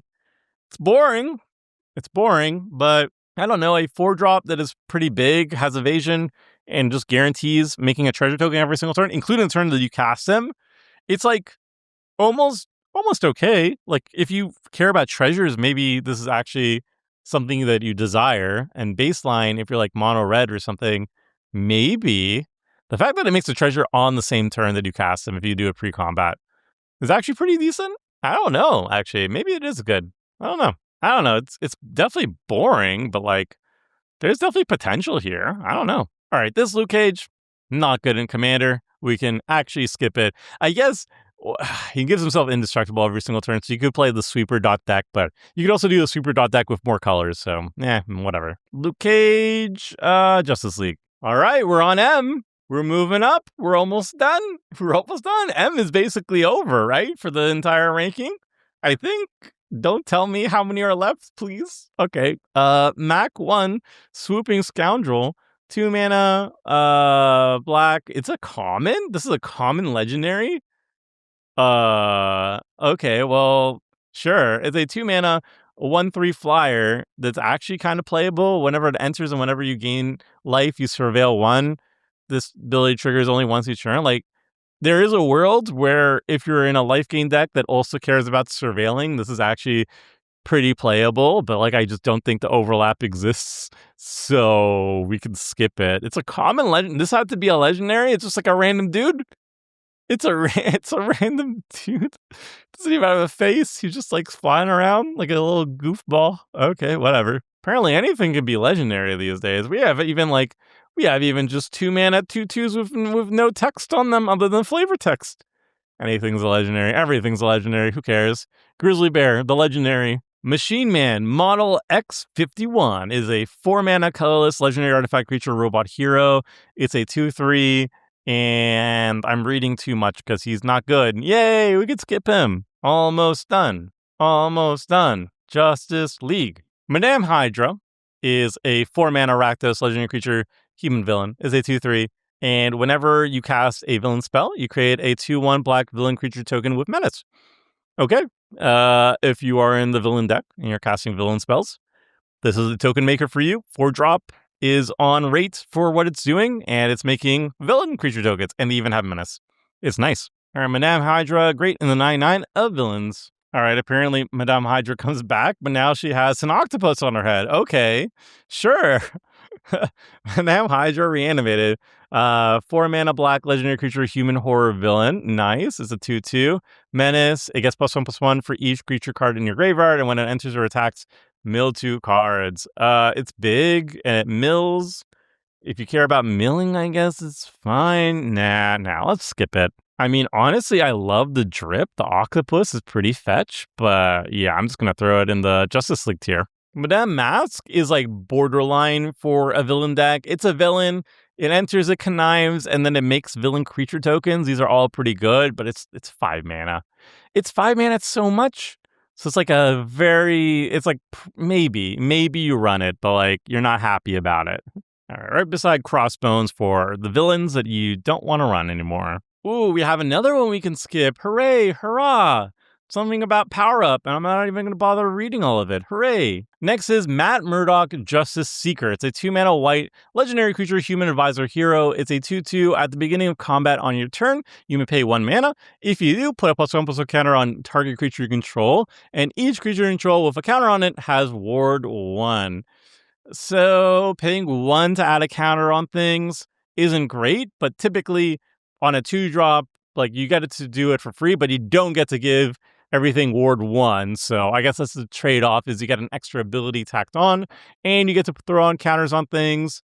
I think that's pretty good, right? Like if you're in a +1/+1 counter deck, or like any sort of counter deck, just throwing Matt Murdock into the 99 is pretty good as like a little bit of protection, like a pseudo hexproof. And then sometimes you have extra mana laying around, so you're gonna just put counters on things. I think that's actually pretty solid. Yeah, pretty okay. Matt Murdock, good in the 99. +1/+1 counter decks, I guess. M'Baku Jabari Chieftain is a 3-mana green legendary creature, human noble warrior. It's a 4/3, and at the beginning of your end step, if there is no monarch, target opponent becomes the monarch. And then whenever a creature attacks one of your opponents, if that player is the monarch, that creature gets +1/+1 and gains trample until end of turn. I love this effect. I love Monarchy, and I love how Monarchy just kind of indirectly adds a lot of extra damage and forces people into combat more than if there was no incentive to draw cards. So I love this, that like on a 3-drop, end step, you give somebody the monarchy, and then as everybody's fighting for the crown, you're actually making it easier for everybody to steal it from each other by giving them +1/+1 and trample, and you're adding extra damage in the process too, and that's super awesome. And then obviously that helps yourself too when you want to get the monarchy, because you also get a +1/+1 and trample, and then when you have the monarchy, you're not giving anybody this extra advantage. But I love this. So it's like, yeah, everybody's dealing extra damage, more incentivized to hit each other for the monarchy, then it's easier for you to get it back. And then once you have it, it's hard for your opponents to hit you because you don't get that, they don't get that bonus. And that's just super fun. I don't know. I love this. I love introducing the monarchy into games, and I love how it's sneakily still helping you. It breaks the symmetry of the monarchy by making it easier for your opponents to grab it from each other, but harder for them to get it from you, and I love that. M'Baku, I would say great in 99. It's especially good in monarchy decks, don't get me wrong. There's not a lot of support for that. I mean, we just had the Wakanda precon that is focused on monarchy, but there is just not so much you can work in that design space, which I totally understand. But I love throwing like a couple of these cards into like a random green deck that's like combat focused and having a fun time with it. So yeah, I think it's great in the 99. Legitimately just a strong card, kind of underrated on what it's doing. And yeah, you don't really need to build around it too much to have fun with it. Medusa, Inhuman Queen, is a 3-mana green legendary creature, Inhuman Noble Hero. It's a 2/2 with Vigilance Reach, and whenever a player casts a non-creature spell, put a +1/+1 counter on Medusa. So basically, she is a legendary Managorger or Hydra. She doesn't trigger off everything, just non-creature spells, so it's worse. But the keywords are as good, if not better, than Trample, I would say. Maybe worse if you're more offensive, but I love the Vigilance and Reach combination. It makes it really difficult for people to attack you. And yeah, she grows really quickly. Like, even if she's not triggering on creature spells, typically she's going to be growing really, really quickly. And if you have a deck that cares about +1/+1 counters being added, like on your turn and on your opponent's turns, that's a great way to trigger that engine and get that engine going. So it's a fun little playmaker. I don't think it's good in the command zone, but in the 99 of a +1/+1 counter deck that cares about incremental adding of counters, I think she's pretty solid. All right, Medusa, great in the 99 of some +1/+1 counter decks. Minotaur Roxen CEO is a 6-mana black legendary creature Minotaur villain. It's a 4/4, and whenever it or another non-token creature dies, you create a 2/1 black villain creature token with Menace. So a 6-drop to start making tokens is kind of slow these days, I would say, if it doesn't have like an immediate impact on the board as well, which this one doesn't. But I mean, it also triggers off your opponent's creatures dying too, not just your own, which is a nice little perk. And it does make villain creature tokens. So if you are in a villain deck that specifically cares about going wide and maybe wants to sacrifice your own villains for value, which I don't think villains actually do, then this might actually be a pretty decent top end. But it's the type of card, again, I think that you would throw into the villain deck and look towards cutting when we get more villain support in the future. So Minotaur, we're going to put you in the maybe pile. Mr. Fantastic is the face commander of the Fantastic Four precon. It's a 4-color precon. It's red, green, white, and blue. And Mr. Fantastic is a default commander of the product. He's a blue creature, just a 3-mana blue creature, but his color identity is 4 colors due to his activated ability, like all the Fantastic Four. So Mr. Fantastic, 3-mana blue, 2/4 legendary creature, human scientist hero. It has Vigilance Reach. And at the beginning of combat on your turn, if you cast a non-creature spell this turn, draw a card, and then you can pay 4 colors of mana, tap it, copy target triggered ability you control twice. You may choose new targets for the copies. So, baseline, this is a 3-drop that is a decent early game blocker. It's a 2/4 with Vigilance Reach, so it can block a lot of like the early drops, and it can block flyers, which is nice. And it's a very reliable draw engine. All you have to do in your deck is to cast a single non-creature spell before going to combat. And in a deck that's very focused on non-creature spells, it's very, very easy to do this. So you could cast like Mr. Fantastic on turn 3 and then start drawing cards each subsequent turn very reliably. Or if you're later on in the game, you could like play a non-creature spell and Mr. Fantastic on the same turn and immediately start drawing cards even the same turn that he enters, which is really good. And then his activated ability is also incredibly strong. Like if you're in any deck that cares about triggered abilities, you can just copy it twice for 4 mana. So it's like a double Strionic Resonator. At the very least, if you cast a non-creature spell on your turn and then you go to combat and you have Mr. Fantastic's triggered ability of drawing a card, if you have 4 extra mana available, you could just dump that into Mr. Fantastic's own triggered ability and then draw 3 cards instead of 1, which is already pretty decent for a 4-mana investment. And then beyond that, if you have like any other powerful triggered abilities, just copying it twice is just really good. It's very much worth the 4 mana. So I think Mr. Fantastic, of all the Fantastic Four that could potentially lead the precon, I think Mr. Fantastic is just the best one. It's the most reliable one. It's just like very easy, steady card draw, which is great in the command zone. And then there's a lot of triggered abilities in the 99 of that deck, and Mr. Fantastic can copy all of them.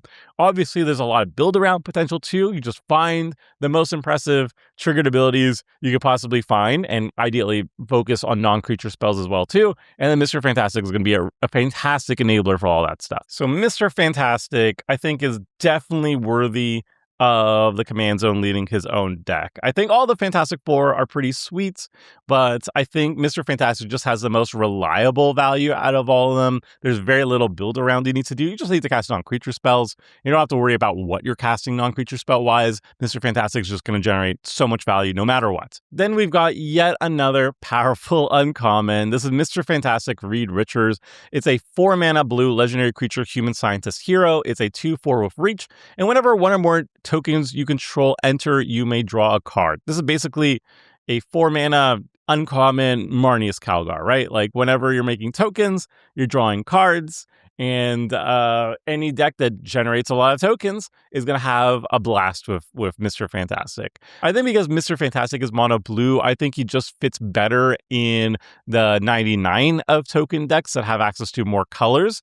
For example, the first one that comes to mind is Lonis. Whenever you're casting a creature, you investigate. So Mr. Fantastic is a creature himself, but also like whenever you're casting other creatures with Lonis out, you're investigating, and every single time you're investigating, you're drawing cards. It gets out of control super, super fast, but also 99 of Marneus Calgar, obviously, and a bunch of other homes. Like anything that can reliably generate tokens all the time, Mr. Fantastic is turning that into card draw on top, and that's just ridiculous. So, Mr. Fantastic, definitely an auto include in any token deck that is just pooping out tokens one by one all the time. Next up, Mr. Hyde, Monster Within, is like not particularly exciting. Mr. Hyde, you know what? It's probably not even a maybe. This is not good enough these days, I would say. I'll just put it in Justice League. Mr. Immortal is a surprisingly okay card.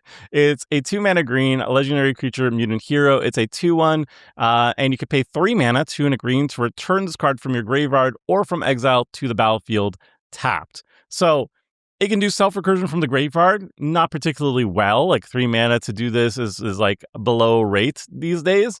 But being able to return yourself from exile to the battlefield is fairly notable. There's still not that many cards that do it. It's maybe good enough to enable combos. I don't think so. Like you could do Food Chain with it. Let's see. With Food Chain, can you enable an infinite? I don't think so, right? You can exile a creature you control, add X mana of any one color, where X is 1 plus the exile creature's mana value. Spend this only to cast creature spells. So yes, you could actually go infinite with the Immortal and Food Chain, but you're not going up mana in doing so. You just get to constantly exile and recast, well, not recast, but re-put the Immortal into the battlefield. So he's like a worse squee, essentially. Is that good enough for Food Chain decks? I mean, maybe. Like, if you just throw in any, like, whenever your creature enters, you ping an opponent or whatever, or whenever a creature leaves the battlefield, you drain your opponents or something like that. It does enable Food Chain combo, and it is notable that this is a green creature, so you could do, like, mono green Food Chain combo with this. So, yeah, maybe this is good enough, actually. You could have Mr. Immortal in the command zone, and then if you're a dedicated Food Chain deck, this is just another way of doing this, but in mono green. So I don't know. Yeah, maybe if you do Food Chain combo with Mr. Immortal, he's good enough. Mr. Immortal, I would say, I guess, great in the command zone. He's a one-trick pony, but like the trick is very powerful. It usually just wins you the game outright. So yeah, why not? Misty Knight, hero for hire, is a 2-mana red, 3/1 legendary creature, human detective hero. You can pay 2 mana tap, discard a card, draw a card for each card you've discarded this turn. Okay, these uncommons continue to slap and be interesting, and I hate it. It's slow, you know. It's a 2-mana 3/1 that doesn't do anything immediately. You need haste, and then you need to put 2 more mana into it and discard a card. But like, yeah, if you're like in a wheel deck or something, I guess this is not the worst in terms of like refilling your hand. You really need to go wheeling. You need to discard a lot of cards in a single turn to make this even remotely playable. But if you are in a deck that discards your entire hand and discards a lot of cards in a single turn, like a Living Laser deck, for example, I think Misty Knight's actually not that bad. I mean, it could draw cards in red. I mean, that's not terrible. So yeah, there is potential here, actually. I feel like you're not doing anything like fair with Misty Knight. You really want to be doing something combo-y adjacent with her, but like in the right shell, I can see her being kind of decent, so I'm going to throw her in the maybe pile. Okay, now we can get an uncommon that we can actually skip. It's a 4-mana double striker that's a 2/2, and then it grows if you're targeting your own creatures, but it's so slow, and the payoff is just not worth it. Then we've got another common legendary creature that, just doesn't do anything in Commander, so we can skip it. Justice League.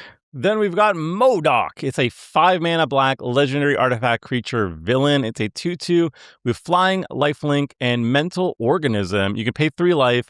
MODOK connives, activate only during your turn. Sick. And designed only for killing. Creatures your opponents control get -1/-1. Okay, this is kind of interesting. All right, MODOK is like Griselbrand at home, right? Like paying 3 life to connive isn't great, but the fact that it is repeatable, mana free, you can do it as many times as you want, spam it as many times as you want, and you're potentially growing MODOK, and it has flying and lifelink, just like Griselbrand, so you can potentially gain back some of the life you're using to connive. That's actually pretty good. And in a dedicated connive deck, which I think this is the only place where you really want to be running MODOK, that can be really powerful. I guess it can also be pretty decent in a deck that just doesn't care about spending life. Like if you're intentionally going super low on your life total and playing a life swap deck. Like I personally have a Selenia deck that is like the OG life swap commander. This could potentially go in there, I guess. It's like card filtering and filling your graveyard with stuff outside of just conniving for value.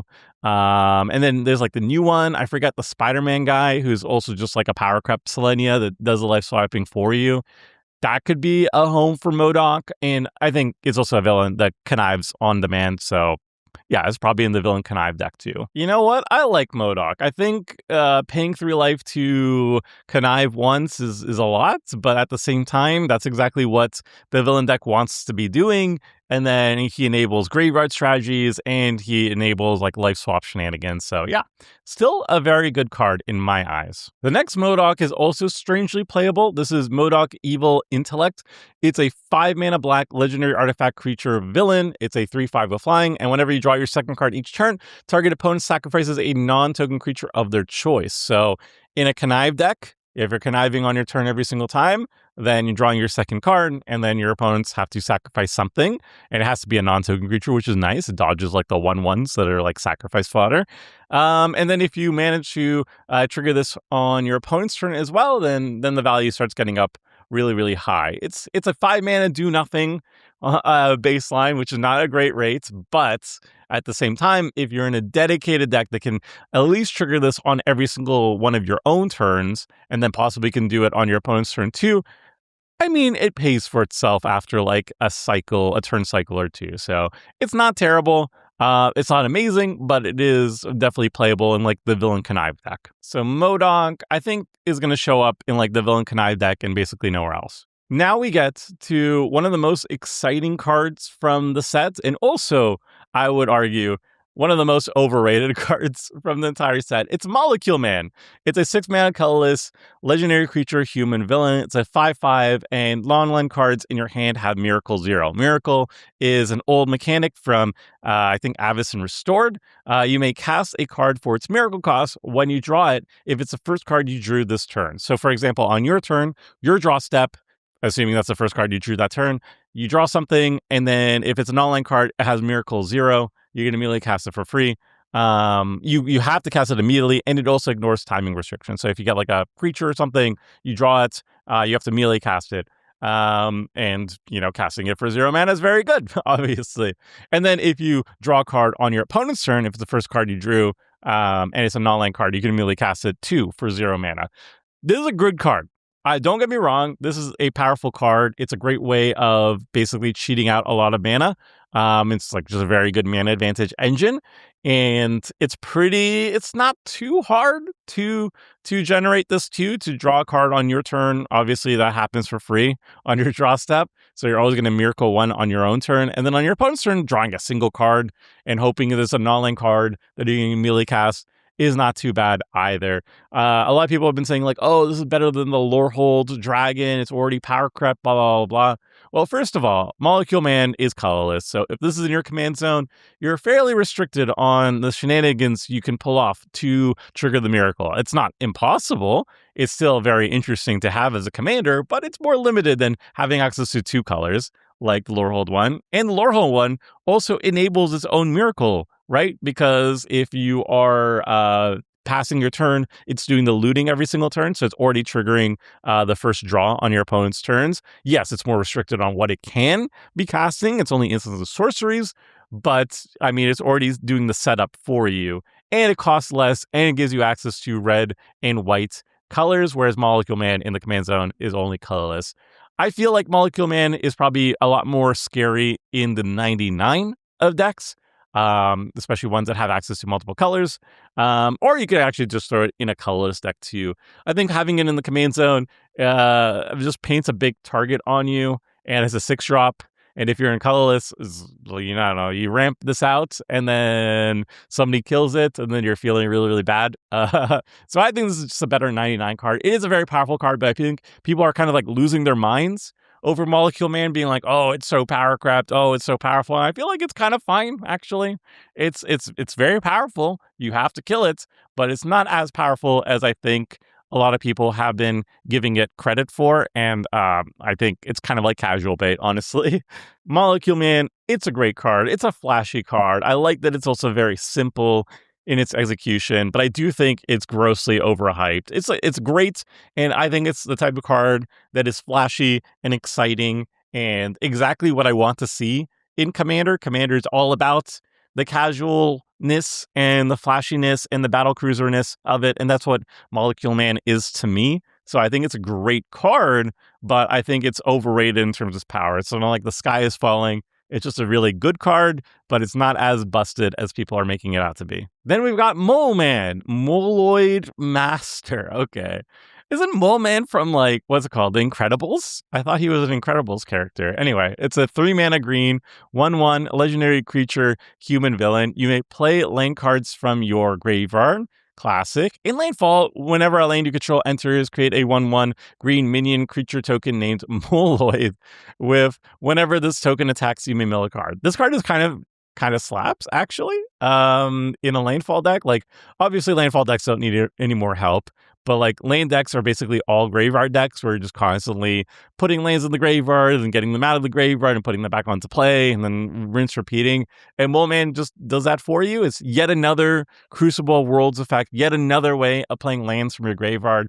That's fine and dandy, but it's a 3-drop that just whenever you're doing your landfall stuff, you're making 1/1s, which is already decent. But the 1/1s, when they're attacking, they mill you, so they put more lands in the graveyard so that you can do more like landfall shenanigans, and that's kind of amazing, right? Like, it's a 3-drop that is a Crucible that also makes 1/1s. That's already good. And then the fact that these 1/1s also mill when they're attacking, that's kind of amazing. So I think Mole Man is going to see a lot of play in a lot of landfall decks, which are all just graveyard decks anyway. So this is just enabling the graveyard stuff on top of being just baseline very, very good. Mole Man, yeah, I can see this just being a slam dunk in the 99 of just basically any lane stack, basically any of them, all of them are the same thing. They're all graveyard decks in reality that are just doing landfall stuff and putting lanes from the graveyard onto the battlefield over and over again. So Mole Man fits in literally all of them. It could be your Windgrace deck, it could be your Tanuk deck, it could be anything that's landfall. Mole Man's got you set. We got another common legendary creature that we can skip. Huzzah. Ooh, but then we got another transform hero. This is Monica Rambeau. This is a 3-mana white legendary creature human hero. It's a 3/3 with flying prowess, and you can pay 5 mana, 2 red and double white to transform Monica. Activate only as a sorcery, and the backside is Photon. It's the 5-mana Boros version. It's a 4/4 legendary creature, elemental hero, and flying hexproof prowess. And whenever you cast a non-creature spell, Swample Swample counter on each other creature you control. My goodness. Okay. All right. So this is a go wide commander that cares about non-creature spells. We've seen this a lot in the past in Izzet colors, even in Jeskai colors, where just you're like, I don't know, you give stuff prowess, you hit people, you make a bunch of 1/1s, and then you cast more non-creature spells and you pump up your team. I think there's like a Narset from Aftermath that does this. I think there's one that has like Monk Link that does this. I think there's like a Izzet Otter that kind of does this. We've seen this a billion times, but I don't think we've seen this in Boros. And this particular version is very strong. I think the front side is like the least interesting part. Like you can play her early if she's in her commander, and then you just have a pretty decent, okay beater, but it doesn't do anything particularly exciting. The back side is really, really strong. You just like kind of ignore the front side entirely, just cast the back side, and the back side's already just really, really good. Like the fact that she also comes with hexproof is kind of nuts, right? She already comes with her own protection, and she's like this enormous anthem effect if you're going wide. So if you're building a deck with Photon, you just want to focus on ways of just playing non-creature spells that like just dump a whole bunch of 1/1s onto the battlefield, and then you just chain together a bunch of non-creature spells, pump up your team, swing out, and it's very hard to deal with. Do you want her in the 99 or in the command zone? Honestly, just because I've seen so many variants of this already that are already like just kind stuff, you probably just want to throw her into the 99 of one of those, I think. But you could also just run her in the command zone too. I mean, the fact that she comes with hexproof means she's going to stick around pretty easily. She dodges most forms of targeted removal, which is nice. And yeah, you can't go wrong with her. So Monica, great in the 99 of go wide prowess decks. Moonboy Dino Rider is a 2-mana green legendary creature, ape human. It's a 2/2. Dinosaur spells you cast cost 1 less to cast, and whenever it attacks while you control a dinosaur, Moonboy gets +1/+1 until end of turn. It's a 2-drop that gives a flat discount to your dinosaur spells. So, like, if you're in a dedicated dinosaur deck, this might be good enough, but like, I don't know. How many dinosaurs are you casting in a single turn? Are you just better off just casting like a Farseek or something instead? I think you're just better off casting like a Farseek instead. Like, okay, it also is a 2/2 that can swing in like a 3/3 reliably, but like, who cares really? I don't know. This is like playable in a dinosaur deck, but you don't really need it in a dinosaur deck, you know? Moonboy is like a maybe. Like you could run it in the dinosaur deck, and I wouldn't blame you for doing so. It's very thematic. It's more thematic than like a rampant growth, you know? So if you're going like all in on dinosaur theme, I think Moonboy makes the cut. But realistically, I would probably just run a rampant growth over him if I wasn't like super all in on every single card, much imagine dinosaur, you know? We had Moon Boy, and now we have Moon Girl and Devil Dinosaur. This is a 3-mana Simic 2/2 legendary creature, human dinosaur hero. Whenever you draw your second card each turn until end of turn, Moon Girl and Devil Dinosaur's base power and toughness become 6/6 in the game trample. And whenever an artifact you control enters, draw a card. This ability triggers only once each turn. This is a weird one. If you're playing like flash artifacts, if you can get artifacts entering the battlefield, like maybe blinking them or whatever, not just on your turn, but your opponent's turns, then this is kind of like a cool artifact enchantress in Simic of all things, which is very weird. And it's very easy to basically every single turn play an artifact, if this is like your commander or something, and turn this into the 3-mana 6/6 trampler every single turn, just smacking in for a lot of damage. Is this enough to be exciting to lead an artifact deck? I don't think so. I feel like artifacts are so spoiled for choices that you could probably do better than this. 9 times out of 10. It is Simic, so a Simic artifact commander. I can't think of any off the top of my head. Maybe they exist, maybe they don't. And then in the 99 of artifact decks, like, yeah, it's fine, I guess. I don't know. Moon Girl, Devil Dinosaur. It's like a maybe. Like, you could run them and they're fine, but artifacts are just spoiled for choices, you know? Moonstone Harsh Mistress is another interesting uncommon. It's a 5-mana black legendary creature, human Dr. Villain. It's a 2/4 with flying, and whenever you discard a card, you may exile that card from your graveyard. If you do, until the end of your next turn, you may play that card. So there's a lot of these type of like when you discard a card, you can play it until until the end of the turn. Basically, there's I think 2 of them. One is like Containment Construct. One of them is like a red card, and both of them say like when you discard a card, you can play it until the end of your turn. So they cost half as much as Moonstone, But Moonstone, despite being 4 mana, she gives you a little bit more leeway on when you can cast these cards. You can wait until the end of your next turn to cast them, so you have a lot more time to actually cast them reliably, which is nice. It's a little bit of an upside. So if you're discarding a lot of cards in a single turn, Moonstone gives you a much better window to actually cast them instead of having them go away forever. So it turns all your like conniving and stuff into a legitimate card advantage because you have a full extra turn to actually cast them. So I like that. Is it worth the 4 mana instead of 2? I think so. If I'm in a villain conniving deck, I think I'm going to be running this. So Moonstone Harsh Mistress, I think, is going to find at home in like a villainous connive deck. It's 4 mana, but I think it gets the job done. Next up, we have Miss Marvel Elastic Ally, and this is a card we can kind of skip. It's almost borderline kind of decent. Whatever, I'll just read it. It's a 3 mana Selesnya hybrid, legendary creature, mutant and human hero. It's a 2/2 with reach. When it enters, target creature gets +2/+0 until end of turn, and whenever a creature you control with power greater than its base power deals combat damage to a player, you draw a card. This ability triggers only once each turn. So it's kind of like Kutzil at home, where, you know, if you have base power creatures dealing damage, you draw a card. Kutzil lets you draw 1 card per opponent, whereas Miss Marvel is you can only draw 1 card, period. And Kutzil also comes with like the Grand Arbiter effect that stops your opponents from interacting with you, and Miss Marvel does not. I like the art. The art's really dope.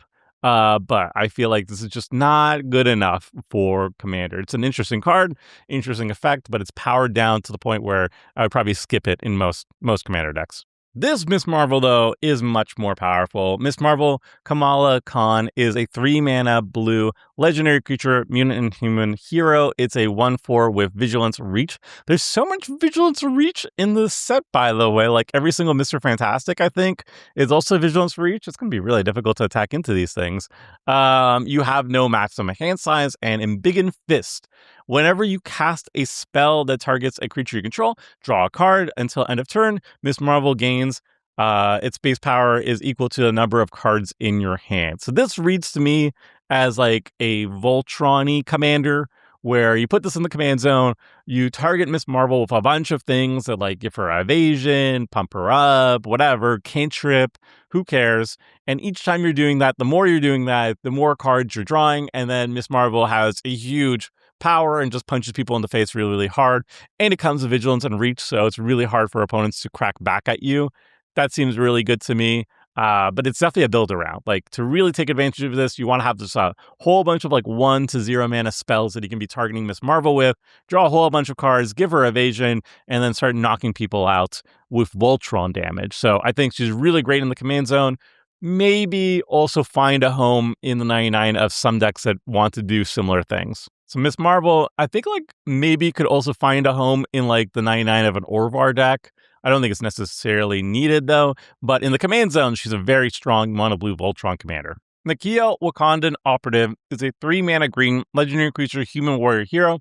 It's a 3/3 of reach, and whenever your commander enters, you become the monarch. You can pay 2 mana tap, put 2+1/+1 counters on target creature or vehicle, activate only as a sorcery. So this is a really cool way of introducing the monarchy into the game, and she actually comes from the Wakanda Forever Precon, which is an artifact deck and also a monarchy deck. So this is just a nice way of getting the monarchy rolling and getting back the monarchy if for some reason you can't attack into whoever took the crown from you.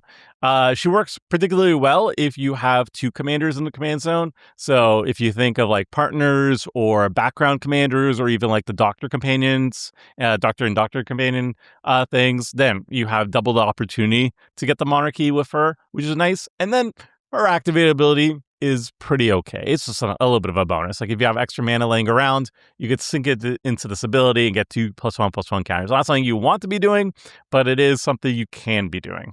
And she has reach, so if you take the crown, she can block flyers and stuff. She can grow herself, so she makes it even more difficult for like flyers to attack into you and stuff. It's good. It's nothing like wowzers. I think you really want to have like some synergy around the monarchy, like you want to be a monarchy styled deck before you want to consider running her. But if you are, then this is a great player in that type of deck. So Nakia, I think, is great in a 9/9 of basically any Monarchy deck. Namora is an uncommon that we can skip. It's a Merfolk that makes Merfolk, but does it in a very mana inefficient way, so we can skip it. I will say though, isn't it kind of weird that it says she has flying, but she's swimming?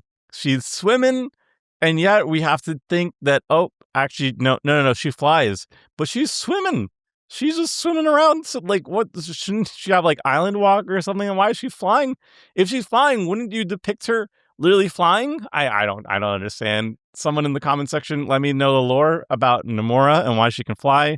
Namora Justice League ain't confusing. We go from Namora to Namor. No, I'm gonna cut that. Atlantean King is a 3-mana Azorius legendary creature, mutant Merfolk noble. It's a 2/2 flying, and whenever you cast a non-creature spell, create a 1/1 blue Merfolk creature token. And whenever Namor attacks a player who has more life than you, other creatures you control attacking that player get +2/+2 until end of turn. So this is just like a great Merfolk support engine. Like, it just, whenever you're casting non-creature spells, you're generating a bunch of Merfolk tokens, which is nice. And it's a 3-drop too, so this is a very like mana efficient token generator as well. And whenever you're attacking a person who has more life than you, you pump up the team. That's really good. On a 3-drop, it's a good token generator. It doesn't require that much of you. It's just any non-creature spell. You don't have to be like instants and sorceries or something like that. And then it also is an Anthem effect, and it has evasion, so you can attack very reliably too. The only thing I don't like about this card is all the Merfolk are blue, and yet it seems like the nobility are all like not blue skinned. What's going on with that? Are they all better than the blue Merfolk, and that's why they're nobles? Like, I don't get it. Also, we had the same thing with Namora, right? What's going on? They're too cool to have blue skin. Is that it? That's the whole point with Merfolk, to have that blue skin. That's part of their aesthetic. That's what makes them so cool. I don't know. I don't like that. Namor, I think, is a great new option to lead Merfolk decks. You can also just throw it in the 9/9 of Merfolk decks, but like, I mean, it's interchangeable, right? I'm just going to throw him great in the command zone, but I wish he had blue skin. The next Namor is also kind of pretty decent. It's a 5-mana blue legendary creature, mutant Merfolk villain. It's a 4/4 with flying, and each other Merfolk you control with a +1/+1 counter on it has flying. And at the beginning of combat on your turn, target creature you control connives. So in the context of a Merfolk deck, it's a 5-mana, like, Lord of Atlantis. So this is actually pretty mid for a Merfolk deck, actually. For 5 mana, you're not even guaranteeing to give all your Merfolk flying. Like, they should just get straight up flying. They shouldn't have to deal with, like, +1/+1 counters and anything for a 5-drop.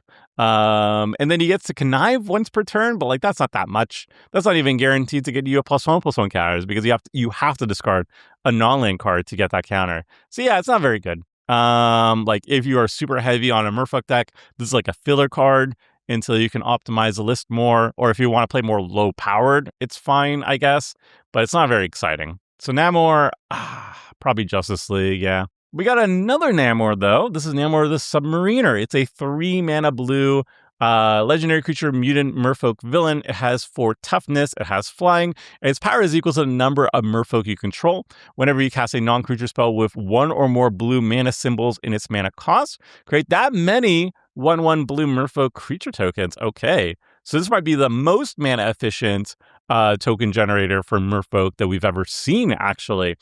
You want to be super blue pip heavy. You want to have a lot of non-creature spells, but the payoff is incredible, right? Like, you just poop out so many Merfolk creature tokens, and it has evasion. It flies despite being shown clearly swimming. I guess swimming is just flying in this universe. I guess it's flying in the water, right?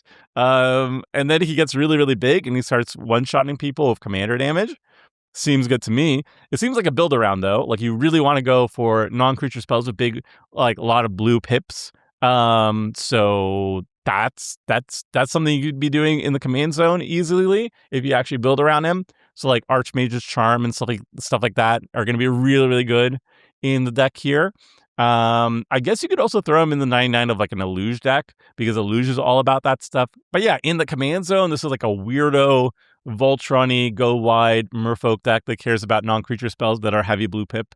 There's a lot of weirdness going on, but it's very powerful. So Namor, I think great in the command zone. A very new take on basically building a merfolk deck. Next up, we have a commander that is getting CEDH players really antsy.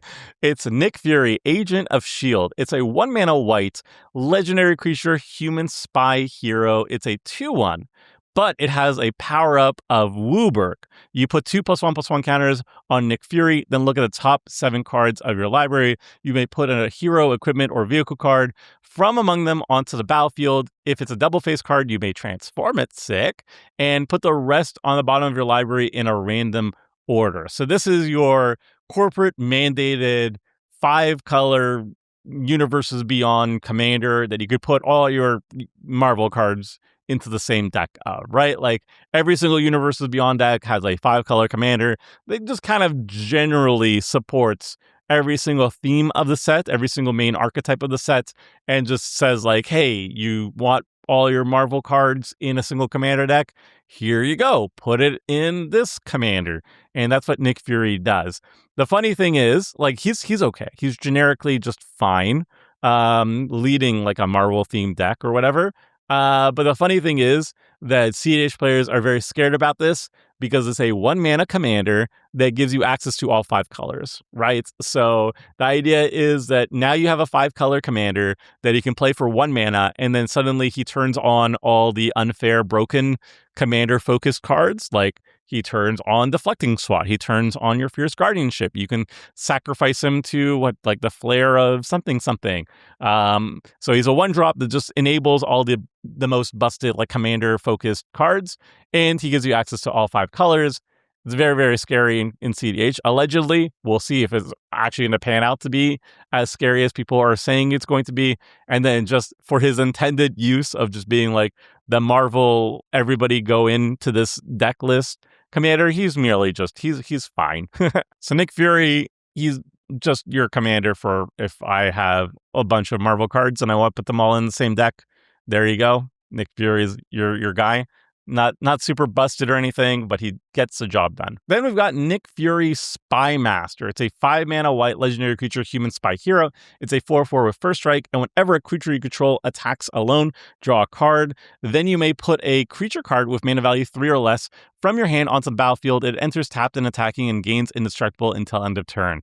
So we've been seeing a bunch of attack alone triggering stuff in the set, and most of them have been pretty bad, but this one is actually quite good.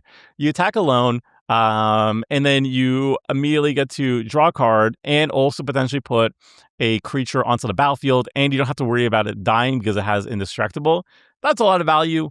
It's a 5-drop, so it's kind of expensive. But the nice thing is that you don't have to be attacking with Nick Fury himself. You could just be attacking with whatever. So you can like play this and then immediately swing out and immediately get some value. That's nice. It's nothing like too wild or anything, but it is a decent playmaker in a hero-based deck, I guess, that has a lot of creatures mana value 3 or less, and it's not that bad. I wouldn't put this in the command zone because he's a 5-drop that is kind of slow and stuff, but like if you put him in the 99 of attack alone type decks, it's not too bad. Nick Fury, you're like okay in the 99 of some decks maybe. Nico Minoru Runaway is a 4-mana red legendary creature human warlock hero. It's a 2/4. Whenever you cast a spell from anywhere other than your hand, Nico deals 2 damage to each opponent. Okay, so it's like a finisher for your like cast outside of your hand type decks. Neat. And you can pay 3 mana and tap and discard a card. Exile cards from the top of your library until you exile a non-land card. You may cast a card without paying its mana cost. Okay, that's fun. So Nico is first and foremost a finisher for casting spells outside of your hand, which is what red does a lot of these days. And she also kind of enables it a little bit. Like you can do like a fancy rummaging. You have to pay mana and tap her and discard a card. So you're rummaging, but then you're paying mana for it. But then you're guaranteed to replace that card with another card, and you get to cast it for free. So maybe it costs more than 3 mana, so you actually get some mana advantage out of that too. And then when you do that, you also get to ping everybody for 2 damage. It's interesting. Like it's kind of fine in a deck that is all about casting from outside of your hand, exile, draw, like all the red stuff. It's pinging your opponents to do that, and it also enables it too. And you can rummage away cards that are not useful for you and hope that you gamble on something good from the top of your library. It's neat. It's not particularly too powerful or anything, but I can see this as like just a nice thematic finisher for decks that cast from outside of their hand often. So Nico, I would say good in the 99 of like non-hand cast decks. All right, Nighthawk, we can skip. It's not very good. Night Nurse, Hero of Heroes, is like borderline playable, I think. It's a 2-drop flash lifelink, 2/1, and when it enters, choose target permanent card that was put in your graveyard this turn and return it to your hand. So, like, if you, like, I don't know, crack a fetch land or something, or sacrifice a creature or whatever, you can immediately put it back into your hand and replay it. Or, like, if something dies, you could just put it back into your hand and replay it later. It's fine for a 2-drop, but, like, it's not super exciting. I think the place that it has a home for is the hero deck that cares about casting at instant speed, the Flash Hero variant deck. I think this is actually very playable there. And then outside of that, I think not so much. But like a Nick Fury Flash Hero deck, I think is pretty good for this type of card. So Night Nurse, Healer of Heroes, I think is good in the 99 of the Flash Hero deck. Okoye is an uncommon we can skip. Thank you very much. Very happy to skip some more cards. We got to talk about the Okoye from the Commander deck, though. Okoye, Mighty and Adored, is a 4-mana Selesnya legendary creature, human warrior hero. It's a 3/3. When it enters, you become the monarch. And at the beginning of combat on your turn, put +1/+1 counter on target creature. Whenever that creature attacks the monarch this turn, it gains double strike and trample until end of turn. So this is like a really good, I think it's a good like monarchy commander. Like ETBs gets some monarchy into the game, gives you the monarchy, end step you're going to be drawing a card. And then if anybody dares take the crown from you, oh boy, are they in a world of hurt. Because double strike and trample and a +1/+1 counter on top of all that is a lot of smackies. So I think this is a cool way of just introducing the monarchy. It fits any like Monarchy Matters stuff, and it's a really great way of getting back the crown if anybody actually takes it from you. So I think it's good. It's obviously also really good in the 99 of any Monarchy deck too, right? Like if you're any deck that cares about Monarchy, cares about being attacked and stuff, this is a great card to just throw into the 99, and you're always going to get the crown back pretty easily as long as Okoye is on the battlefield. I don't know. I feel like this is commander worthy, but let me know if you'd rather put it in the 99 or not. Patriot Shield Wielder is another uncommon we can skip. Thank goodness. And by the way, we're on P. We're basically done, right? We're almost done. The end is near. Oh, okay. Maybe we're not almost done. Oh my God. There's so many legendary creatures, but thankfully we have another uncommon we can skip. Patriot Young Avenger. It's not very good in Commander. I love the art on this one, though. This one's sick. Another uncommon we can skip, thank goodness. Peggy Carter's Secret Agent. Not going to even read the text. We'll just skip it. This one, unfortunately, probably will see some play in the Villain Connive deck. It's Pharaoh Ramatut. It's a 5-mana blue legendary creature, human noble villain. It's a 4/4 with Ward 2.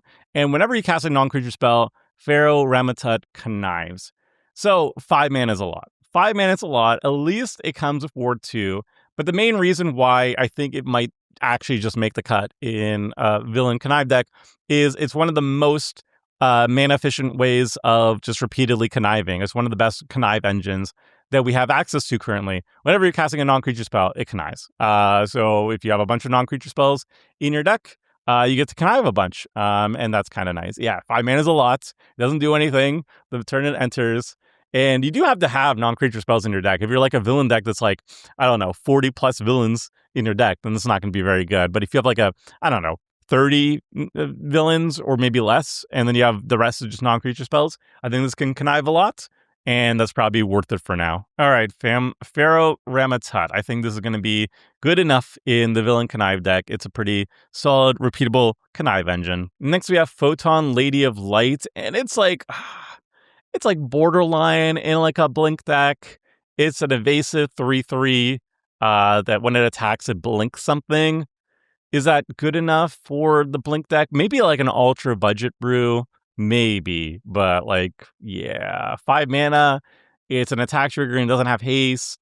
Uh, Probably not. Probably not. Photon, I'll put you in the maybe pile. This Photon, though, is kind of cracked. It's Photon Mighty Marvel. It's a 4 mana red legendary creature, human hero. It's a 2/4 flying. Whenever it deals combat damage to a player, add that much mana of any one color until end of turn. You don't lose this mana as steps and phases end. So Photon really, really wants you to pump up her power and also ideally give her, haste and stuff so she can immediately get that value.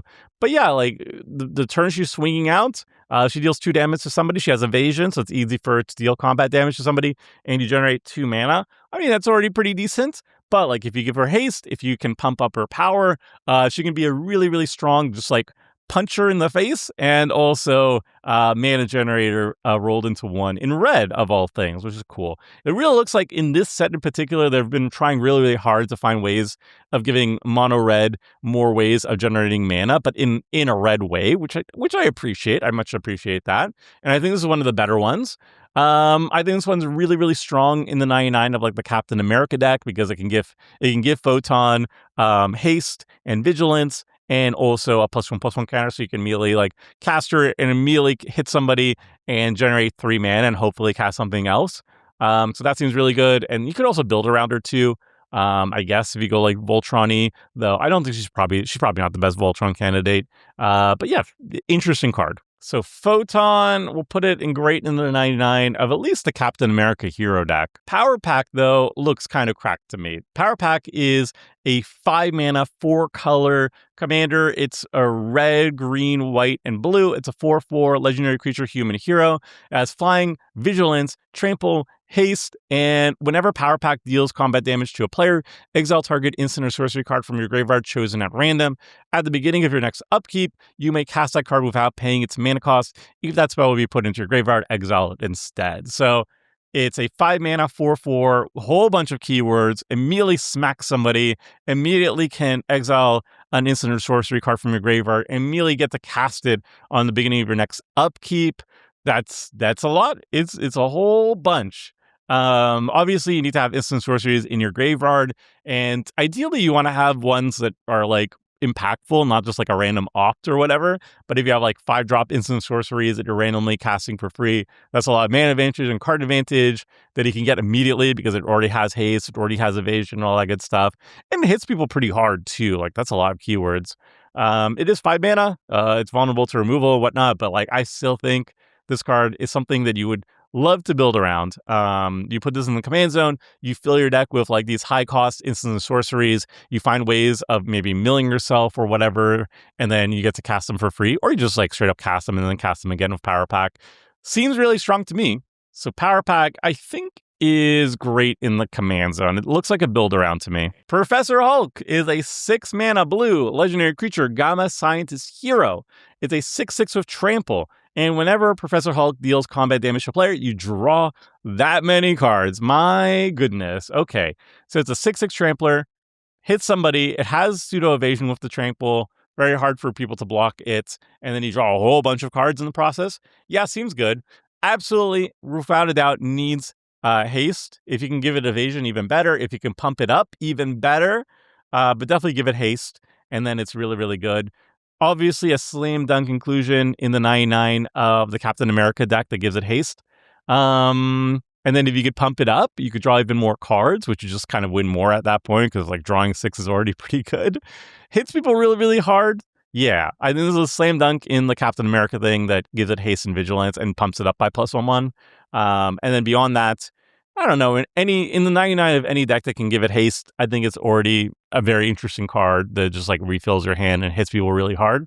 Seems good to me. Professor Hulk, yeah, great in 99 of a bunch of decks. Puppet Master, String Puller is a 3 mana red legendary creature, human artificer villain. It's a 2/4. Whenever you attack, go target creature an opponent controls. It can't block this turn.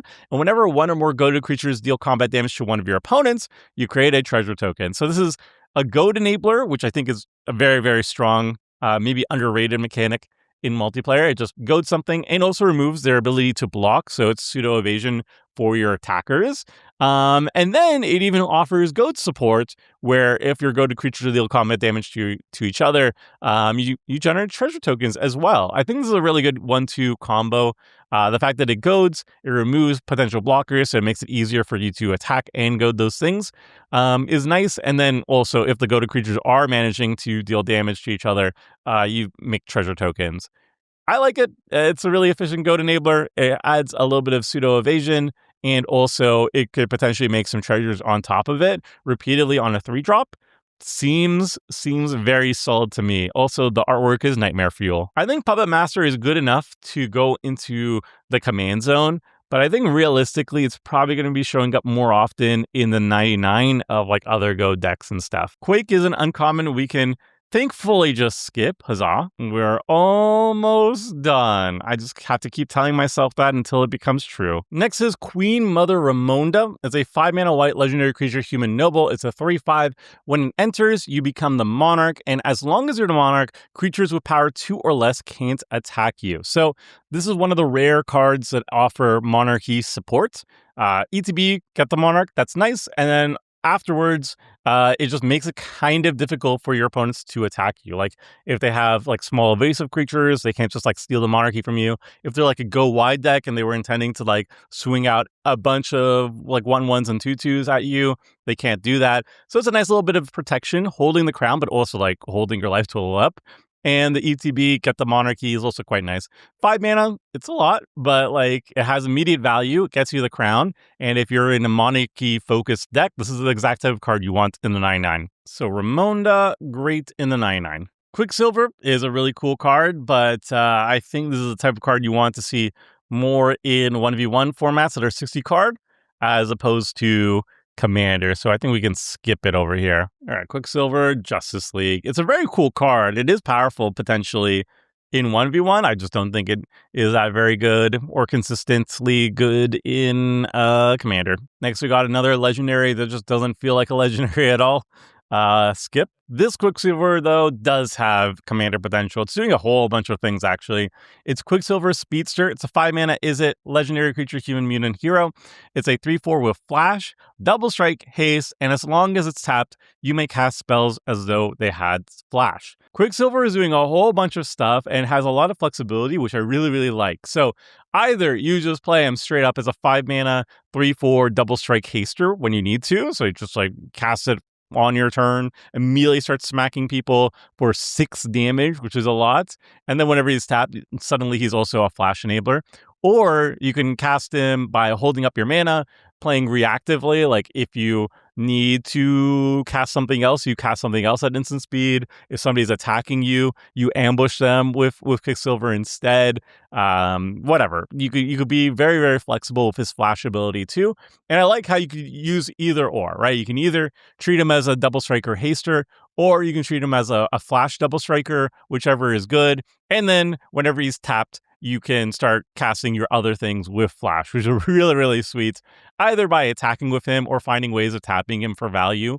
Either works. I like what's going on here. His best home is probably either in the hero flash deck, because he's another enabler for your hero spells. And then also he could potentially be like a commander too. Like he has good stats. Double strike is really, really fun to build around. He's a flash enabler in the command zone. Yeah, there's a lot going on and I like it. So Quicksilver, I think, is great in the 99, but also has potential in the command zone, I think. Radioactive Man. It's a 5-mana 3/5 Death Toucher. It's a villain, and when it deals combat damage, that player loses half their life rounded up. Losing half their life rounded up is no joke. But we do have other creatures that do the exact same thing, but better. So just how desperate are you for yet another creature that does the same thing that we've seen before, but better? I think the answer is probably not. Probably passing on this one. Like, yeah, Radioactive Man obviously one-shots people with Wound Reflection like a lot of other creatures do. That's the combo you do with him. But I don't know. I don't think you need to run this one. You just run better cards instead. Red Ghost, Intangible Genius, is a 4 mana, is it legendary creature, human scientist villain. It's a 2/3 with Ward 2. It can't be blocked, and whenever you draw your second card each turn, you create a 3/3 red ape villain. Okay. Creature token with haste. This is funny. It's another like whenever you draw your second card, you get a bonus thingy. But you know, it has Ward 2 and it makes 8 villains. That's funny. They have haste. That's also funny. He has evasion. He's just a weirdo. He's just like a little weirdo. I don't know what's going on here. I don't know how to rank this one. I feel like it's good. He's doing things that are good. If you could potentially draw 2 cards on not just your own turn, but your opponent's turn, then he becomes amazing. But if you're just like conniving once per turn, is he already good? I think so. I think he's fine. He's not like super broken or anything, but he's doing a lot of funny stuff, and I appreciate that. So Red Ghost, I think, is going to show up like in the villain deck, probably in the 9/9. Yeah. Red Guardian, I was kind of excited for until I realized he's not a hero, he's a villain, because I think this would have been a pretty decent inclusion in the Flash hero deck, but because he's not a hero, I think I would skip this one, actually. So Red Guardian, Justice League. Red Hulk is kind of cool. It's a 6 mana red legendary creature Gamma Berserker villain. It's a 6/7 with reach and trample, and it has, again, one of my favorite mechanics, Enrage. Whenever Red Hulk is dealt damage, put +1/+1 counter on him, and then when you do, he deals damage equals to the number of +1/+1 counters on him to any other target. I think if he was like a lower costed, smaller looking creature that had that range ability, he'd be very, very interesting. At 6 mana, though, you're getting a 6 mana, 6/7 reach trample. That's like good stats for limited and less important in Commander. The enrage ability is really cool, but the problem is that you only get 1 counter on him, no matter how much damage is being dealt to him. And then he only deals damage equal to the number of counters on him. He starts with 0. And then, I mean, like you could, if you put counters on him, then maybe he starts dealing significant damage to other targets and he can start picking off like actual creatures and stuff and maybe being burned to the face. But I feel like it just, at 6 mana, is just too slow going. Like, I think the main appeal for this card is like limited. He's a 6/7 reach trampler, and then he has that bonus enrage ability. But in Commander, the things he's good at, being a 6 mana 6/7 is just like less important, and then the interesting part is just like too slow and too mana inefficient for what's going on here. So I want to like him in Commander, but I just don't think he's adding up to something that I would want to play in Commander, really. Another variation of Red Hulk would be really interesting to me, I think. But the way he is right now, I think he goes to the Justice League. Reed Richards, Smartest Man, is a 6 mana blue legendary creature, human scientist hero. It's a 2/4 with reach, and you have no maximum hand size. And the first time you would draw a card each turn, except for the first card you draw during each of your draw steps, you draw 4 cards instead. So it's a 6-drop, big old 6 mana, 2/4 with reach. It doesn't give you that much up front, but the potential of drawing cards is, oh boy, it's a lot. It's a lot. You just like play Reed Richards and then you cast just like 1 mana cantrips or 0 mana cantrips or whatever. And you turn your opts and your preordains or whatever into, instead of draw 1, into draw 4. That's really strong. It's really strong. It just takes a while to get going. It's a 6 mana 2/4, but it can potentially draw you so many cards. I think it's a build around. You want to have like Rich Richards and then like a bunch of cantrips and ways of really taking advantage of the draw 4. I think like throwing them into like a random deck is going to be kind of bad unless you find a deck that really cares about like these cantrips and stuff. Then he's like fine in the 9/9. He's actually probably better in the 9/9 of those, actually, because he is a 6-drop that has no protection or anything. He's interesting. He offers a lot of potential, but he also is very slow. I feel like he needs to be in the command zone to really do what he's doing properly, but like there could be another commander out there that is in blue that wants to run all like the 1 mana instant speed draw card type spells, and then he can slot into that and he'd probably be better there. But yeah, very, very powerful card, interesting card, but 6 mana is a whole bunch. Reptile is an uncommon we can thankfully skip, so we're skipping it. Rescue Pepper Potts is also not a particularly super exciting card in most decks, but it is a 2-drop that has flash flying, and it's a 2/1, and when it enters, you get to return an artifact or creature you control to its owner's hand.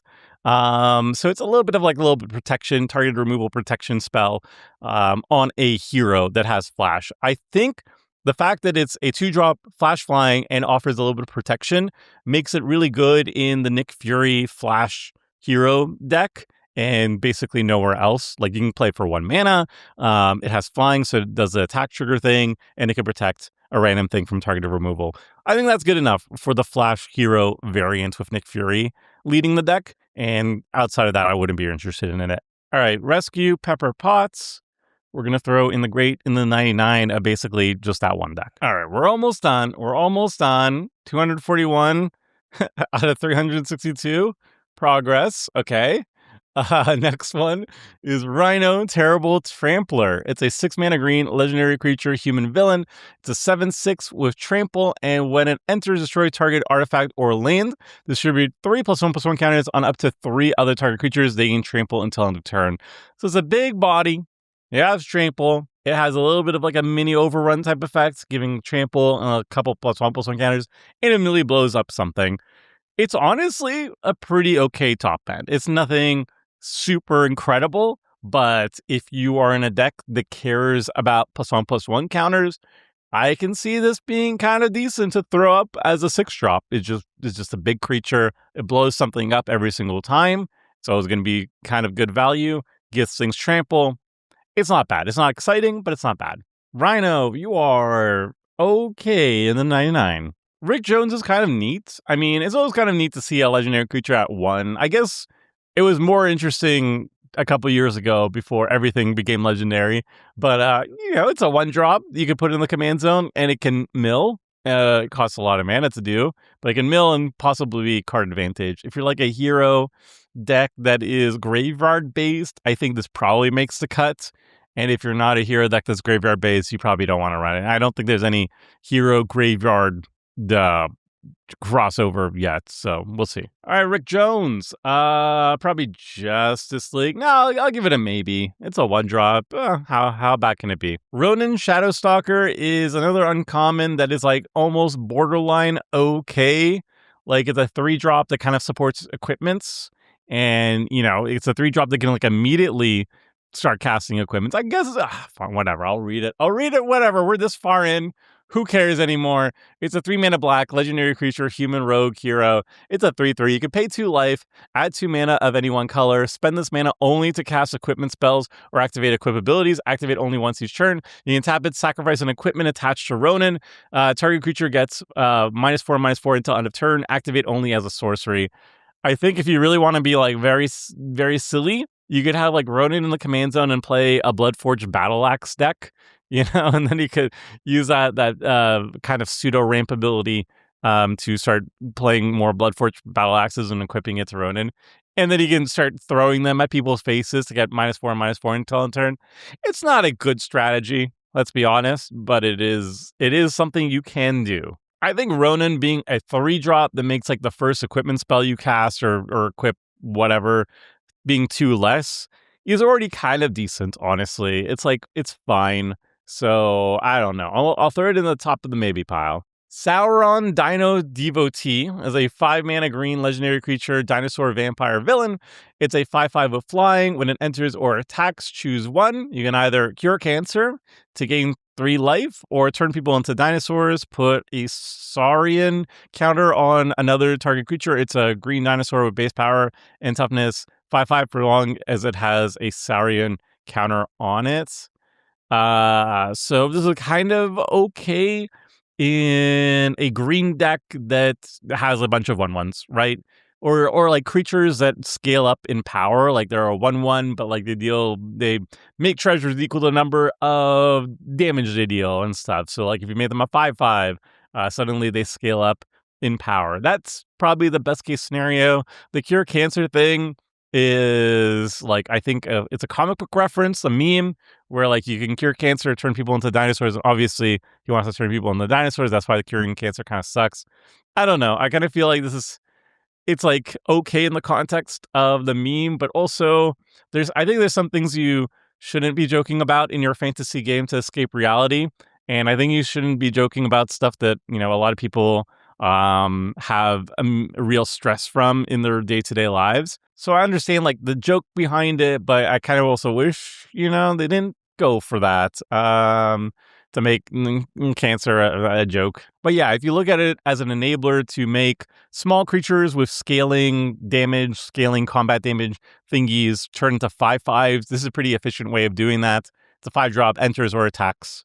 So it does it a lot. So it seems really good. You just need to have the right deck for it. So Sauron, I'll put probably in the 99 of decks, probably. Maybe good enough in the command zone as a build around, but I'll put it in the 99. Scarlet Witch, Chaotic Avenger, is a 4-mana Izzet legendary creature, mutant warlock hero.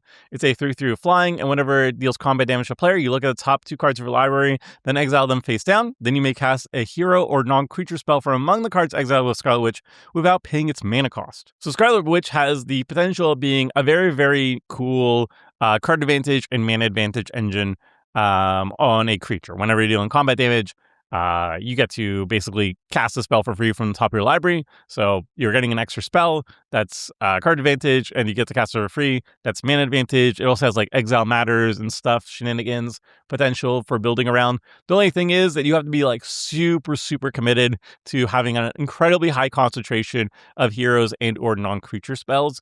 Probably you want to be doing both that and having top deck manipulation.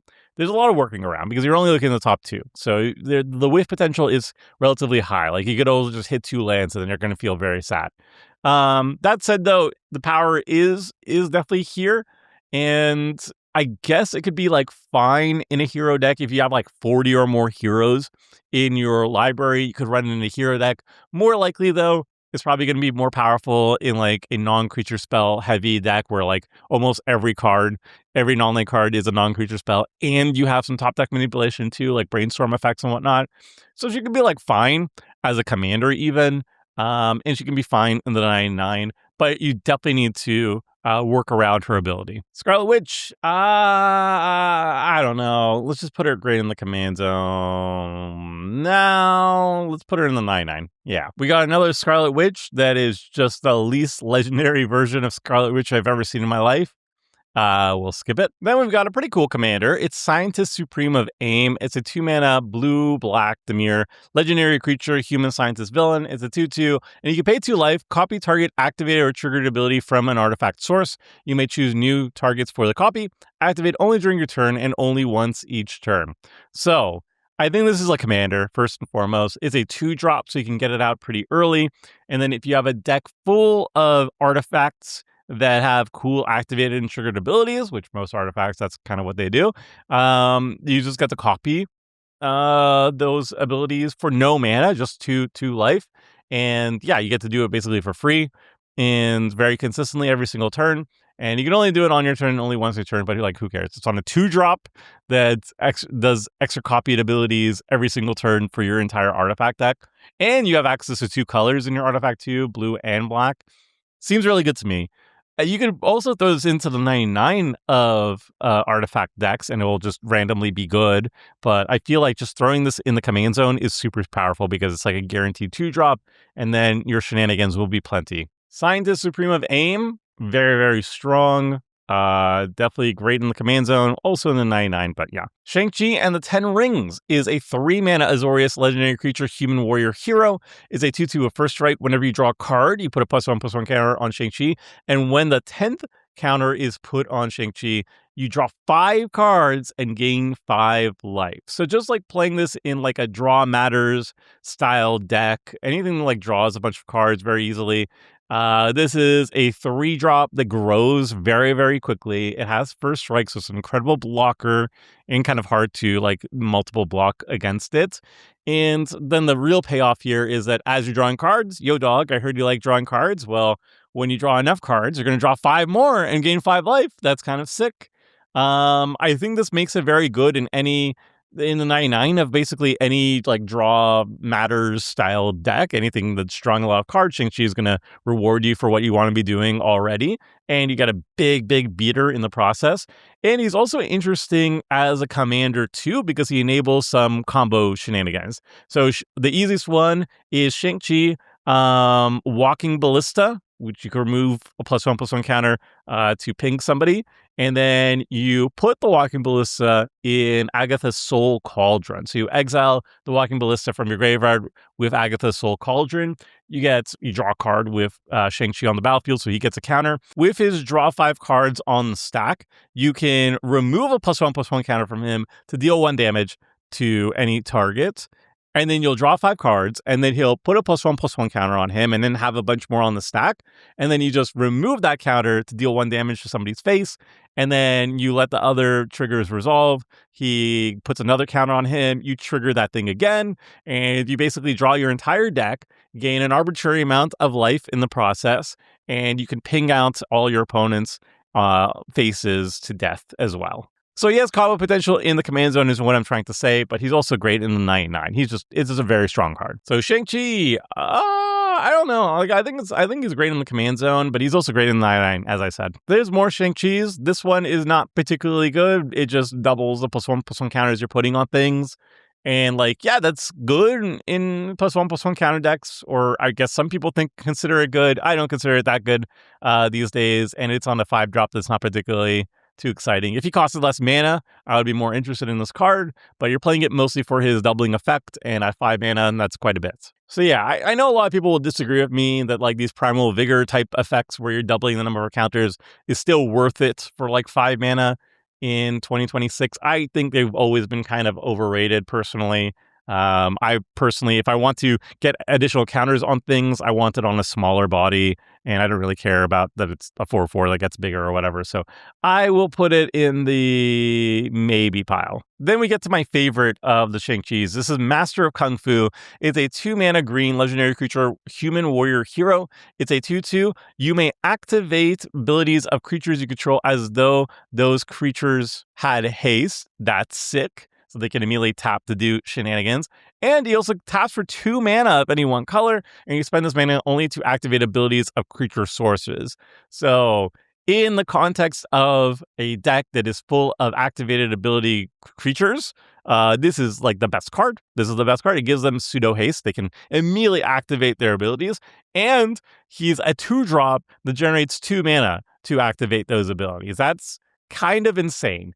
There's not too many homes for this off the top of my head, but the one that immediately comes to mind is there's a Tazri that is 5 color, and it's basically activated ability creatures matter. And Shang-Chi is going to be the absolute best card in the 99. I'm so excited for that. You could maybe make a deck around him in general, but then you're just stuck to mono green. So I don't think there's enough cards to work with to make it very good. But yeah, this is an incredible card in the 99 of decks. So Shang-Chi, I'm very excited about it. I don't want it in the command zone, though, I mean, it could work, but I'm very, very excited to play around with it in the 99 of decks. She-Hulk is a card we can kind of skip. I mean, she just like doubles the counters on creatures, and that's kind of cool, but it's 7 mana, and we just have better effects to do this. I think the art is sick, though. We got another She-Hulk we can skip. It's just like a really big, bulky version of Reclamation Sage. Not that exciting. And then we got yet another She-Hulk we can safely skip. Huzzah. Happy days for me. Art is incredibly dope, though. It goes super hard. And another pretty mediocre She-Hulk. It doesn't matter. She has like one of the best cards in the main set already. The Transform one is so good. So she's allowed to have a lot of stinkers to compensate, I think. She-Hulk Wallbreaker. I guess it's like okay hero support for a top end. It gives your other heroes trample and then makes it a little bit harder for people to block them. That's fine. For a 6-drop, it's fine. I guess. It's fine. Yeah, this one's like a maybe. Like it might make the cut in hero decks until we just have better hero support cards, and then it'll be cut. Shuri the Black Panther is a card I like quite a bit. This is just a 2-mana, green and a white, legendary creature, human noble hero. It's a 2/3 with lifelink. And when it attacks, draw a card if you control 3 or more artifacts. Then if you control 6 or more artifacts, creatures you control get +2/+2 until end of turn. Shuri does 2 things. She supports artifacts. You just want to have a bunch of artifacts on the battlefield. And then she also supports going wide. If you have a lot of creatures on the battlefield, bada bing, bada boom, you get a little mini Overrun going on. That's so much value on a 2-drop. Like, this is a 2-mana 2/3. Very consistently, I imagine, having 3 artifacts in an artifact-focused deck to draw a card every single turn is nice. The lifelink is nice. You want to give it evasion, obviously, and like maybe pump it up a little bit. But it's a lot of value on a 2-drop. And then on top of that, if you do have a bunch of artifacts on the battlefield, boom, a little bit of an overrun. So I think you want to be focusing on creature artifact tokens, or just like artifacts in general, and then have a bunch of creature tokens. But ideally, like if you have like an army of like Thopters or whatever, then it's super sick because it lets you draw cards with Shuri, but then also is a bunch of creatures you can pump up with Shuri too. So I think this card is great. It's a very fun build around. Shuri, I think, is great in the command zone. A really fun build around. Just go wide. Artifact creature tokens, I imagine, is the best way of building her. But yeah, very easy to build around. Then we've got an uncommon Shuri we can just straight up skip, huzzah. But then we got an uncommon Shuri that's actually pretty decent, actually. It's a 2-drop that says artifact spells you cast cost 1 less to cast. She also has another ability that doesn't really matter too much. 1 mana tap, target artifact you control becomes a copy of a second target artifact you control at the end of turn, except that it isn't legendary. Activate only as a sorcery. So like if you have like a random like clue token or something, and then you have a really awesome, I don't know, artifact on the battlefield, you can make your random clue into the awesome thing and double the value. I mean, that's good, but I think 90% of the power here is that this is a 2-drop that's a mana discount for all your artifact spells. The only strike against her is she herself is not an artifact. There are some mana discount artifacts that are at 2 that are a little bit better because, you know, they have artifacts and energy themselves, and Shuri does not. But that said, a 2-drop that is a mana discount flat rate for your artifact deck is good, and then it has an extra ability on top of that, which is also good. This is good enough to be in the command zone, honestly. Like, it's a really good effect and a great thing to have every single game on turn 2. Honestly, I wouldn't hate it leading an artifact deck. And then it's also just good in the 9/9 of artifact decks too. I kind of like Shuri in the command zone, to be honest. I think she's like low-key, probably on the same level as Ironheart. Like Ironheart has like a much higher power ceiling. Like once you have that big board state of artifacts, Ironheart just pops off so hard. But the difference is that Ironheart takes a while to get going. You need to have that big artifact board state, and then you play Ironheart, and then you pop off. Whereas Shuri is like, turn 2, I play Shuri, I'm getting a lot of value. Then I play all my artifacts and have a grand old time. So I actually like Shuri in the command zone. I've talked myself into it, actually. Then we've got a Silver Surfer. This is Cosmic Voyager. 6 mana blue, legendary creature, alien hero. It's a 5/5 with flash flying, and whenever it enters, exile any number of other target permanents you control. Return those cards to the battlefield under their owner's control at the beginning of the next end step. If a land enters this way, it enters tapped. So Silver Surfer is another card that fits really well in the flash hero archetype. Costs a lot of mana, but like if you're playing draw go, this is a great way to just save your entire board state from a board wipe. Then Silver Surfer is the only thing that dies, essentially. And it's also a great way of reusing enter the battlefield triggers. Like if you have a bunch of things with like leave the battlefield or enter the battlefield triggers, suddenly Silver Surfer can trigger all of that. It's also like a cheeky way of triggering a lot of like landfall triggers too, because you can hit your lands at the same time. So you can like link all your lands, they all enter, and you trigger a bunch of landfall triggers. So it's a very strong card. It's a lot of mana, but it fits like a glove in like a flash strategy. And that's really fun. And I think if you were in like a blue landfall deck, like a Tatyova or whatever, I think Silver Surfer is kind of sick. Just blinking all of your lands sounds great to me. So this Silver Surfer, I think, is great in 9/9. The next Silver Surfer is a little weirdo that I like. Silver Surfer, Galactus's Herald, 5 mana colorless legendary creature, alien hero. It's a 4/5 with flying.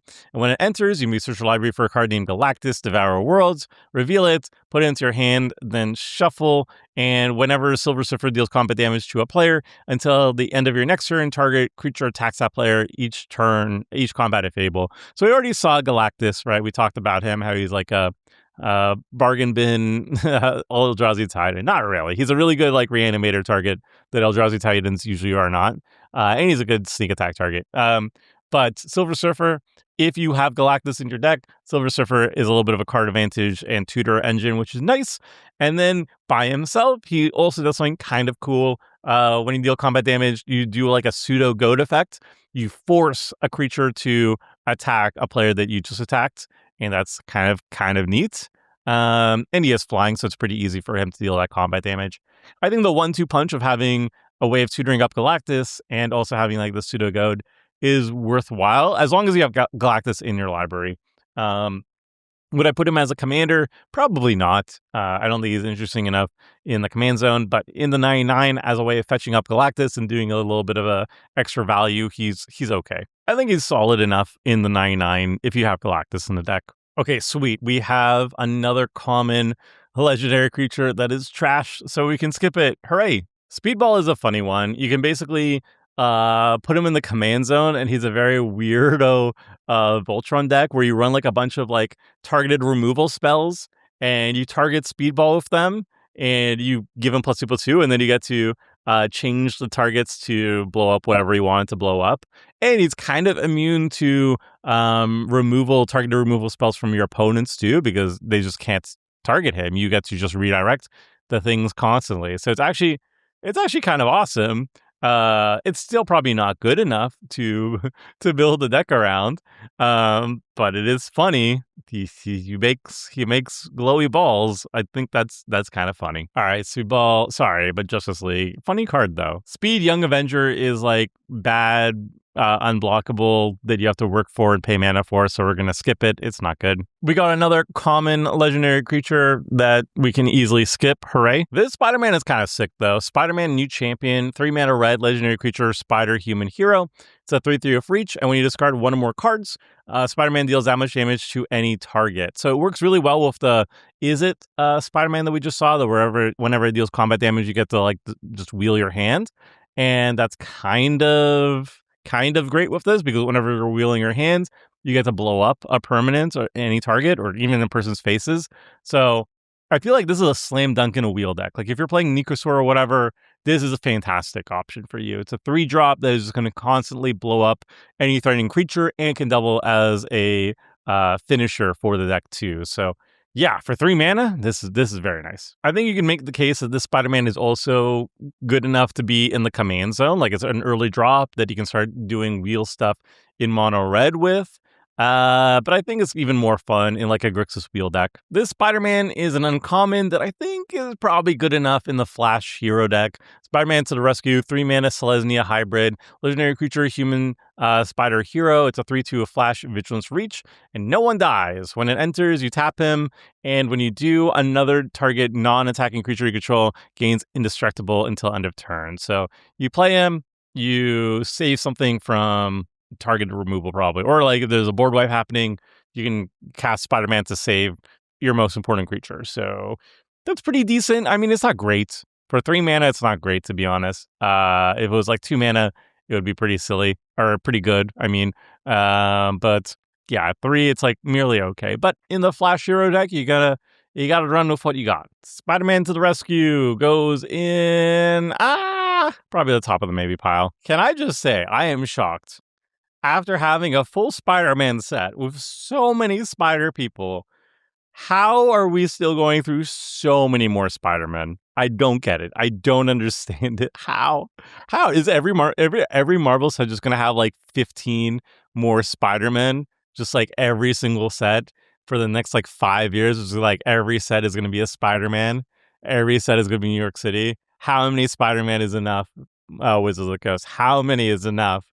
Whatever. Anyway, Spider-Man Web Spinner. 4 mana red, legendary creature, Spider Human Hero. It's a 2/3 of double strike haste. When it attacks, target creature can't block this turn. I mean, No, yeah, we'll skip it. I mean, it's like an okay beater, I guess. It's an okay. It removes a potential blocker, I guess.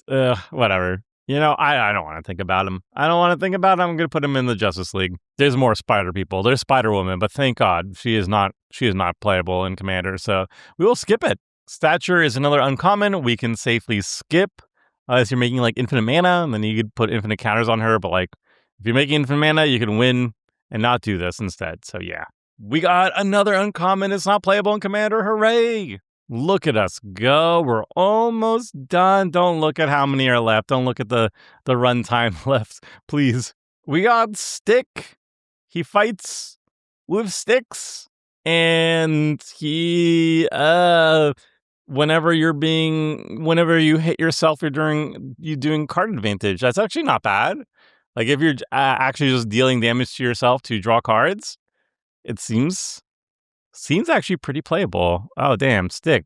I know you got hands. You know what? In the right deck, I feel like Stick actually has potential, so we'll throw him in the maybe pile. What's a Marvel set without? Ya boy is Stiltman, Towering Terror. It's a 3-mana red, legendary creature, human rogue villain. It's a 4/2 with reach. And whenever one or more villains you control deal combat damage to a player, you gain control of target non-creature, non-land permanent that player controls until the end of your next turn. It gains this permanent can't be sacrificed until the end of your next turn. So this card is actually pretty good. If you're smacking people with villains, you get to steal their stuff that isn't lands or creatures. That seems pretty good. I mean, you can't sacrifice them, but who cares? It's a very mana efficient way of just yoinking things.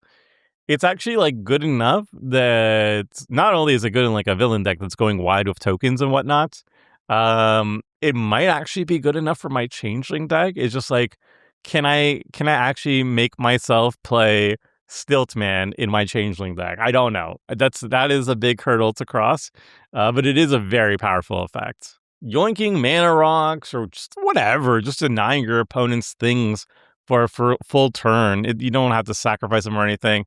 It's good. It's like very good in villains. It's like one of the best payoffs for a villain deck. Then we've got Storm, Queen of Wakanda. This is a 5-mana green-white legendary creature, mutant noble hero. It's a 4/5 with flying. When it attacks until end of turn, another target attacking creature gains flying in +X+0, where X is Storm's power. And whenever a creature with flying attacks you, Storm just blows them up. Deals damage equal to her power to that creature. So this is pretty strong on the offense. Like if you pump up Storm's power, then you give something, you smack somebody with a big flyer, number one, but you could also give another thing flying and also a big power boost. Even just baseline though, she's attacking with Storm and another creature. That creature gets flying a +4/+0. Like that's the baseline's already very good. And then your opponent just can't attack you flyers. Just can't attack you flyers. Base toughness 4 or less just immediately dies. And then if you pump up Storm any further, basically everything dies. That's a really good 1-2 punch. It's very good offensively and defensively. Obviously, it was designed with the monarchy in mind because it was for the Wakanda precon. So there's a way of protecting you from flyers, which, green-white is typically vulnerable to. And also is a way of getting the monarchy very easily. She has evasion. She gets something else evasion. And it's a really good like top end /finisher /protection / very powerful. Storm, I think, is great in 99 of like, I would say like monarchy decks, anything that doesn't want to be attacked that much, I guess. She's pretty solid at. Okay, thankfully we have a Storm we can skip. It's just a 6-drop that's a Rex Sage that can also blow up a creature of flying. The blowing up a creature of flying is actually kind of notable, but like not notable enough to run a 6-mana creature just to do that for. It's also a 4/3 flyer. It's not horrible, but like 6 mana is just way too much for this. Storm, I'll just put you in the Justice League for now. We got another Storm, though. This is Storm Windrider. It's a 4-mana green-white legendary creature, mutant hero. It's a 4/4 with flying. Creatures with flying can't attack you or block creatures you control. Sick. And whenever you cast a spell that targets one or more creatures, those creatures gain flying until end of turn.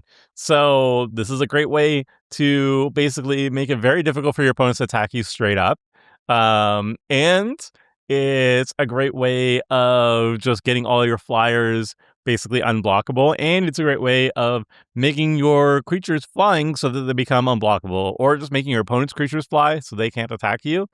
This is very funny. I think this is a build around. It's like Flying Matters. I don't know how much support Flying Matters actually has outside of blue. I feel like that's like a primary blue thing. But if there is flying support in green whites, Storm is actually a very sick build around for it. I do think she needs to be in the command zone though, just because you want to be targeting your creatures and your opponent's creatures with like cheap cantrips and stuff to get full value out of her abilities. The Storm, I think this Storm is good in the command zone. I don't think it's like a very strong commander. It's like a gimmicky one, but I think the gimmicky is really fun. Super Adaptoid is doing a lot of things, but is something we can just skip. It's not very good. And honestly, I think the video is going long enough. We could skip a couple that are just not very interesting. Bye. Super Skrull is Marvel's version of Kenrith Returned King, basically. It's a 4-mana black legendary creature, Skrull shapeshifter villain. It's a 4/5 with flying, and it has 4 different abilities. The first one is 3 mana. It's a white, 2 and a white. Create a 0/4 colorless wall creature token with Defender. 3 and a green. Super Skrull gets +4/+4 until end of turn. 4 in a red, it deals 4 damage to target creature. And then 5 in a blue, target player draws 4 cards. Super Skrull, much like the original Kenrith, is basically the greatest option for you to have if you don't know what you want to be doing, but you want to play 5-color good stuff. Real talk though, he's actually very good if you have ways of lowering the mana cost of all his wonderful abilities. Like he has a lot of really cool abilities, and if you can lower the cost of them with like Biomancer's Familiar and stuff like that, everything that Kenrith does, Super Skrull can do too. I feel like Super Skrull is just like overall a weaker version of Kenrith though. Kenrith is more political and his abilities kind of reflect that, and I think they're just stronger overall. Whereas Super Skrull, I don't know. I guess he's just more of a thing against Fantastic Four. He's like, I'm all Fantastic Fours, but one person, huzzah! I don't know. I don't know what the lore is. Whatever. Yeah, he's very solid if you can get those active abilities down to just 1 mana, 1 pip, 1 colored pip, and then he's kind of fun. And if you're just playing 5-color, I want all my marvels in one thing. You could run this. You can run this if you're not into heroes and stuff. You can just run him. And you can go maybe like 5-color villains. I don't know. Super Skrull. You put him in the command zone. Yeah. Swordsman is kind of sick, actually. This is Sharp Scoundrel. 2 mana black, legendary creature, human hero villain. It's a 2/2. Whenever another villain you control enters, attach up to 1 target equipment you control to target creature you control. Whenever an equipped creature you control attacks, it connives. So we kept talking about like villains, how their main shtick is conniving. But, you know, it's kind of hard to find good connive options in the villains. And this one, if you are in equipment, this is actually pretty decent, right? Whenever a equipped creature you control attacks, it connives on a 2-drop. That's conniving once per turn. If you have multiple equipped creatures attacking, you can connive more than once per turn. That's kind of sick.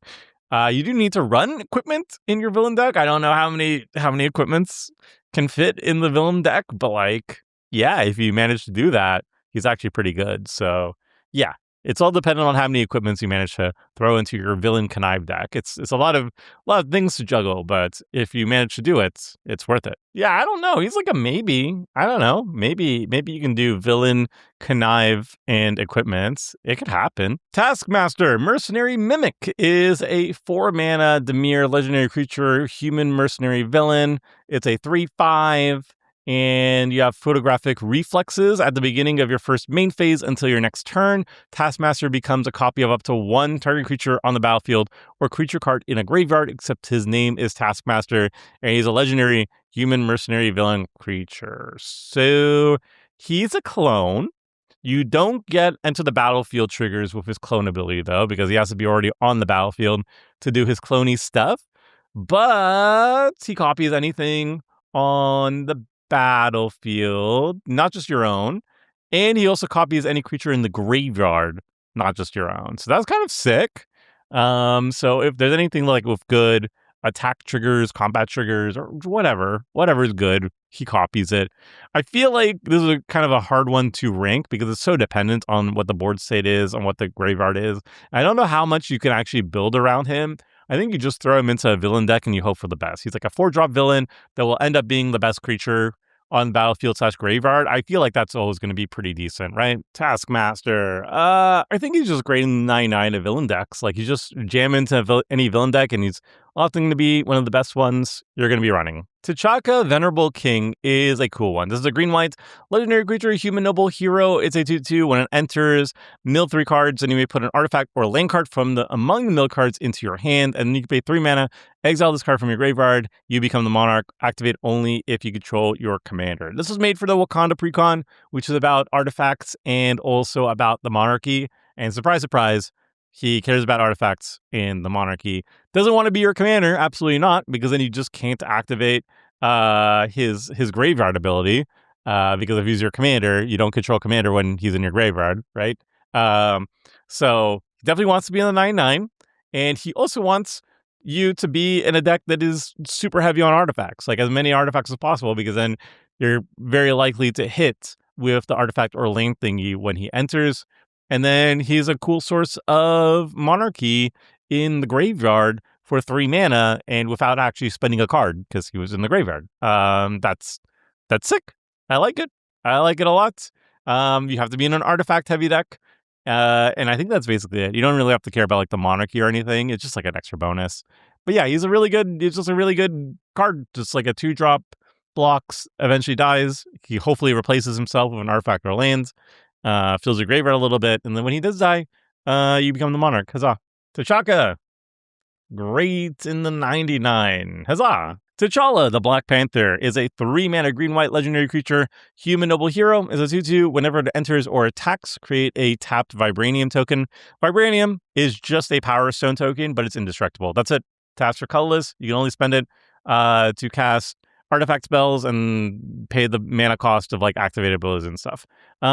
Whenever you cast an artifact spell with mana value 4 or greater, you put 2+1/+1 counters on T'Challa. So T'Challa is a very, very good commander for an artifact, Selesnya artifact deck. Whenever he's entering or attacking, you're pooping out a Vibranium token, so he's ramping, and he's also making artifact tokens. He's putting artifacts on the board, and those artifacts are then ramping out more artifacts. And he specifically cares about artifact spells mana value 4 or greater, which is kind of like the green side of him, you know, like he's ramping in an artifact way, and he's caring about big spells in artifact way. These are like the green ways of doing artifacts, which I think is very neat, very clever. And the overall package is really good. He starts as a 2/2, so you want to give him evasion or grow him ideally before you can start attacking with him and making even more mana with the Vibranium tokens. But the way you do that is you just cast big artifact spells. So I mean, he kind of feeds into himself. The loop feeds into himself.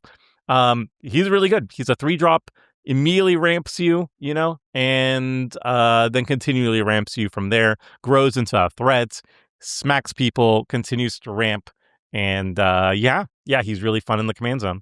T'Challa, I'll say, great in the command zone. Then we've got Thanos from one of the Panorama cards. It's Thanos Death's Consort. It's a 4-mana black legendary creature, Eternal Villain. It's a 3/3 with lifelink. Whenever another creature dies, put a +1/+1 counter on Thanos.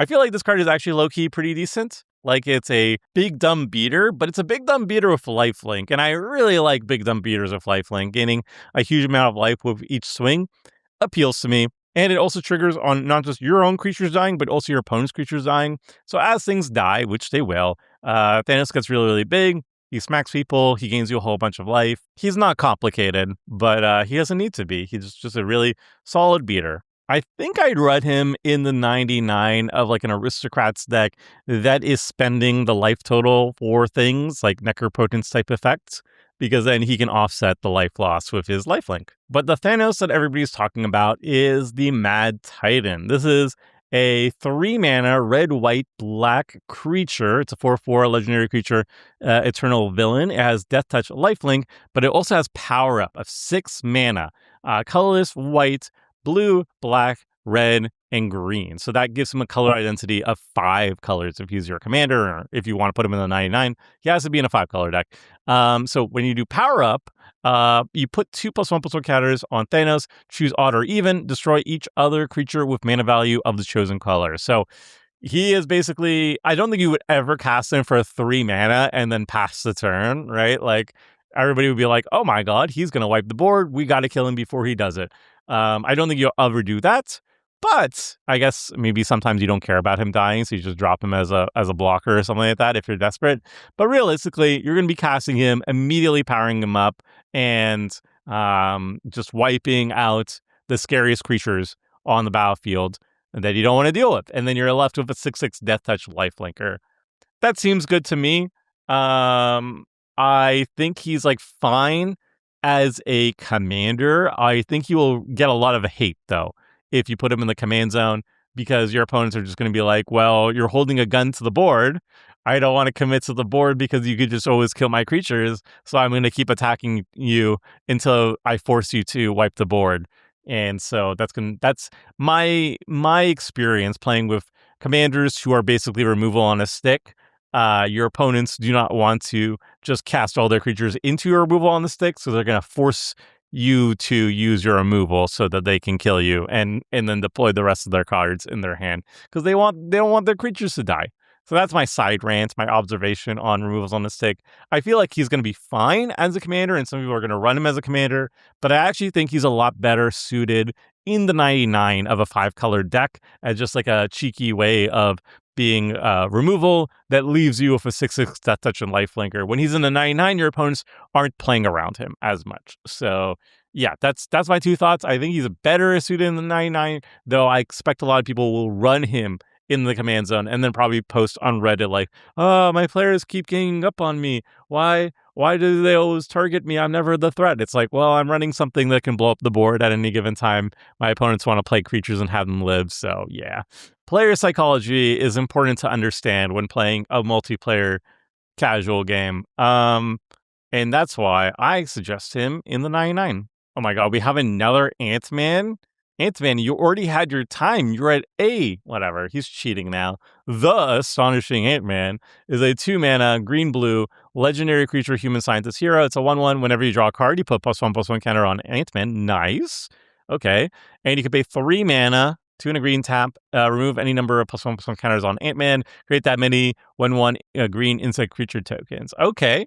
So he grows with +1/+1 counters equal to your card draw, which we've seen a lot of times, but usually at 3 mana, not 2. And then you can remove counters to make a bunch of 1/1 insect tokens. I think that's actually pretty good.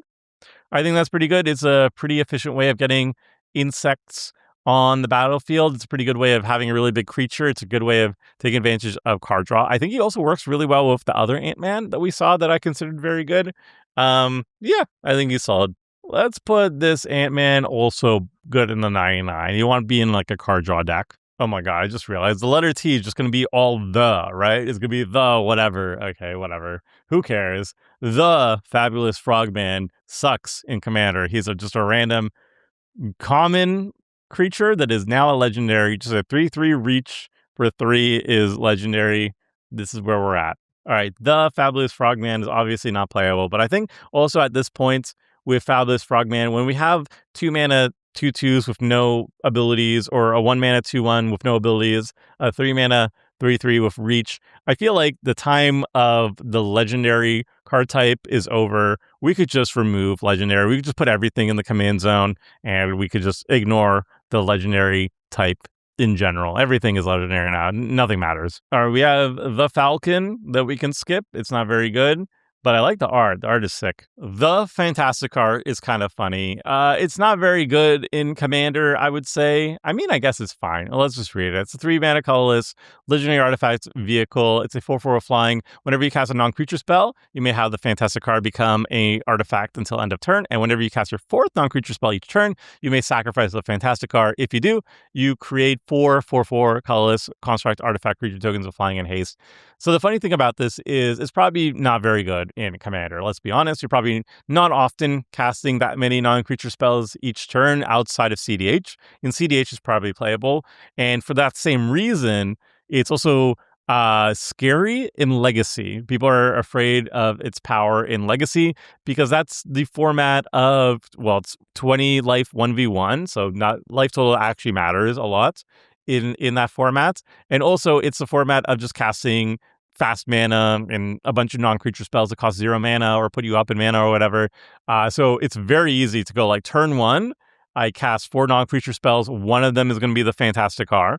The first 1 to 3 spells that are going to be cast are going to be the Fantastic Card. Then you cast something else, and then bam, you have 4/4/4 colorless artifact creature tokens of flying and haste, and you immediately smack somebody in the air for 16, and then they're at 4, and they have to deal with 4 creatures. Your go. So yeah, I think Fantastic Card is kind of silly that it's like not very good in casual Commander, and it looks like such a casual card, but at the same time, it's actually very devastating potentially in like Legacy or high-powered events like CDH. Maybe not, probably not worthy in CDH because instead of just killing one person who's at 20, you have to kill 3 people who are at 40. So it gets so much worse outside of 1v1. But in Legacy, it could actually just be broken. So that's funny that we have Fantastic Card breaking Legacy. I want to see it. So Fantastic Car. It's like maybe in certain shells in Commander, but more likely Legacy. Then we have one of my personal favorite new legendaries from the set. It's the Fantastic Four. It's 4 colors, red, green, white, and blue. Legendary creature, human hero. It's a 4/4. When it enters or whenever you cast a spell with power, toughness, or mana value 4, choose one that hasn't been chosen this turn. Create a 0/4 colorless wall creature token with Defender. Fantastic Four deals 3 damage to each opponent. Put 2+1/+1 counters on target creature or draw a card. I think baseline of this card is actually just very, very high. It's really easy to build a deck that is majority speaking creatures with power, toughness 4, or just like any spell that's mana value 4. It's really easy to fill up on it, and you don't have to have every single card be that either. You just need a lot of them to trigger it reasonably, but you can also run cards that will ramp out Fantastic Four on turn 3, like your ramping growth effects and whatever. And also it does that thing where it deals 3 damage to each opponent, so you can slap on like a Curiosity or something, and then each time you're triggering it, you're drawing 3 extra cards. That's kind of awesome. But the way I built it kind of more janky. I played this on Commander Clash, an upcoming Commander Clash where we did the Marvel video. I did it 4 drops. So every single non-lane card in the deck is mana value exactly 4. I have my own paper drop deck, which is 6 drops. I've had that for many, many years now. Every single non-lane card is mana value exactly 6. And Rodrigo, my partner, has mana value 7 now. So we have 6, 7 in our play group. And Fantastic Four is literally the perfect Commander for 4 drops because you access 4 colors and literally rewards you for playing just 4 drops. So I had to take that opportunity, and it was very, very fun. Is it stronger than building it with like Curiosity and stuff? Obviously it's weaker, but like I thought it's a really fun gimmick and it worked very well. So yeah, I think this is a really cool commander. I always jump at the chance to build another drop commander. So I think it's my personal favorite of the bunch. Next, we have a new group slug card. It's the Frightful Four. It's a 4 mana black legendary creature villain. It's a 4/4 with menace. And whenever an opponent casts their first non-creature spell each turn, that player loses life equal to that spell's mana value. So this is just a group slug card. It just kind of lowers people's life totals for casting non-creature spells. And it's a 4/4 with menace, so you can kind of get into punchy range as well. I think it's going to be great in basically any group slug deck. If you're all about making people lose life over doing basic game actions, this will be a fun inclusion in the 9/9. Usually they're Rakdos decks. The best one being Valgavoth, obviously. Whenever your opponent casts their first non-creature spell, they lose life, and then they trigger Valgavoth, and you draw cards, and you grow your commander. That seems really good. But basically, any group slug deck, this is kind of like a fun little inclusion in. Frightful Four, great in the 9/9 of group slug. The Immortal Weapons is a 5 mana red legendary creature human warrior hero. It's a 4/4. When it enters, return target instant or sorcery card from your graveyard to your hand. Whenever you cast a non-creature spell, target creature gets +2/+0 and gains menace until end of turn. So it's kind of like a prowess, kind of. It's more offensive based than prowess and gives pseudo evasion with the menace, which is nice. And also ETB gets an instant sorcery card just to your hand. You don't immediately cast it. I don't know. The mix of both makes it kind of interesting. Not like super exciting, but like kind of interesting. It's like 5 mana, return instant sorcery is like a Pinnacle Monk essentially, and then has like Omega Prowess Afterwards, I don't know. It seems fine. Not like super exciting, but it's fine. Immortal Weapons, I'll just put you in the maybe pile. The Kingpin of Crime is a 3-mana Orzhov legendary creature human villain. It's a 1/5 with Extort, and whenever you attack, you may pay 2 life. If you do, until end of turn, creatures you control with toughness greater than their power assign combat damage equal to their toughness rather than their power. So he's big butts in Orzhov.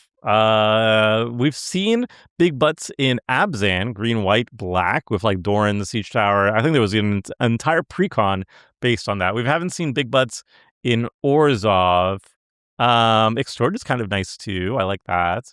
But I imagine this just shows up in like the 99 of a big butts Abzan deck, right? Like this is just another way of making sure your toughness creatures can assign damage with their toughness rather than their power. And this also swings as a 5/5, essentially, when you're doing that. And Extort is nice. Extort is just very powerful in multiplayer. So yeah, I think this is more so the 99 than something that you would lead in the command zone, though you could if you want to. The Kingpin. We're so close to done, right? We're so close to done. Great in the 99. The Masters of Evil. It's a 6-mana black legendary creature human villain. It's a 5/6. Other villains you can show up +1/+1. And you can pay 2 mana, 1 in black, discard this card, search your library for a plain card, reveal it, put it into your hand, then shuffle. I like this. This is like an evil version of a cycling creature, right? Like it's a 6-drop that you can cycle away if you don't have the mana to cast it, and you get a plan, and that's kind of fun. Villains love their plans. And then if you are in the late game and you just need to start dropping down bodies and stuff and finishing the game, it's a 5/6 for 6. Not great, but it does pump up your entire team +2/+1. I actually like this. If I'm in a villain deck, yeah, I'm going to run it. The Masters of Evil. Let's put it right beside... Where is it? Where is it? Oh my god. Wait. The Masters of Evil and Crimson Cowl Master of Evil. Are they the same people? Or are they competing brands? Like Master of Evil, like you try to search for Crimson Cowl Master of Evil on the internet, and you accidentally fall into Masters of Evil, and they piggyback on the SEO. Is that what's happening here? Comment section, please let me know. The Masters of Evil versus the Evil Master of Evil. Who's who? Are they the same? I don't know. Maybe they were like cloning themselves or something. I don't know. The Mighty Thor, though, Jane Foster, is a 3-mana Azorius, legendary creature, human god hero. It's a 3/3 of flying. Whenever the Mighty Thor attacks, exile up to 1 target non-token artifact or creature, then return that card to the battlefield tapped under its owner's control. Whenever an equipment you control enters, draw a card. This card is kind of insane. You want to put this in the command zone. You want to play an equipment deck. Ideally, an equipment deck where like they auto-equip to creatures when they enter the battlefield, like they immediately attach themselves, which is a cool little thing to do. And then whenever equipments are entering, you draw cards. So you can play an equipment, then you can attack with Thor. You can blink the equipment, and it re-enters, and you draw another card. That's a lot of value on a 3-drop, and it even comes with flying. So you don't even have to worry about like giving it evasion for it to survive combat and stuff. It flies, so that's great. It works really well with Mjolnir, but not the Mjolnir you're thinking about. It's this Mjolnir. Not that one. This one. Mjolnir Stormhammer. When it enters the battlefield, it attaches to target legendary creature you control. So immediately attaches. And that's good. But it also works with the other Mjolnir. Let's be honest. It works well with both Mjolnirs. It's worthy of both. You're going to be running... Wait, no, it's in red. It doesn't work with that one. I take it back. I take it all back. I guess if you're in like Jeskai, if you're in Jeskai equipment, you can run both, and it's worthy because it's red and or white. But yeah, it works really well with Mjolnir if you're in the command zone. Stormhammer, the Assassin's Creed one. And Thor also works with like all of these equipments that say like when it enters... it auto-equips, then you get maximum value. You don't even have to worry about paying mana to re-equip after you blink these equipments because they just auto-equip onto Thor. So yeah, Thor, very strong. If you want to play Azorius equipments, this is your gal. You want her in the command zone. She's very, very good. The Mighty Thor. Let's put her in great in the command zone. Absolutely. Next, we got some more villains. The Ruinous Wrecking Crew. It's X Black-red, legendary creature, human villain. It's a 2/2. It enters with X +1/+1 counters on it. And when it enters, choose up to X. You can discard a card, then draw a card. You can target opponent loses 2 life, destroy target token, or each player sacrifices a creature of their choice. All these modes are kind of whatever, but you get a big creature, and you could do a bunch of things. That's kind of good. I wish it wasn't Rummage. I wish it was just Connive. That would work great in my villain Connive deck, but it does not. It just rummages. I feel like this is a little bit disappointing. Maybe that's the lore of them. Maybe they're disappointing villains. They look kind of disappointing, honestly. The purple and green really clashes. Anyway, I think it's fine. Like, if you're in a villain deck, well, what else are you going to run, right? Let's just run it. The Ruinous Wrecking Crew. We'll just put you in the bottom of the Grade 99 pile just for villains. The Scarlet Witch with gorgeous artwork. It's a 3-mana red, 2/3 legendary creature, mutant warlock hero. Instant and sorcery spells you cast with mana value 4 or greater cost X less to cast, where X is the Scarlet Witch's power. So this is basically Storm. Let's be honest here. Let's not kid ourselves. You play the Scarlet Witch in the command zone. You pump up her power, and then you just fill the deck with as many big, bombastic instant sorceries that are mana value 4 or greater. Ideally ones that draw you cards and make you more mana, red pip mana. And then you just pop off. You just cast huge spells. You chain them all together and you win the game. That's what we're going to be doing here. Let's not kid ourselves. Whenever anybody shows up with the Scarlet Witch that says, oh, it's not that Scarlet Witch deck, they're lying. They're lying to you. You kill the Scarlet Witch whenever you can. That includes me. I'm going to be running the Scarlet Witch. I'm the Scarlet Witch player. I swear, it's not that kind of deck, you guys. Yeah, we'll put her great in the command zone. The Sentry, Golden Guardian. Every single time I read that title, I just think of like the Golden God from Always Sunny. Begone, vile man! Begone from me! A starter car! This car is a finisher car! A transporter of gods!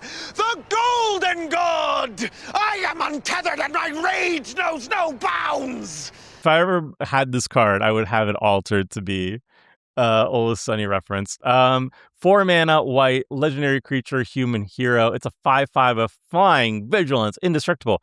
And when the Sentry enters, target opponent creates the Void, a legendary 5/5 black horror villain creature token with flying, indestructible, and the Void attacks each combat Fable. And the Void immediately makes me think about, I watched like a 3-hour, I don't know if anybody knows this YouTuber, Jenny Nicholson. I watched like a 3-hour video about Evermore, which was like a theme parky thing. It's not really a theme park, but it's a type of theme park in like Utah, I think. Forget where it was. Anyway, I watched a 3-hour video about a theme park I never cared about and will never go to, but I like Jenny Nicholson a lot. Anyway, The Void. Shout out to people who watched that video and know what I'm talking about. Anywho, this card I actually think is kind of dope. It's a 4-mana 5/5, just big beater. It has indestructible, which I like a lot. It hits people really hard. And it comes with a drawback, really. Really, you're giving somebody else one of your sentries to do as they please. But you know what? You know what I like about it is if you can give that 5/5 like goad and stuff, or make it very difficult for your opponents to attack you with it, then it's sick, right? Like if you just drop down a Ghostly Prison and it has attack each turn, you're essentially providing 5 damage on somebody else's board that they have to swing at your opponents for. So you can think of it this way. If you make it impossible for the Void to attack you, for 4 mana, you put 10 power on the battlefield and put, they're both indestructible and they both have evasion. Is that not kind of cool? I feel like this would be a fun commander to build around, where you're like a sneaky goad deck and you're just giving your opponents big old creatures to smack each other with, and they're all indestructible, so they're hard to deal with. I don't know. I feel like it would be fun. I feel like it would be fun to play. I feel like you would just like play this, play Ghostly Prison effects, and like they could swing at you, but they're probably not. They're probably going to swing at each other because of the implication, you know? Tomer favorites. The Serpent Society is the silliest gang of people I have ever seen. Look at that art. It's A+. A+ for the art alone. They're just, they're slaying. They're having a great time walking the runway. I love their drip. I love them. I don't even care about the card text, honestly. Who cares about the card text? Look at the artwork. Look at how far we've come. We're at T. We've made this journey together. We're at T. We're working our way through all the those, and we have the Serpent Society. And just look at the art. Just look at that art. It's so good. Look at her face. It's great. This is great. This is wonderful. Look at the poses. Oh my god. Oh my god. Amazing. This is how you win me over to a Marvel set. You have artwork as phenomenal as the Serpent Society. Amazing. A+. The Squadron Sinister. 7 mana. Blue-red. Legendary creature, human villain. It's a 5/5 flying haste. Other villains you control get +2/+2 and have flying and haste. And it has mayhem of just 5 mana. I really like mayhem. I told you I really like mayhem. This is really good if you are in the villain deck with conniving. You connive it away or you rummage away. And instead of going mana card neutral by drawing and then discarding card, you draw a card and then you just cast this for free. So you're basically up a card and you only cast it for 5 mana. And you don't cast it for free, you cast it for 5 mana. But then it's a 5/5 flying haster, smacks somebody in the air, and also gives all your other creatures flying and haste in the villain deck. Yeah. And +2/+2? Hell yeah. This card's great. Great in the villain deck if you are doing the conniving shenanigans. Squadron Sinister. Great in the 99 of villain connive decks. All right, this card is the card I probably love the most and hate the most in the entire set. All right? The Thanos Copter, okay? It's a 6 mana colorless legendary artifact vehicle. It's a 5/5 with flying haste. When it enters, vehicles you control become artifact creatures until end of turn. Whenever a creature you control deals combat damage to a player, you draw a card, and it has crew 2. Okay, so this is undoubtedly one of the strongest cards you could put in a vehicle deck. Yes, it's a 6-drop. It's a vehicle. It makes all your vehicles into creatures, so you don't have to crew them. It has flying and haste by itself, so it immediately gets a swing. And then when you swing out with all your vehicles that turn, you're drawing a bunch of cards and you're dealing a lot of damage. Either your opponents die, or you kill like one person, and then you draw a bunch of cards. Or, hell, whatever. You have like an empty board state. You play this for 6 mana. You smack somebody for 5 in the air, and you draw a card. Like, that's still fine. That's like the baseline. This card's incredible. It's going to be the best card in every single vehicle deck until the end of time. And it's a Thanos Copter. It's the guy from Endgame who did the snap and like killed half the universe. And he's in a copter that is written Thanos on it. He's flying around in a goofy-ass helicopter with his name on it. And this is the staple that's going to be in every single vehicle decks until the end of time. God. Marvel. I mean, you just gotta laugh, or else you'll cry. Okay, we're on the home stretch, baby. 301 out of 362. Let's go. We got some things to talk about. The Thing is a 6 mana green legendary creature, human hero. It's a 5/5 with trample at the beginning of combat on your turn. You've cast a non-creature spell this turn. Put 4 +1/+1 counters on the thing. And then when it attacks, you get pay the 4 colors like all the Fantastic Four do. When you do, double the number of each kind of counter on any number of target permanents you control. So, yeah, it's the Fantastic Four. It's a monocolor card, but it has 4 color identity because of its triggered ability. And it has the thingy of if you cast a non-creature spell before you went to combat, you get a big bonus. And this one is 4 +1/+1 counters. It's not a commander because this is a finisher. It's a 6-drop, and you might as well just have it in 99. And you have like 6+ turns to find this naturally. You don't need to spend it in the command zone, is what I'm trying to say. And then it's a really good finisher. Like every single turn he's on the battlefield. Like the first turn you play him, if you also cast a non-creature spell, he's a 9/9 and trample just by himself. And then when you start swinging out, if you have a bunch of +1/+1 guys on your other creatures too, then it's a lot of counters. If not, he's just a really big beater by himself. He doesn't really need any other help. So yeah, he's a finisher. He's good in the 99. The Thing, great in the 99. We got another thing, and it's a little bit of hero support, but it's not like really good hero support. So It's a maybe. Like, if you really just need more heroes in your hero deck, you could run the Thing, but he's not very good. The Thing is like a maybe. Next, we have a commander that at least the Goldfish crew is convinced is the strongest out of all of them in the Marvel set. It's the unbeatable Squirrel Girl. It's a 4-mana green legendary creature, squirrel, human hero. It has a lot of green pips, 3 of them in it. It's a 4/4, and it has Do You Like Squirrels? Whenever the Unbeatable Squirrel Girl enters or attacks, you create a 1/1 green squirrel creature token, and I love squirrels. It's 1 and triple green, 4 mana total. Create X 1/1 green squirrel creature tokens, where X is a number of squirrels you control. So the idea here is that the Unbeatable Squirrel Girl is a really good token generator, squirrel generator, baseline. It's 4 mana 4/4. Immediately comes with a little squirrel buddy, and then if you start attacking with it, if you have it, give it evasion or whatever, it starts pooping out more squirrels. That's great. And then when you have a lot of mana, you just make stupid amounts of squirrels. So many squirrels. So there are infinite potentials here with like Earthcraft, and you run things like Gaia's Cradle, and you can turn all your 1/1s into mana dorks with, I don't know, I guess Earthcraft, but there's like other ones as well too. And you could just like pop off. You make a bunch of squirrels, you tap the squirrels for mana, you make more squirrels, you Crater Hoof, everybody dies. Stuff like that. It gets out of control really, really fast, and it's very much like an elf ball. It's basically a self-contained elf ball, if you can think of it that way. It doesn't generate mana by itself, but like it snowballs really, really fast. So it's very strong. It's very good in the command zone, and it's also very good in, I guess, like any squirrel deck, I guess. Like you could just throw it in the 99 of Chatterfang or whatever, and you're gonna have a great time. So Unbeatable Squirrel Girl, we'll say just great in the command zone. Yeah. Then we have the Vision. It's a 4-mana colorless legendary artifact creature robot hero. It's a 2/5 with flying vigilance, and whenever you cast a non-creature spell, choose one that hasn't been chosen this turn. Solar Beam, the Vision gets double strike until end turn. Density Control, the Vision gains indestructible until end turn, or Technopathy, draw a card. I feel like the baseline of this card is very good. If you're in a non-creature deck, it's very easy to just be like, I cast a non-creature spell, I draw a card every single turn.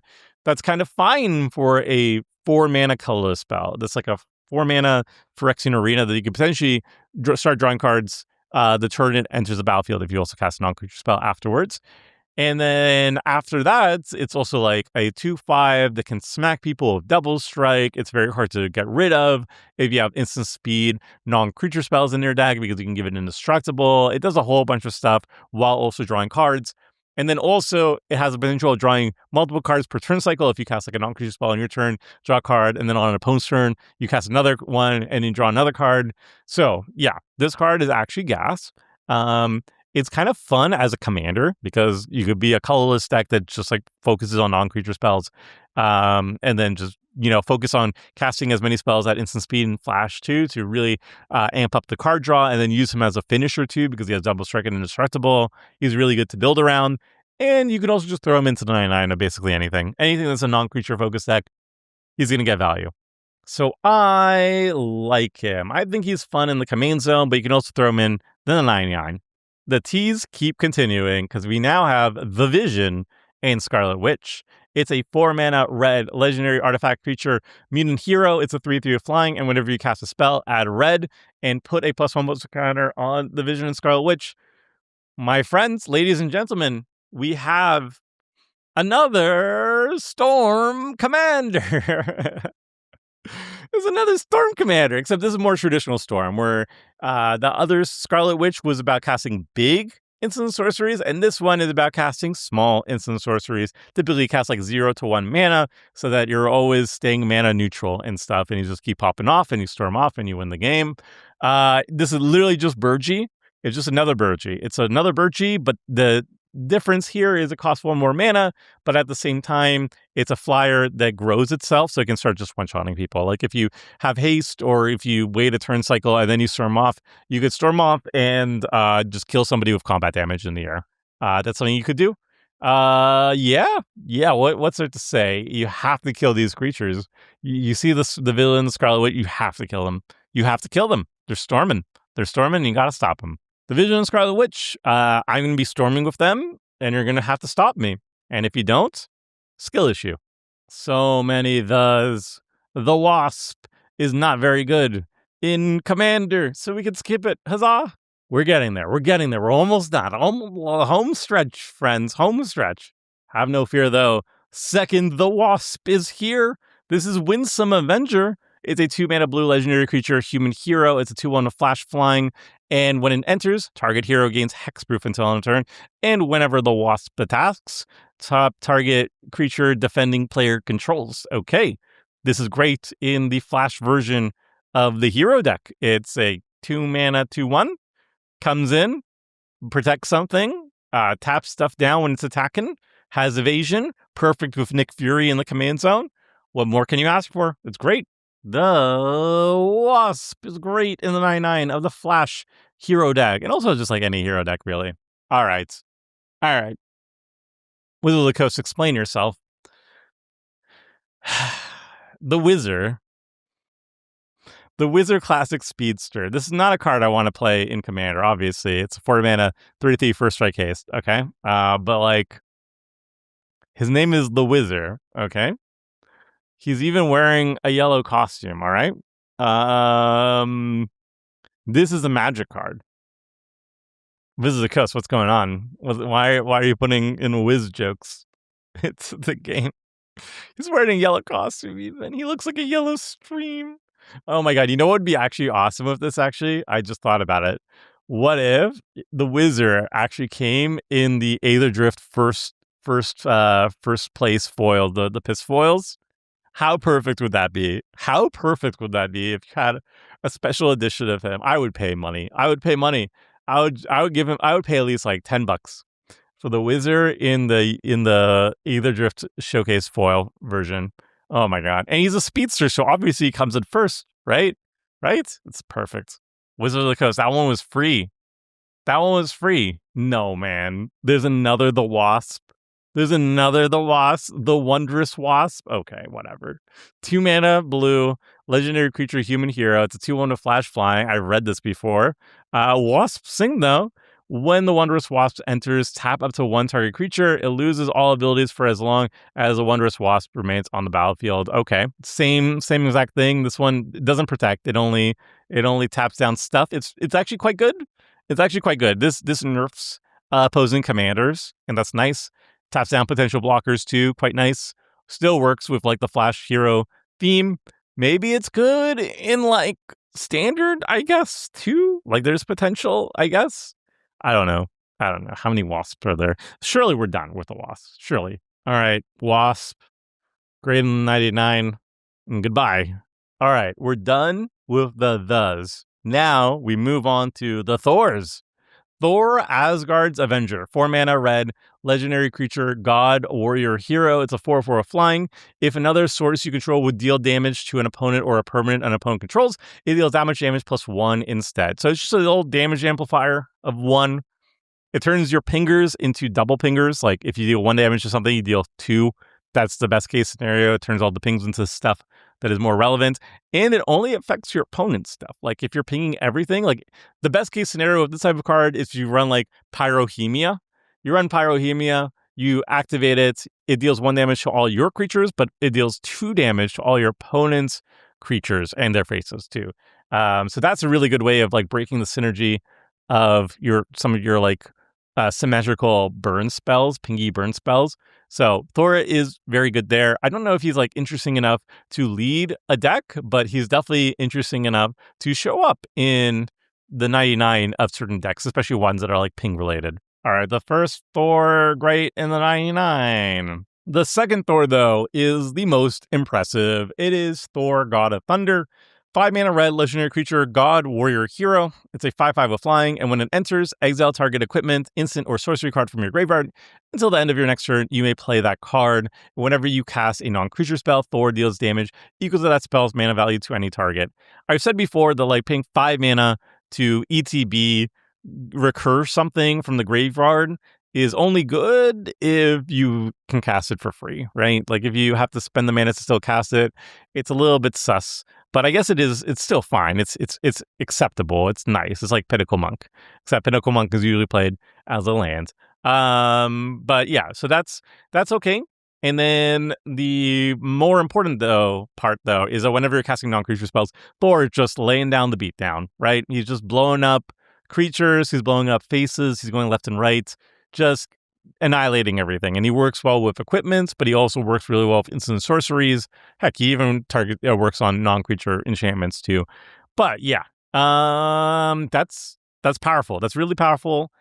Personally speaking, I find these type of designs cards that I personally stay away from. I don't like telling my opponents that I have removal on board.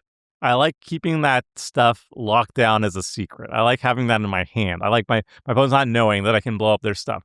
Because psychology-wise, I've talked about this with Thanos, but like psychology of these type of cards is if you play it, your opponents see this as you're holding a gun to the table and suddenly they can't play their creatures or whatever because Thor could potentially blow them up. And then your opponents will be irrationally afraid of these things and they will go for you. And that's been my experience, at least. Maybe your play group's a little bit different, but that's why I tend to avoid these type of cards because they attract too much attention to yourself. The card is really cool. I really like the card. I think it's fantastic, but just like psychology of my opponents, I know that usually the amount of aggro I get from these type of cards is not worth running them usually. So really, really cool card. Personally, though, not super hyped about playing him, but this is the type of card that you probably want to have in the 99 over the command zone, though you could go have him in the command zone and then really like add Death Touch and Lifelink and stuff to him and go ham. Yeah, I personally am not a fan of this design. I think it's really fun and powerful, but like, yeah, I don't know. I wouldn't run this card. I wouldn't put a gun to the table.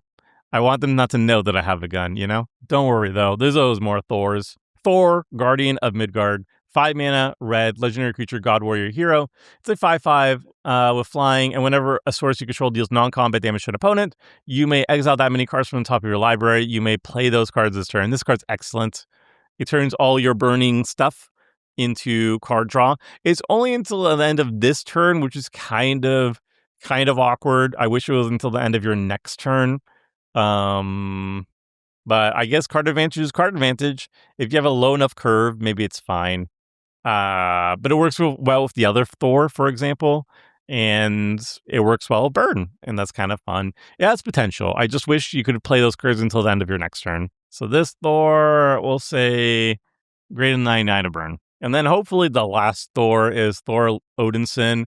It's an uncommon. It's a 5-mana Boros creature, but it is notable that it does so much damage. It's legendary creature, God Warrior Hero. It's a 4/4 flying vigilance prowess. So you could potentially run this in the command zone, and then you just chain together a bunch of non-creature spells, and it grows really, really fast, and it can start killing people really, really fast. I feel like it's probably a little bit not good enough as a leader if all it does is punch people really hard because they don't have any built-in protection or anything. That's what I value the most in my Voltron commanders, or like do something beyond just punching people really, really hard.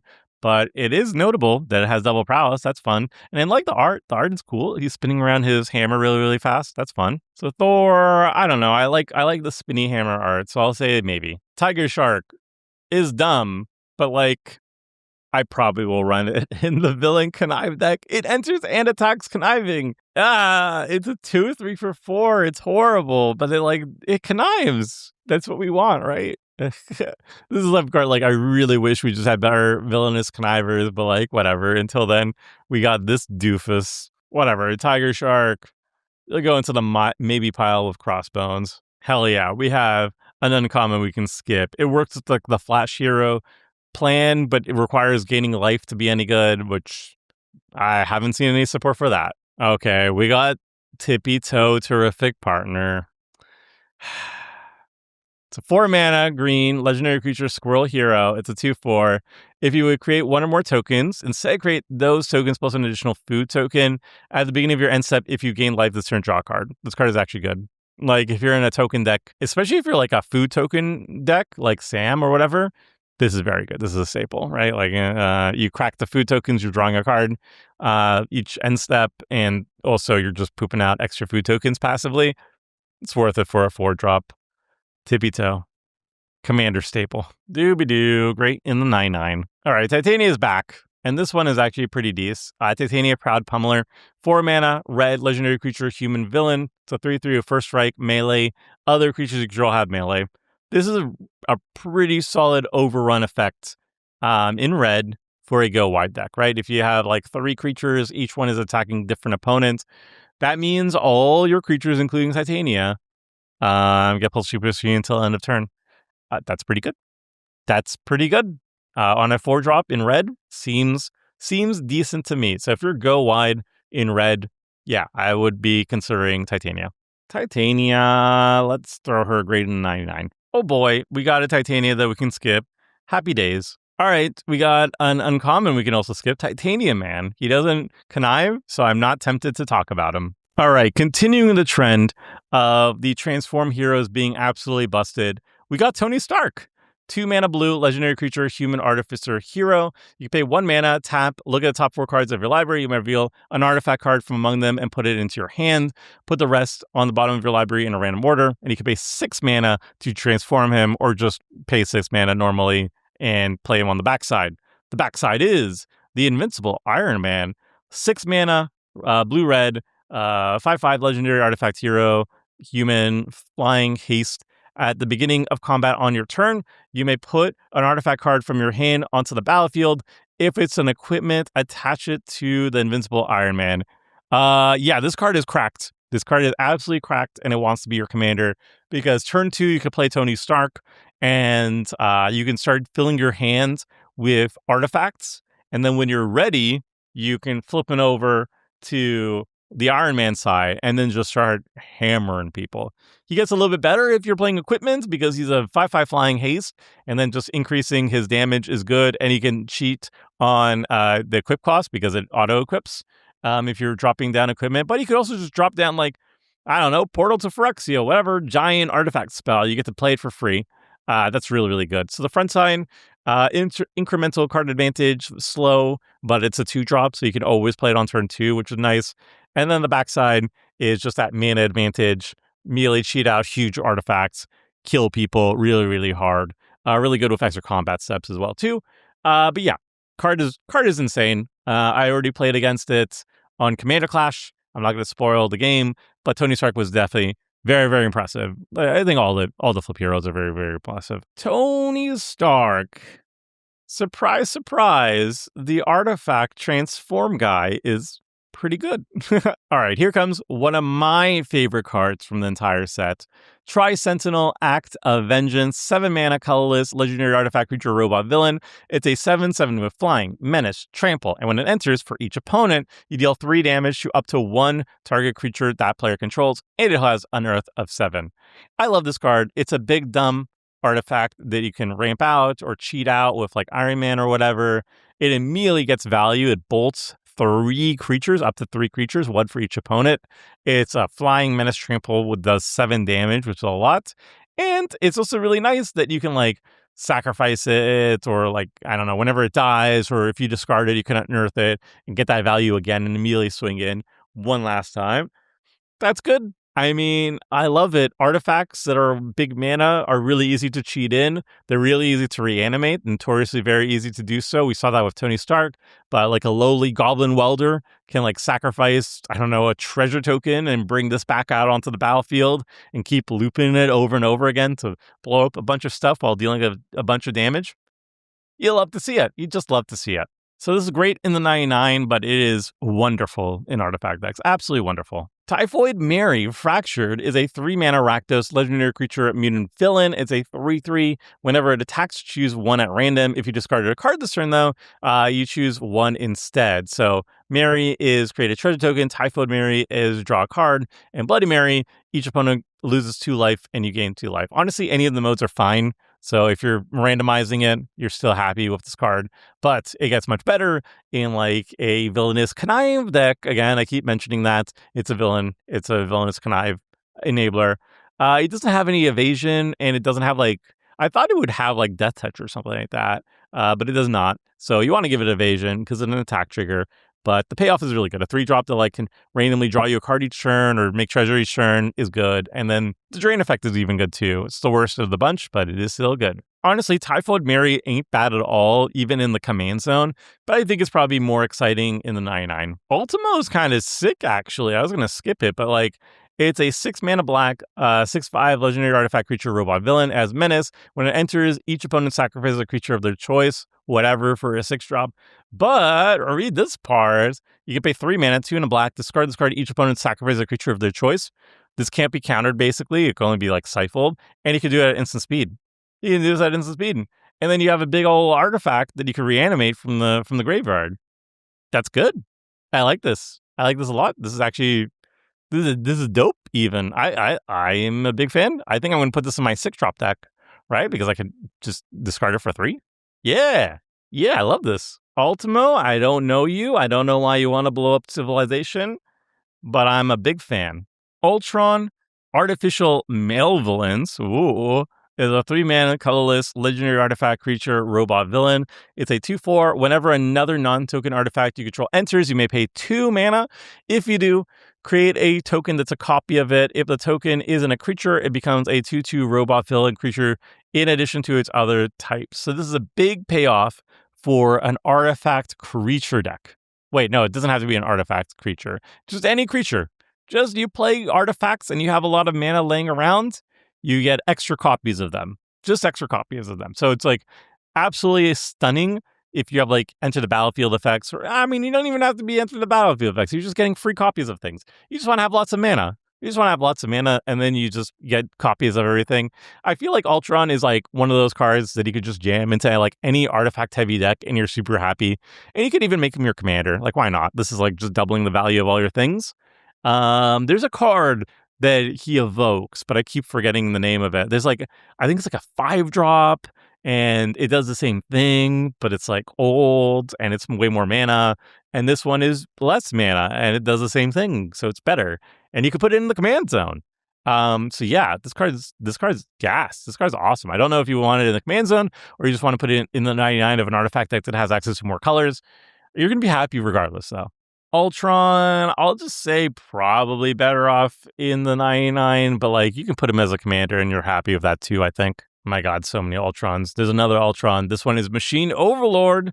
It's a 5-mana colorless legendary artifact creature, robot villain.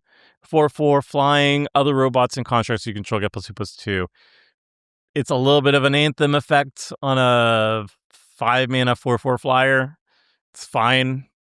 It's not very exciting. It's fine. I think I just put him like in the maybe pile. Like you could run him in a robot or construct deck. He's not the worst, but he's also not very exciting. Oh, baby, we got another Ultron, and this one is like jacked up on the good juices.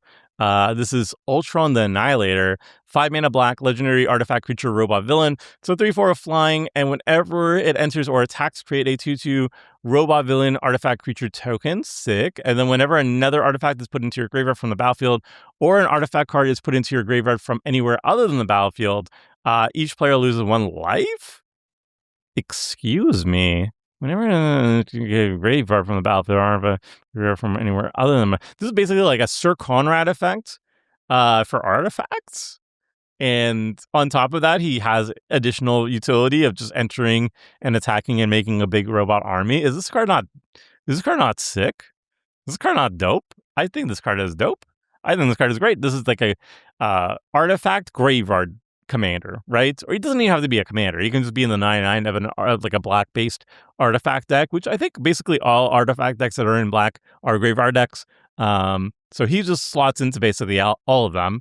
But he can also be a commander, and he's a good one. Yeah, I think this is good. I respect this a lot. Good job, Ultron the Annihilator. Ultron. I feel like I think he probably is better suited in 99 than in the command zone, but I don't know. Look at the art. I think the art is sick. I think the art elevates him to the commander personally. No way. We haven't at the Ultron. We haven't, ladies and gentlemen. Another Ultron. It's Ultron Unlimited. 3-mana Dimir, legendary artifact creature, robot villain. It's a 2/2 with flying, and whenever it attacks, he connives. Sick. Whenever a creature you control connives, you pay 1. If you do, create a 2/2 colorless robot villain artifact creature token. Okay, so He attacks, he connives. You already know he's a staple now. He's a 3-mana flyer that connives every single turn. He's already a staple for the villain connive deck. But then on top of that, he's also a mana sink that makes a bunch of villains. That's amazing. That's amazing. He's probably, oh man, is he in the 99 of the villain connive deck, or is he leading the villain connive deck? The only problem with the leading the villain connive deck is he doesn't have access to red. He doesn't have access to red, but like there's no competition for him. No, there is the Green Goblin. I think Green Goblin's still the best one. He is second best. But like, yeah, you could just throw him in the command zone, and I think you drop the red, and I think you're happy with it. You lose out on some villains, but whatever. I think that's fine. You know what, Ultron? I think if you're okay dropping red for the villain connive deck, I think he's the best option in the command zone. I really do. I really do. So I'm going to put him in great in the command zone. All right, we have a U.S. agent, John Walker, that's not very good in commander, so we'll skip him. All right, Justice League. We've got Valentina, which is really weird. It makes your villains count as heroes for like hero support shenanigans, though I doubt you can actually use that in practice. But it also taps the connive. So you know what I'm going to say? Staple in the villain connive deck until we get something better. Hurrah! All right, Valentina, you're in the maybe pile. All right, then we got yet more non-creature supports. Valeria Richards, Precocious, 4-mana blue, legendary creature, human scientist hero. Non-creature spells you cast cost 1 less to cast, and whenever you cast your first non-creature spell each turn, you draw a card. Very, very bog standard, very boring. Just mana discounts for your non-creature spells, draw cards attached to your non-creature spells. Better if you can cast non-creature spells on not just your turn, but your opponent's turn as well. I mean, this is how we do Commander now. So, yeah, it's good. It's obviously very good. Do you want this in the command zone? You could. If you're the most boring person in the world, you can run Valeria Richards in the command zone and just cast non-creature spells. Or you could put her in the 99 to non-creature spells, and she's just boring there, but less so. I don't know. Whatever. Valeria Richards, I don't know. Like, she's definitely good in the command zone, but just in the most boring way possible. She's better than Reed Richards, at least. I don't know. Put her in the 99. Whatever, I'll put her in the command zone. Victor Mancha, Runaway, is a 5-mana legendary artifact creature, human hero. It's a 4/4. When it enters, exile a target card from your graveyard. You may play for as long as you control Victor Mancha. So it's a 5-drop, colorless recursion spell. ETB recurs something, but it's not limited to just like artifacts or anything, which is kind of notable on a colorless card. Like, it can get anything back, and you don't have any timing restriction. As long as Victor's alive, you can play it. That's notable. I don't know how good it is, but it is notable. Like, you often don't see this in colorless. And it's like a good blink target and stuff. You like play something off Victor's ability, and then you can blink Victor and do it over and over again. Still have to pay the mana for it, but like, whatever. It's okay. I don't think it's very good, but it is interesting. So I'll put it in the maybe pile. Victor Timely, Wily Tycoon is kind of interesting. I don't know. Maybe 5-mana blue, legendary creature, human artificer villain. It's a 3/4. When it enters, you can cast target artifact, instant, or sorcery card with mana value 4 or less from your graveyard without paying its mana cost. That's the important part. Without paying its mana cost. If that spell would be put into your graveyard, exile it instead. I think that makes it actually pretty decent, right? Like, being able to cast it for free. Like, yes, you have a mana restriction to it, but ETB, just casting artifacts and sorcery cards is kind of nice if you have like a full graveyard full of fun stuff to cast. Also, good blink target. I guess he's like maybe. I don't know. I don't know. Maybe he's actually kind of decent. Definitely not an exciting card, but definitely going into the maybe pile. Then we've got Viper, Cruel Conspirator, a card that is not very good in Commander. We're going to skip it. Next up, we got a very expensive Vision, but it's worth it. Vision Spectral Synthesoid is an 8-mana blue legendary artifact creature robot hero. It's a 2/5 with flying, and once during each of your turns, you may cast a non-creature or robot spell from your hand without paying its mana cost. So the interesting thing here is, if you do hard cast Vision, which you probably won't, but if you do, you spend 8 mana, you get the Vision, and then you get to immediately cast another non-creature or robot spell. And if you have like big spells in your hand, you probably are not casting another 8-drop, but like you probably get refunded. Like, I don't know, you cast a 5-mana spell immediately afterwards, and you're feeling okay with casting Vision for 8 mana because he gives you some immediate value if you have something else to immediately cast afterwards. But the really cool thing is that he's an artifact, and artifacts are notoriously easy to just cheat into play, usually from the graveyard or doing shenanigans. Like if you have like Tony Stark as your commander, you can just like plop him on from the hands directly onto the battlefield, and then he's kind of wild. Every single turn you get to cast something for free, and it's going to be something hopefully big. That's very exciting. Just not something you would ever really want to hard cast. It's something you want to cheat into play. But if you're an artifact that can cheat big things into play, then this Vision is actually a really fun one to do so. So this Vision, I will say, great in the 9/9 of cheaty face artifact decks. The next Vision is one I desperately wish was in standard, was in like the standard set, the main set, because it feels like such a fun card to play in control. Is a 4-mana Vision Synthesoid Avenger. It's a legendary artifact creature robot hero. It's a 3/3 with flying, and whenever a player casts a spell, both you and your opponents, if it isn't that player's turn, choose one, put +1/+1 counter on Vision, or Vision phases out. It's just like a flyer that starts as a 3/3, but if you're playing Drago control and you're casting stuff on your opponent's turn, you're either growing him or phasing him out so he doesn't die to like removal or whatever. That's super fun. And if your opponents try to remove him, they basically can't do it on your turn because you can always just phase it out in response to them trying to do it on your turn or like on anybody else's turn. So they have to do it on their turn, and then you could like cast a spell on their turn to phase him out in response, and he just like constantly grows. He's just constantly growing and doing silly things, and he's very hard to remove. Like, he's not a good card in Commander because life totals are way too high, but in 1v1, this sounds like it would have been fun. But alas, he is not standard legal. I think Vision is like probably not worth it in Commander. He starts as too small. He doesn't offer utility. There's too much life total to jump through to make him like super exciting as like a threat. But he's interesting. I like him. Vision's Teen Synthesoid, not very good in Commander, so we can skip it. Oh my god, look at this. Look at this. We're so close. We're so close to done. Next, we have Vulture, Feathered Fiend. It's a 4-mana blue legendary creature, human artificer villain. It's not a bird? Boo. He's a 2/4 with flying, and whenever one or more creatures you control flying deal combat damage to a player, you put +1/+1 counter on each of those creatures and draw a card. I think this is great flying support. Like, you just throw it in the 99 of a flying deck, and you grow your flyers, and you draw some cards, and it's on 4. That's fine. That's fine with me. I like him. In a Flyers Matters deck, I think he's fine in the command zone, but probably more likely showing up in the 9/9. Then we've got a bunch of War Machines. War Machine Avenging Arsenal is the first one. 5-mana red, legendary artifact creature, human hero. Is a 3/5 with flying. When it attacks, attacking modified creatures you control gain double strike until end of turn. It's just a nice little payoff for a modified deck if you have equipments, or more likely +1/+1 counters. That's usually how you go wide with +1/+1 counters. You just like go wide, put a bunch of counters on everything, swing it with the team, and then War Machine gives everything double strike, and it itself is a 3/5 flyer. So if you give it a +1/+1 counter or something like that, it will also be double striking in the air, which is nice. It's decent. It gets the job done. It's not anything special, but it is practical. It's particularly good in the hero deck led by Captain America. Whoop. All right. War Machine, great in the 9/9. Oh, the end is near. I can feel it. I'm so pumped.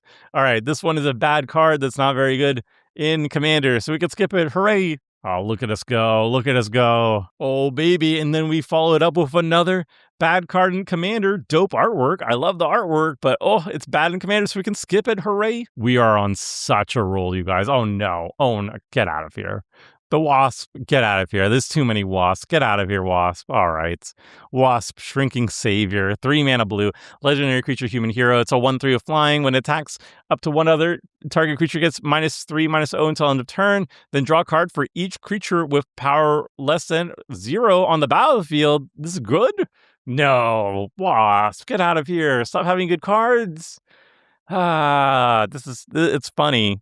Like, if you can make a bunch of creatures small, you can draw a lot of cards.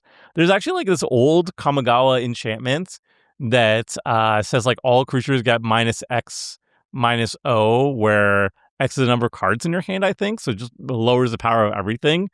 That would be hilarious if you had Wasp in the command zone and you had a way of finding that enchantment, and then you just make everything 0 power, and then you attack and you draw a bunch of cards. It's funny. It's also a build around, right? Because if you have a bunch of 0 power creatures, which you can control by like adding 0 power creatures into your deck, then it could actually be good. Oh no, is Wasp actually a good build around? It is. Ugh, whatever. This is not going to be a good deck. It's going to be a funny deck. But it is funny, so I'll put it good in the command zone. Ugh. Then we have Whiplash, Vengeful Engineer. It's not a good card. It's like some equipment matters nonsense that just isn't good. Oh boy, we're so close. All right, we have another lackluster legendary creature to talk about, but we're not going to talk about it because he's not very good. It's like a little bit of haste matters and a little bit of pseudo evasion. Whatever. The art is super dope, though. I love the art. I love his little hamlet. Justice League for you. White Tiger, Amulet Keeper is surprisingly pretty okay in the 99, actually. 2 mana green, legendary creature, human hero. It's a 3/1. You can pay 4 mana, 3 and a green, exile this card from your graveyard, draw a card. You may put a lane card from your hand onto the battlefield. So if this is like milled, if you'd never want to play this, but if you do have this in the graveyard, for 4 mana at instant speed, you can basically explore, right? You draw a card and you immediately play a land onto the battlefield, or think Growth Spiral or whatever.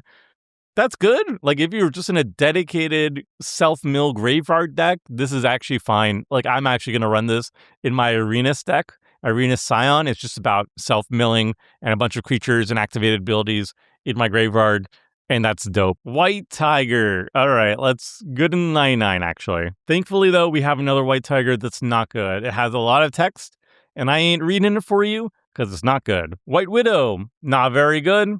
We're going to ignore it. Too much mana for what it's doing. We got another White Widow, and this one is actually kind of playable in the Death Touch deck because it grows your Death Touch creatures for 2 mana. So you know what?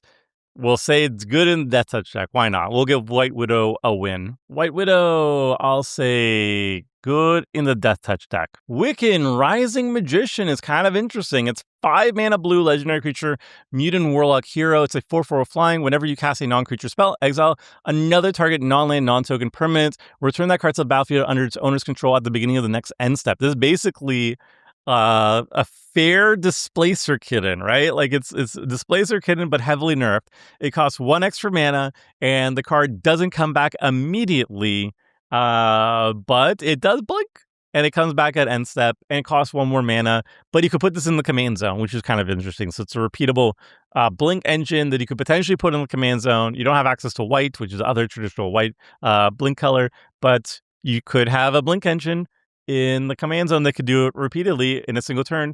Also, the nice thing about this is that it can't do itself. No, it's another target non-lands. It would have been actually really good if you could actually blink itself, because then it could survive board wipes and whatnot. But it can't target itself. That sucks. That's actually bad. You know what? I was kind of hyped. I was kind of hyped to have this in the command zone. Like, it's 5 mana, whatever. But at least it's hard to kill if you keep casting non-creature spells. But no, you have to do another target. Boo, hiss, boo, hiss. All right, Wiccan, I was actually kind of hyped for you, but I'm going to put you in the maybe pile. All right, this Wiccan has potential, though. Wiccan Young Avenger, 4 mana, red, legendary creature, mutant warlock hero. It's a 3/3. Whenever you cast a non-creature spell, exile the top card of your library. Until your next end step, you may play that card. So just whatever you're doing non-creature things, it's just an enchantress. It's an enchantress for non-creature spells. Costs 1 extra mana, because it's in red, I guess. So red is not traditionally the color of just like whenever you do X, you draw a card. And also it's not card draw. It's exile top card of your library, but you can play it until the end of your next end step, which is really nice. And it works with like all the non-hand cast synergy stuff. So actually, you know what? This is fine. It's not a very exciting commander.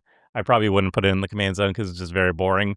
But, decks need card advantage, and you could just throw this into a non-creature heavy deck in the 99 that likes casting from exile, and it'll do the job. And the art is pretty sick too. Wiccan, it's not like great, but it's like good enough in the 99, We finally get to my boy, though. My boy, Willie Lumpkin Postman. This is a 2-mana, white and a blue, legendary creature, human citizen. It's a 1/3. He can't be blocked, and whenever he deals combat damage to an opponent, you draw a card, and that player may draw a card. And if they do, they can't attack you or permanents you control during their next turn. Willie Lumpkin, my friends.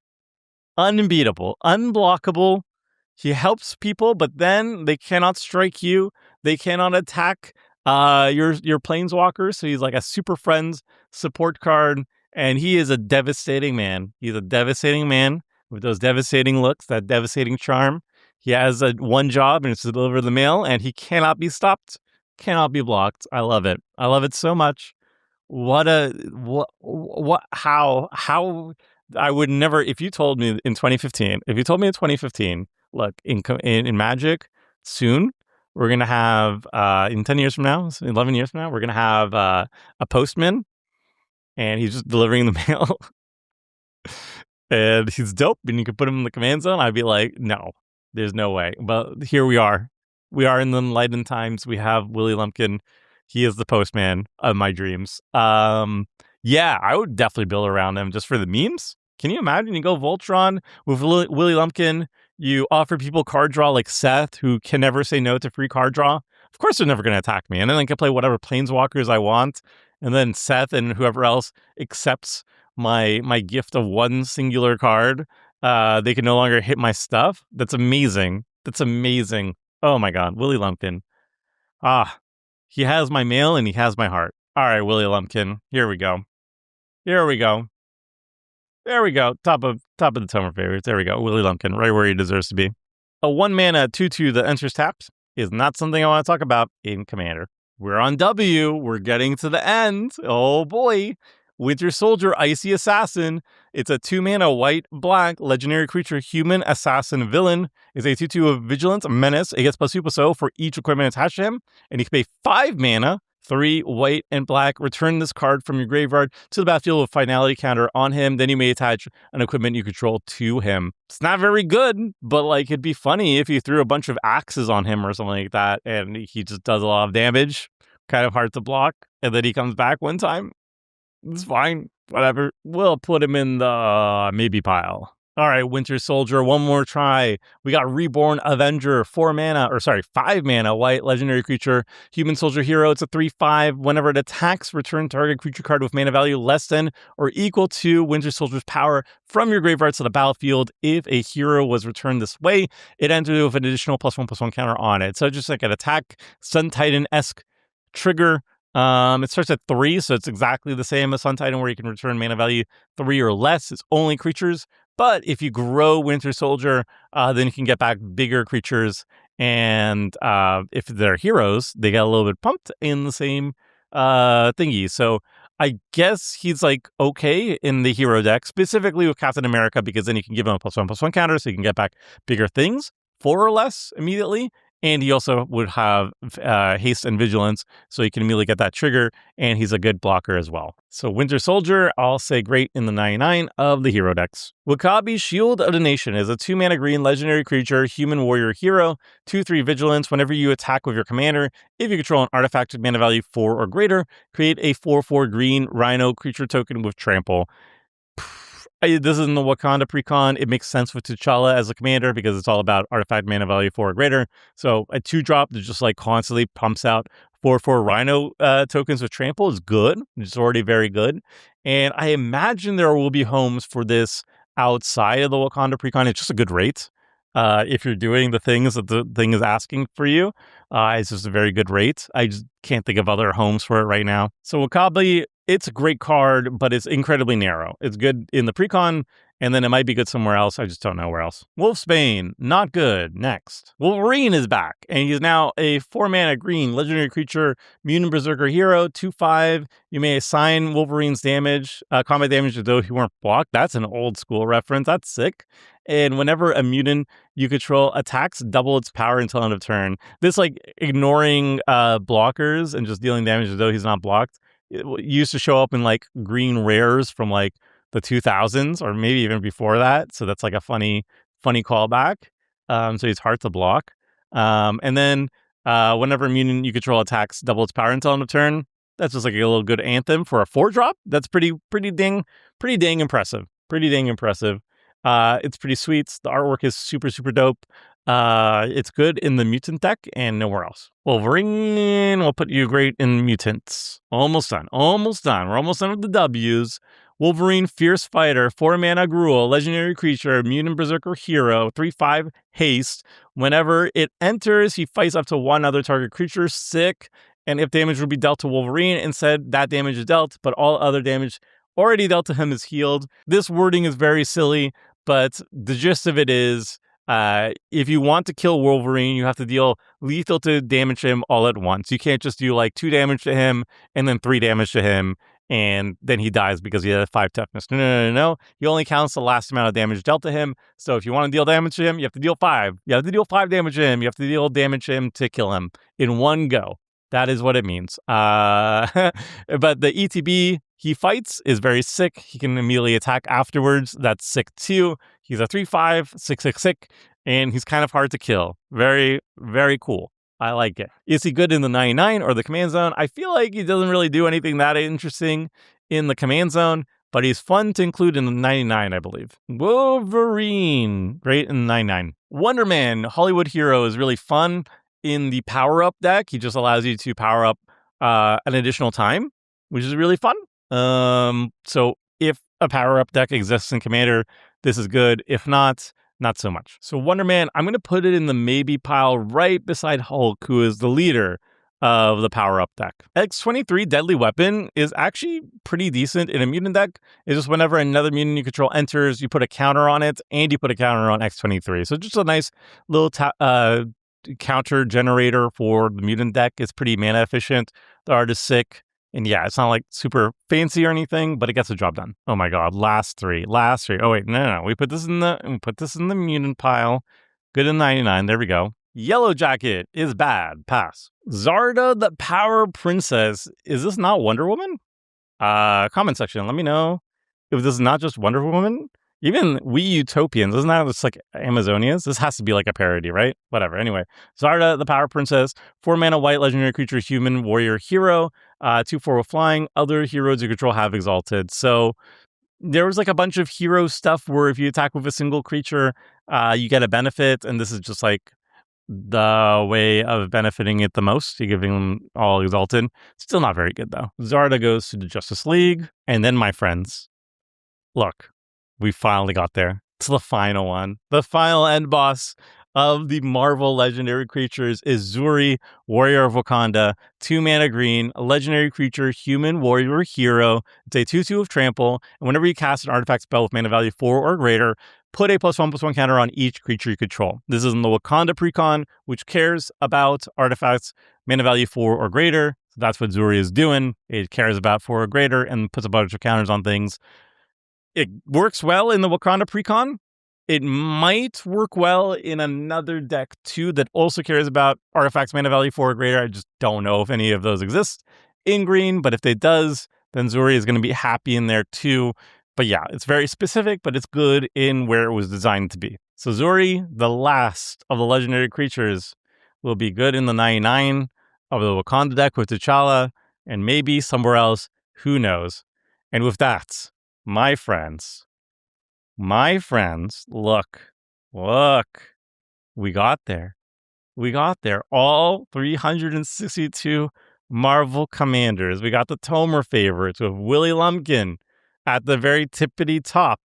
We got great in the command zone with so many great in the commands. Look at that. Look how many. And then we got even more that are great in the 99, which is like the majority of them, I would say. Boom, boom, boom, boom, boom. So many are great in the 99, you guys. Oh, baby. And then finally, we got the maybe pile, which, I'm being generous here. Let's be honest.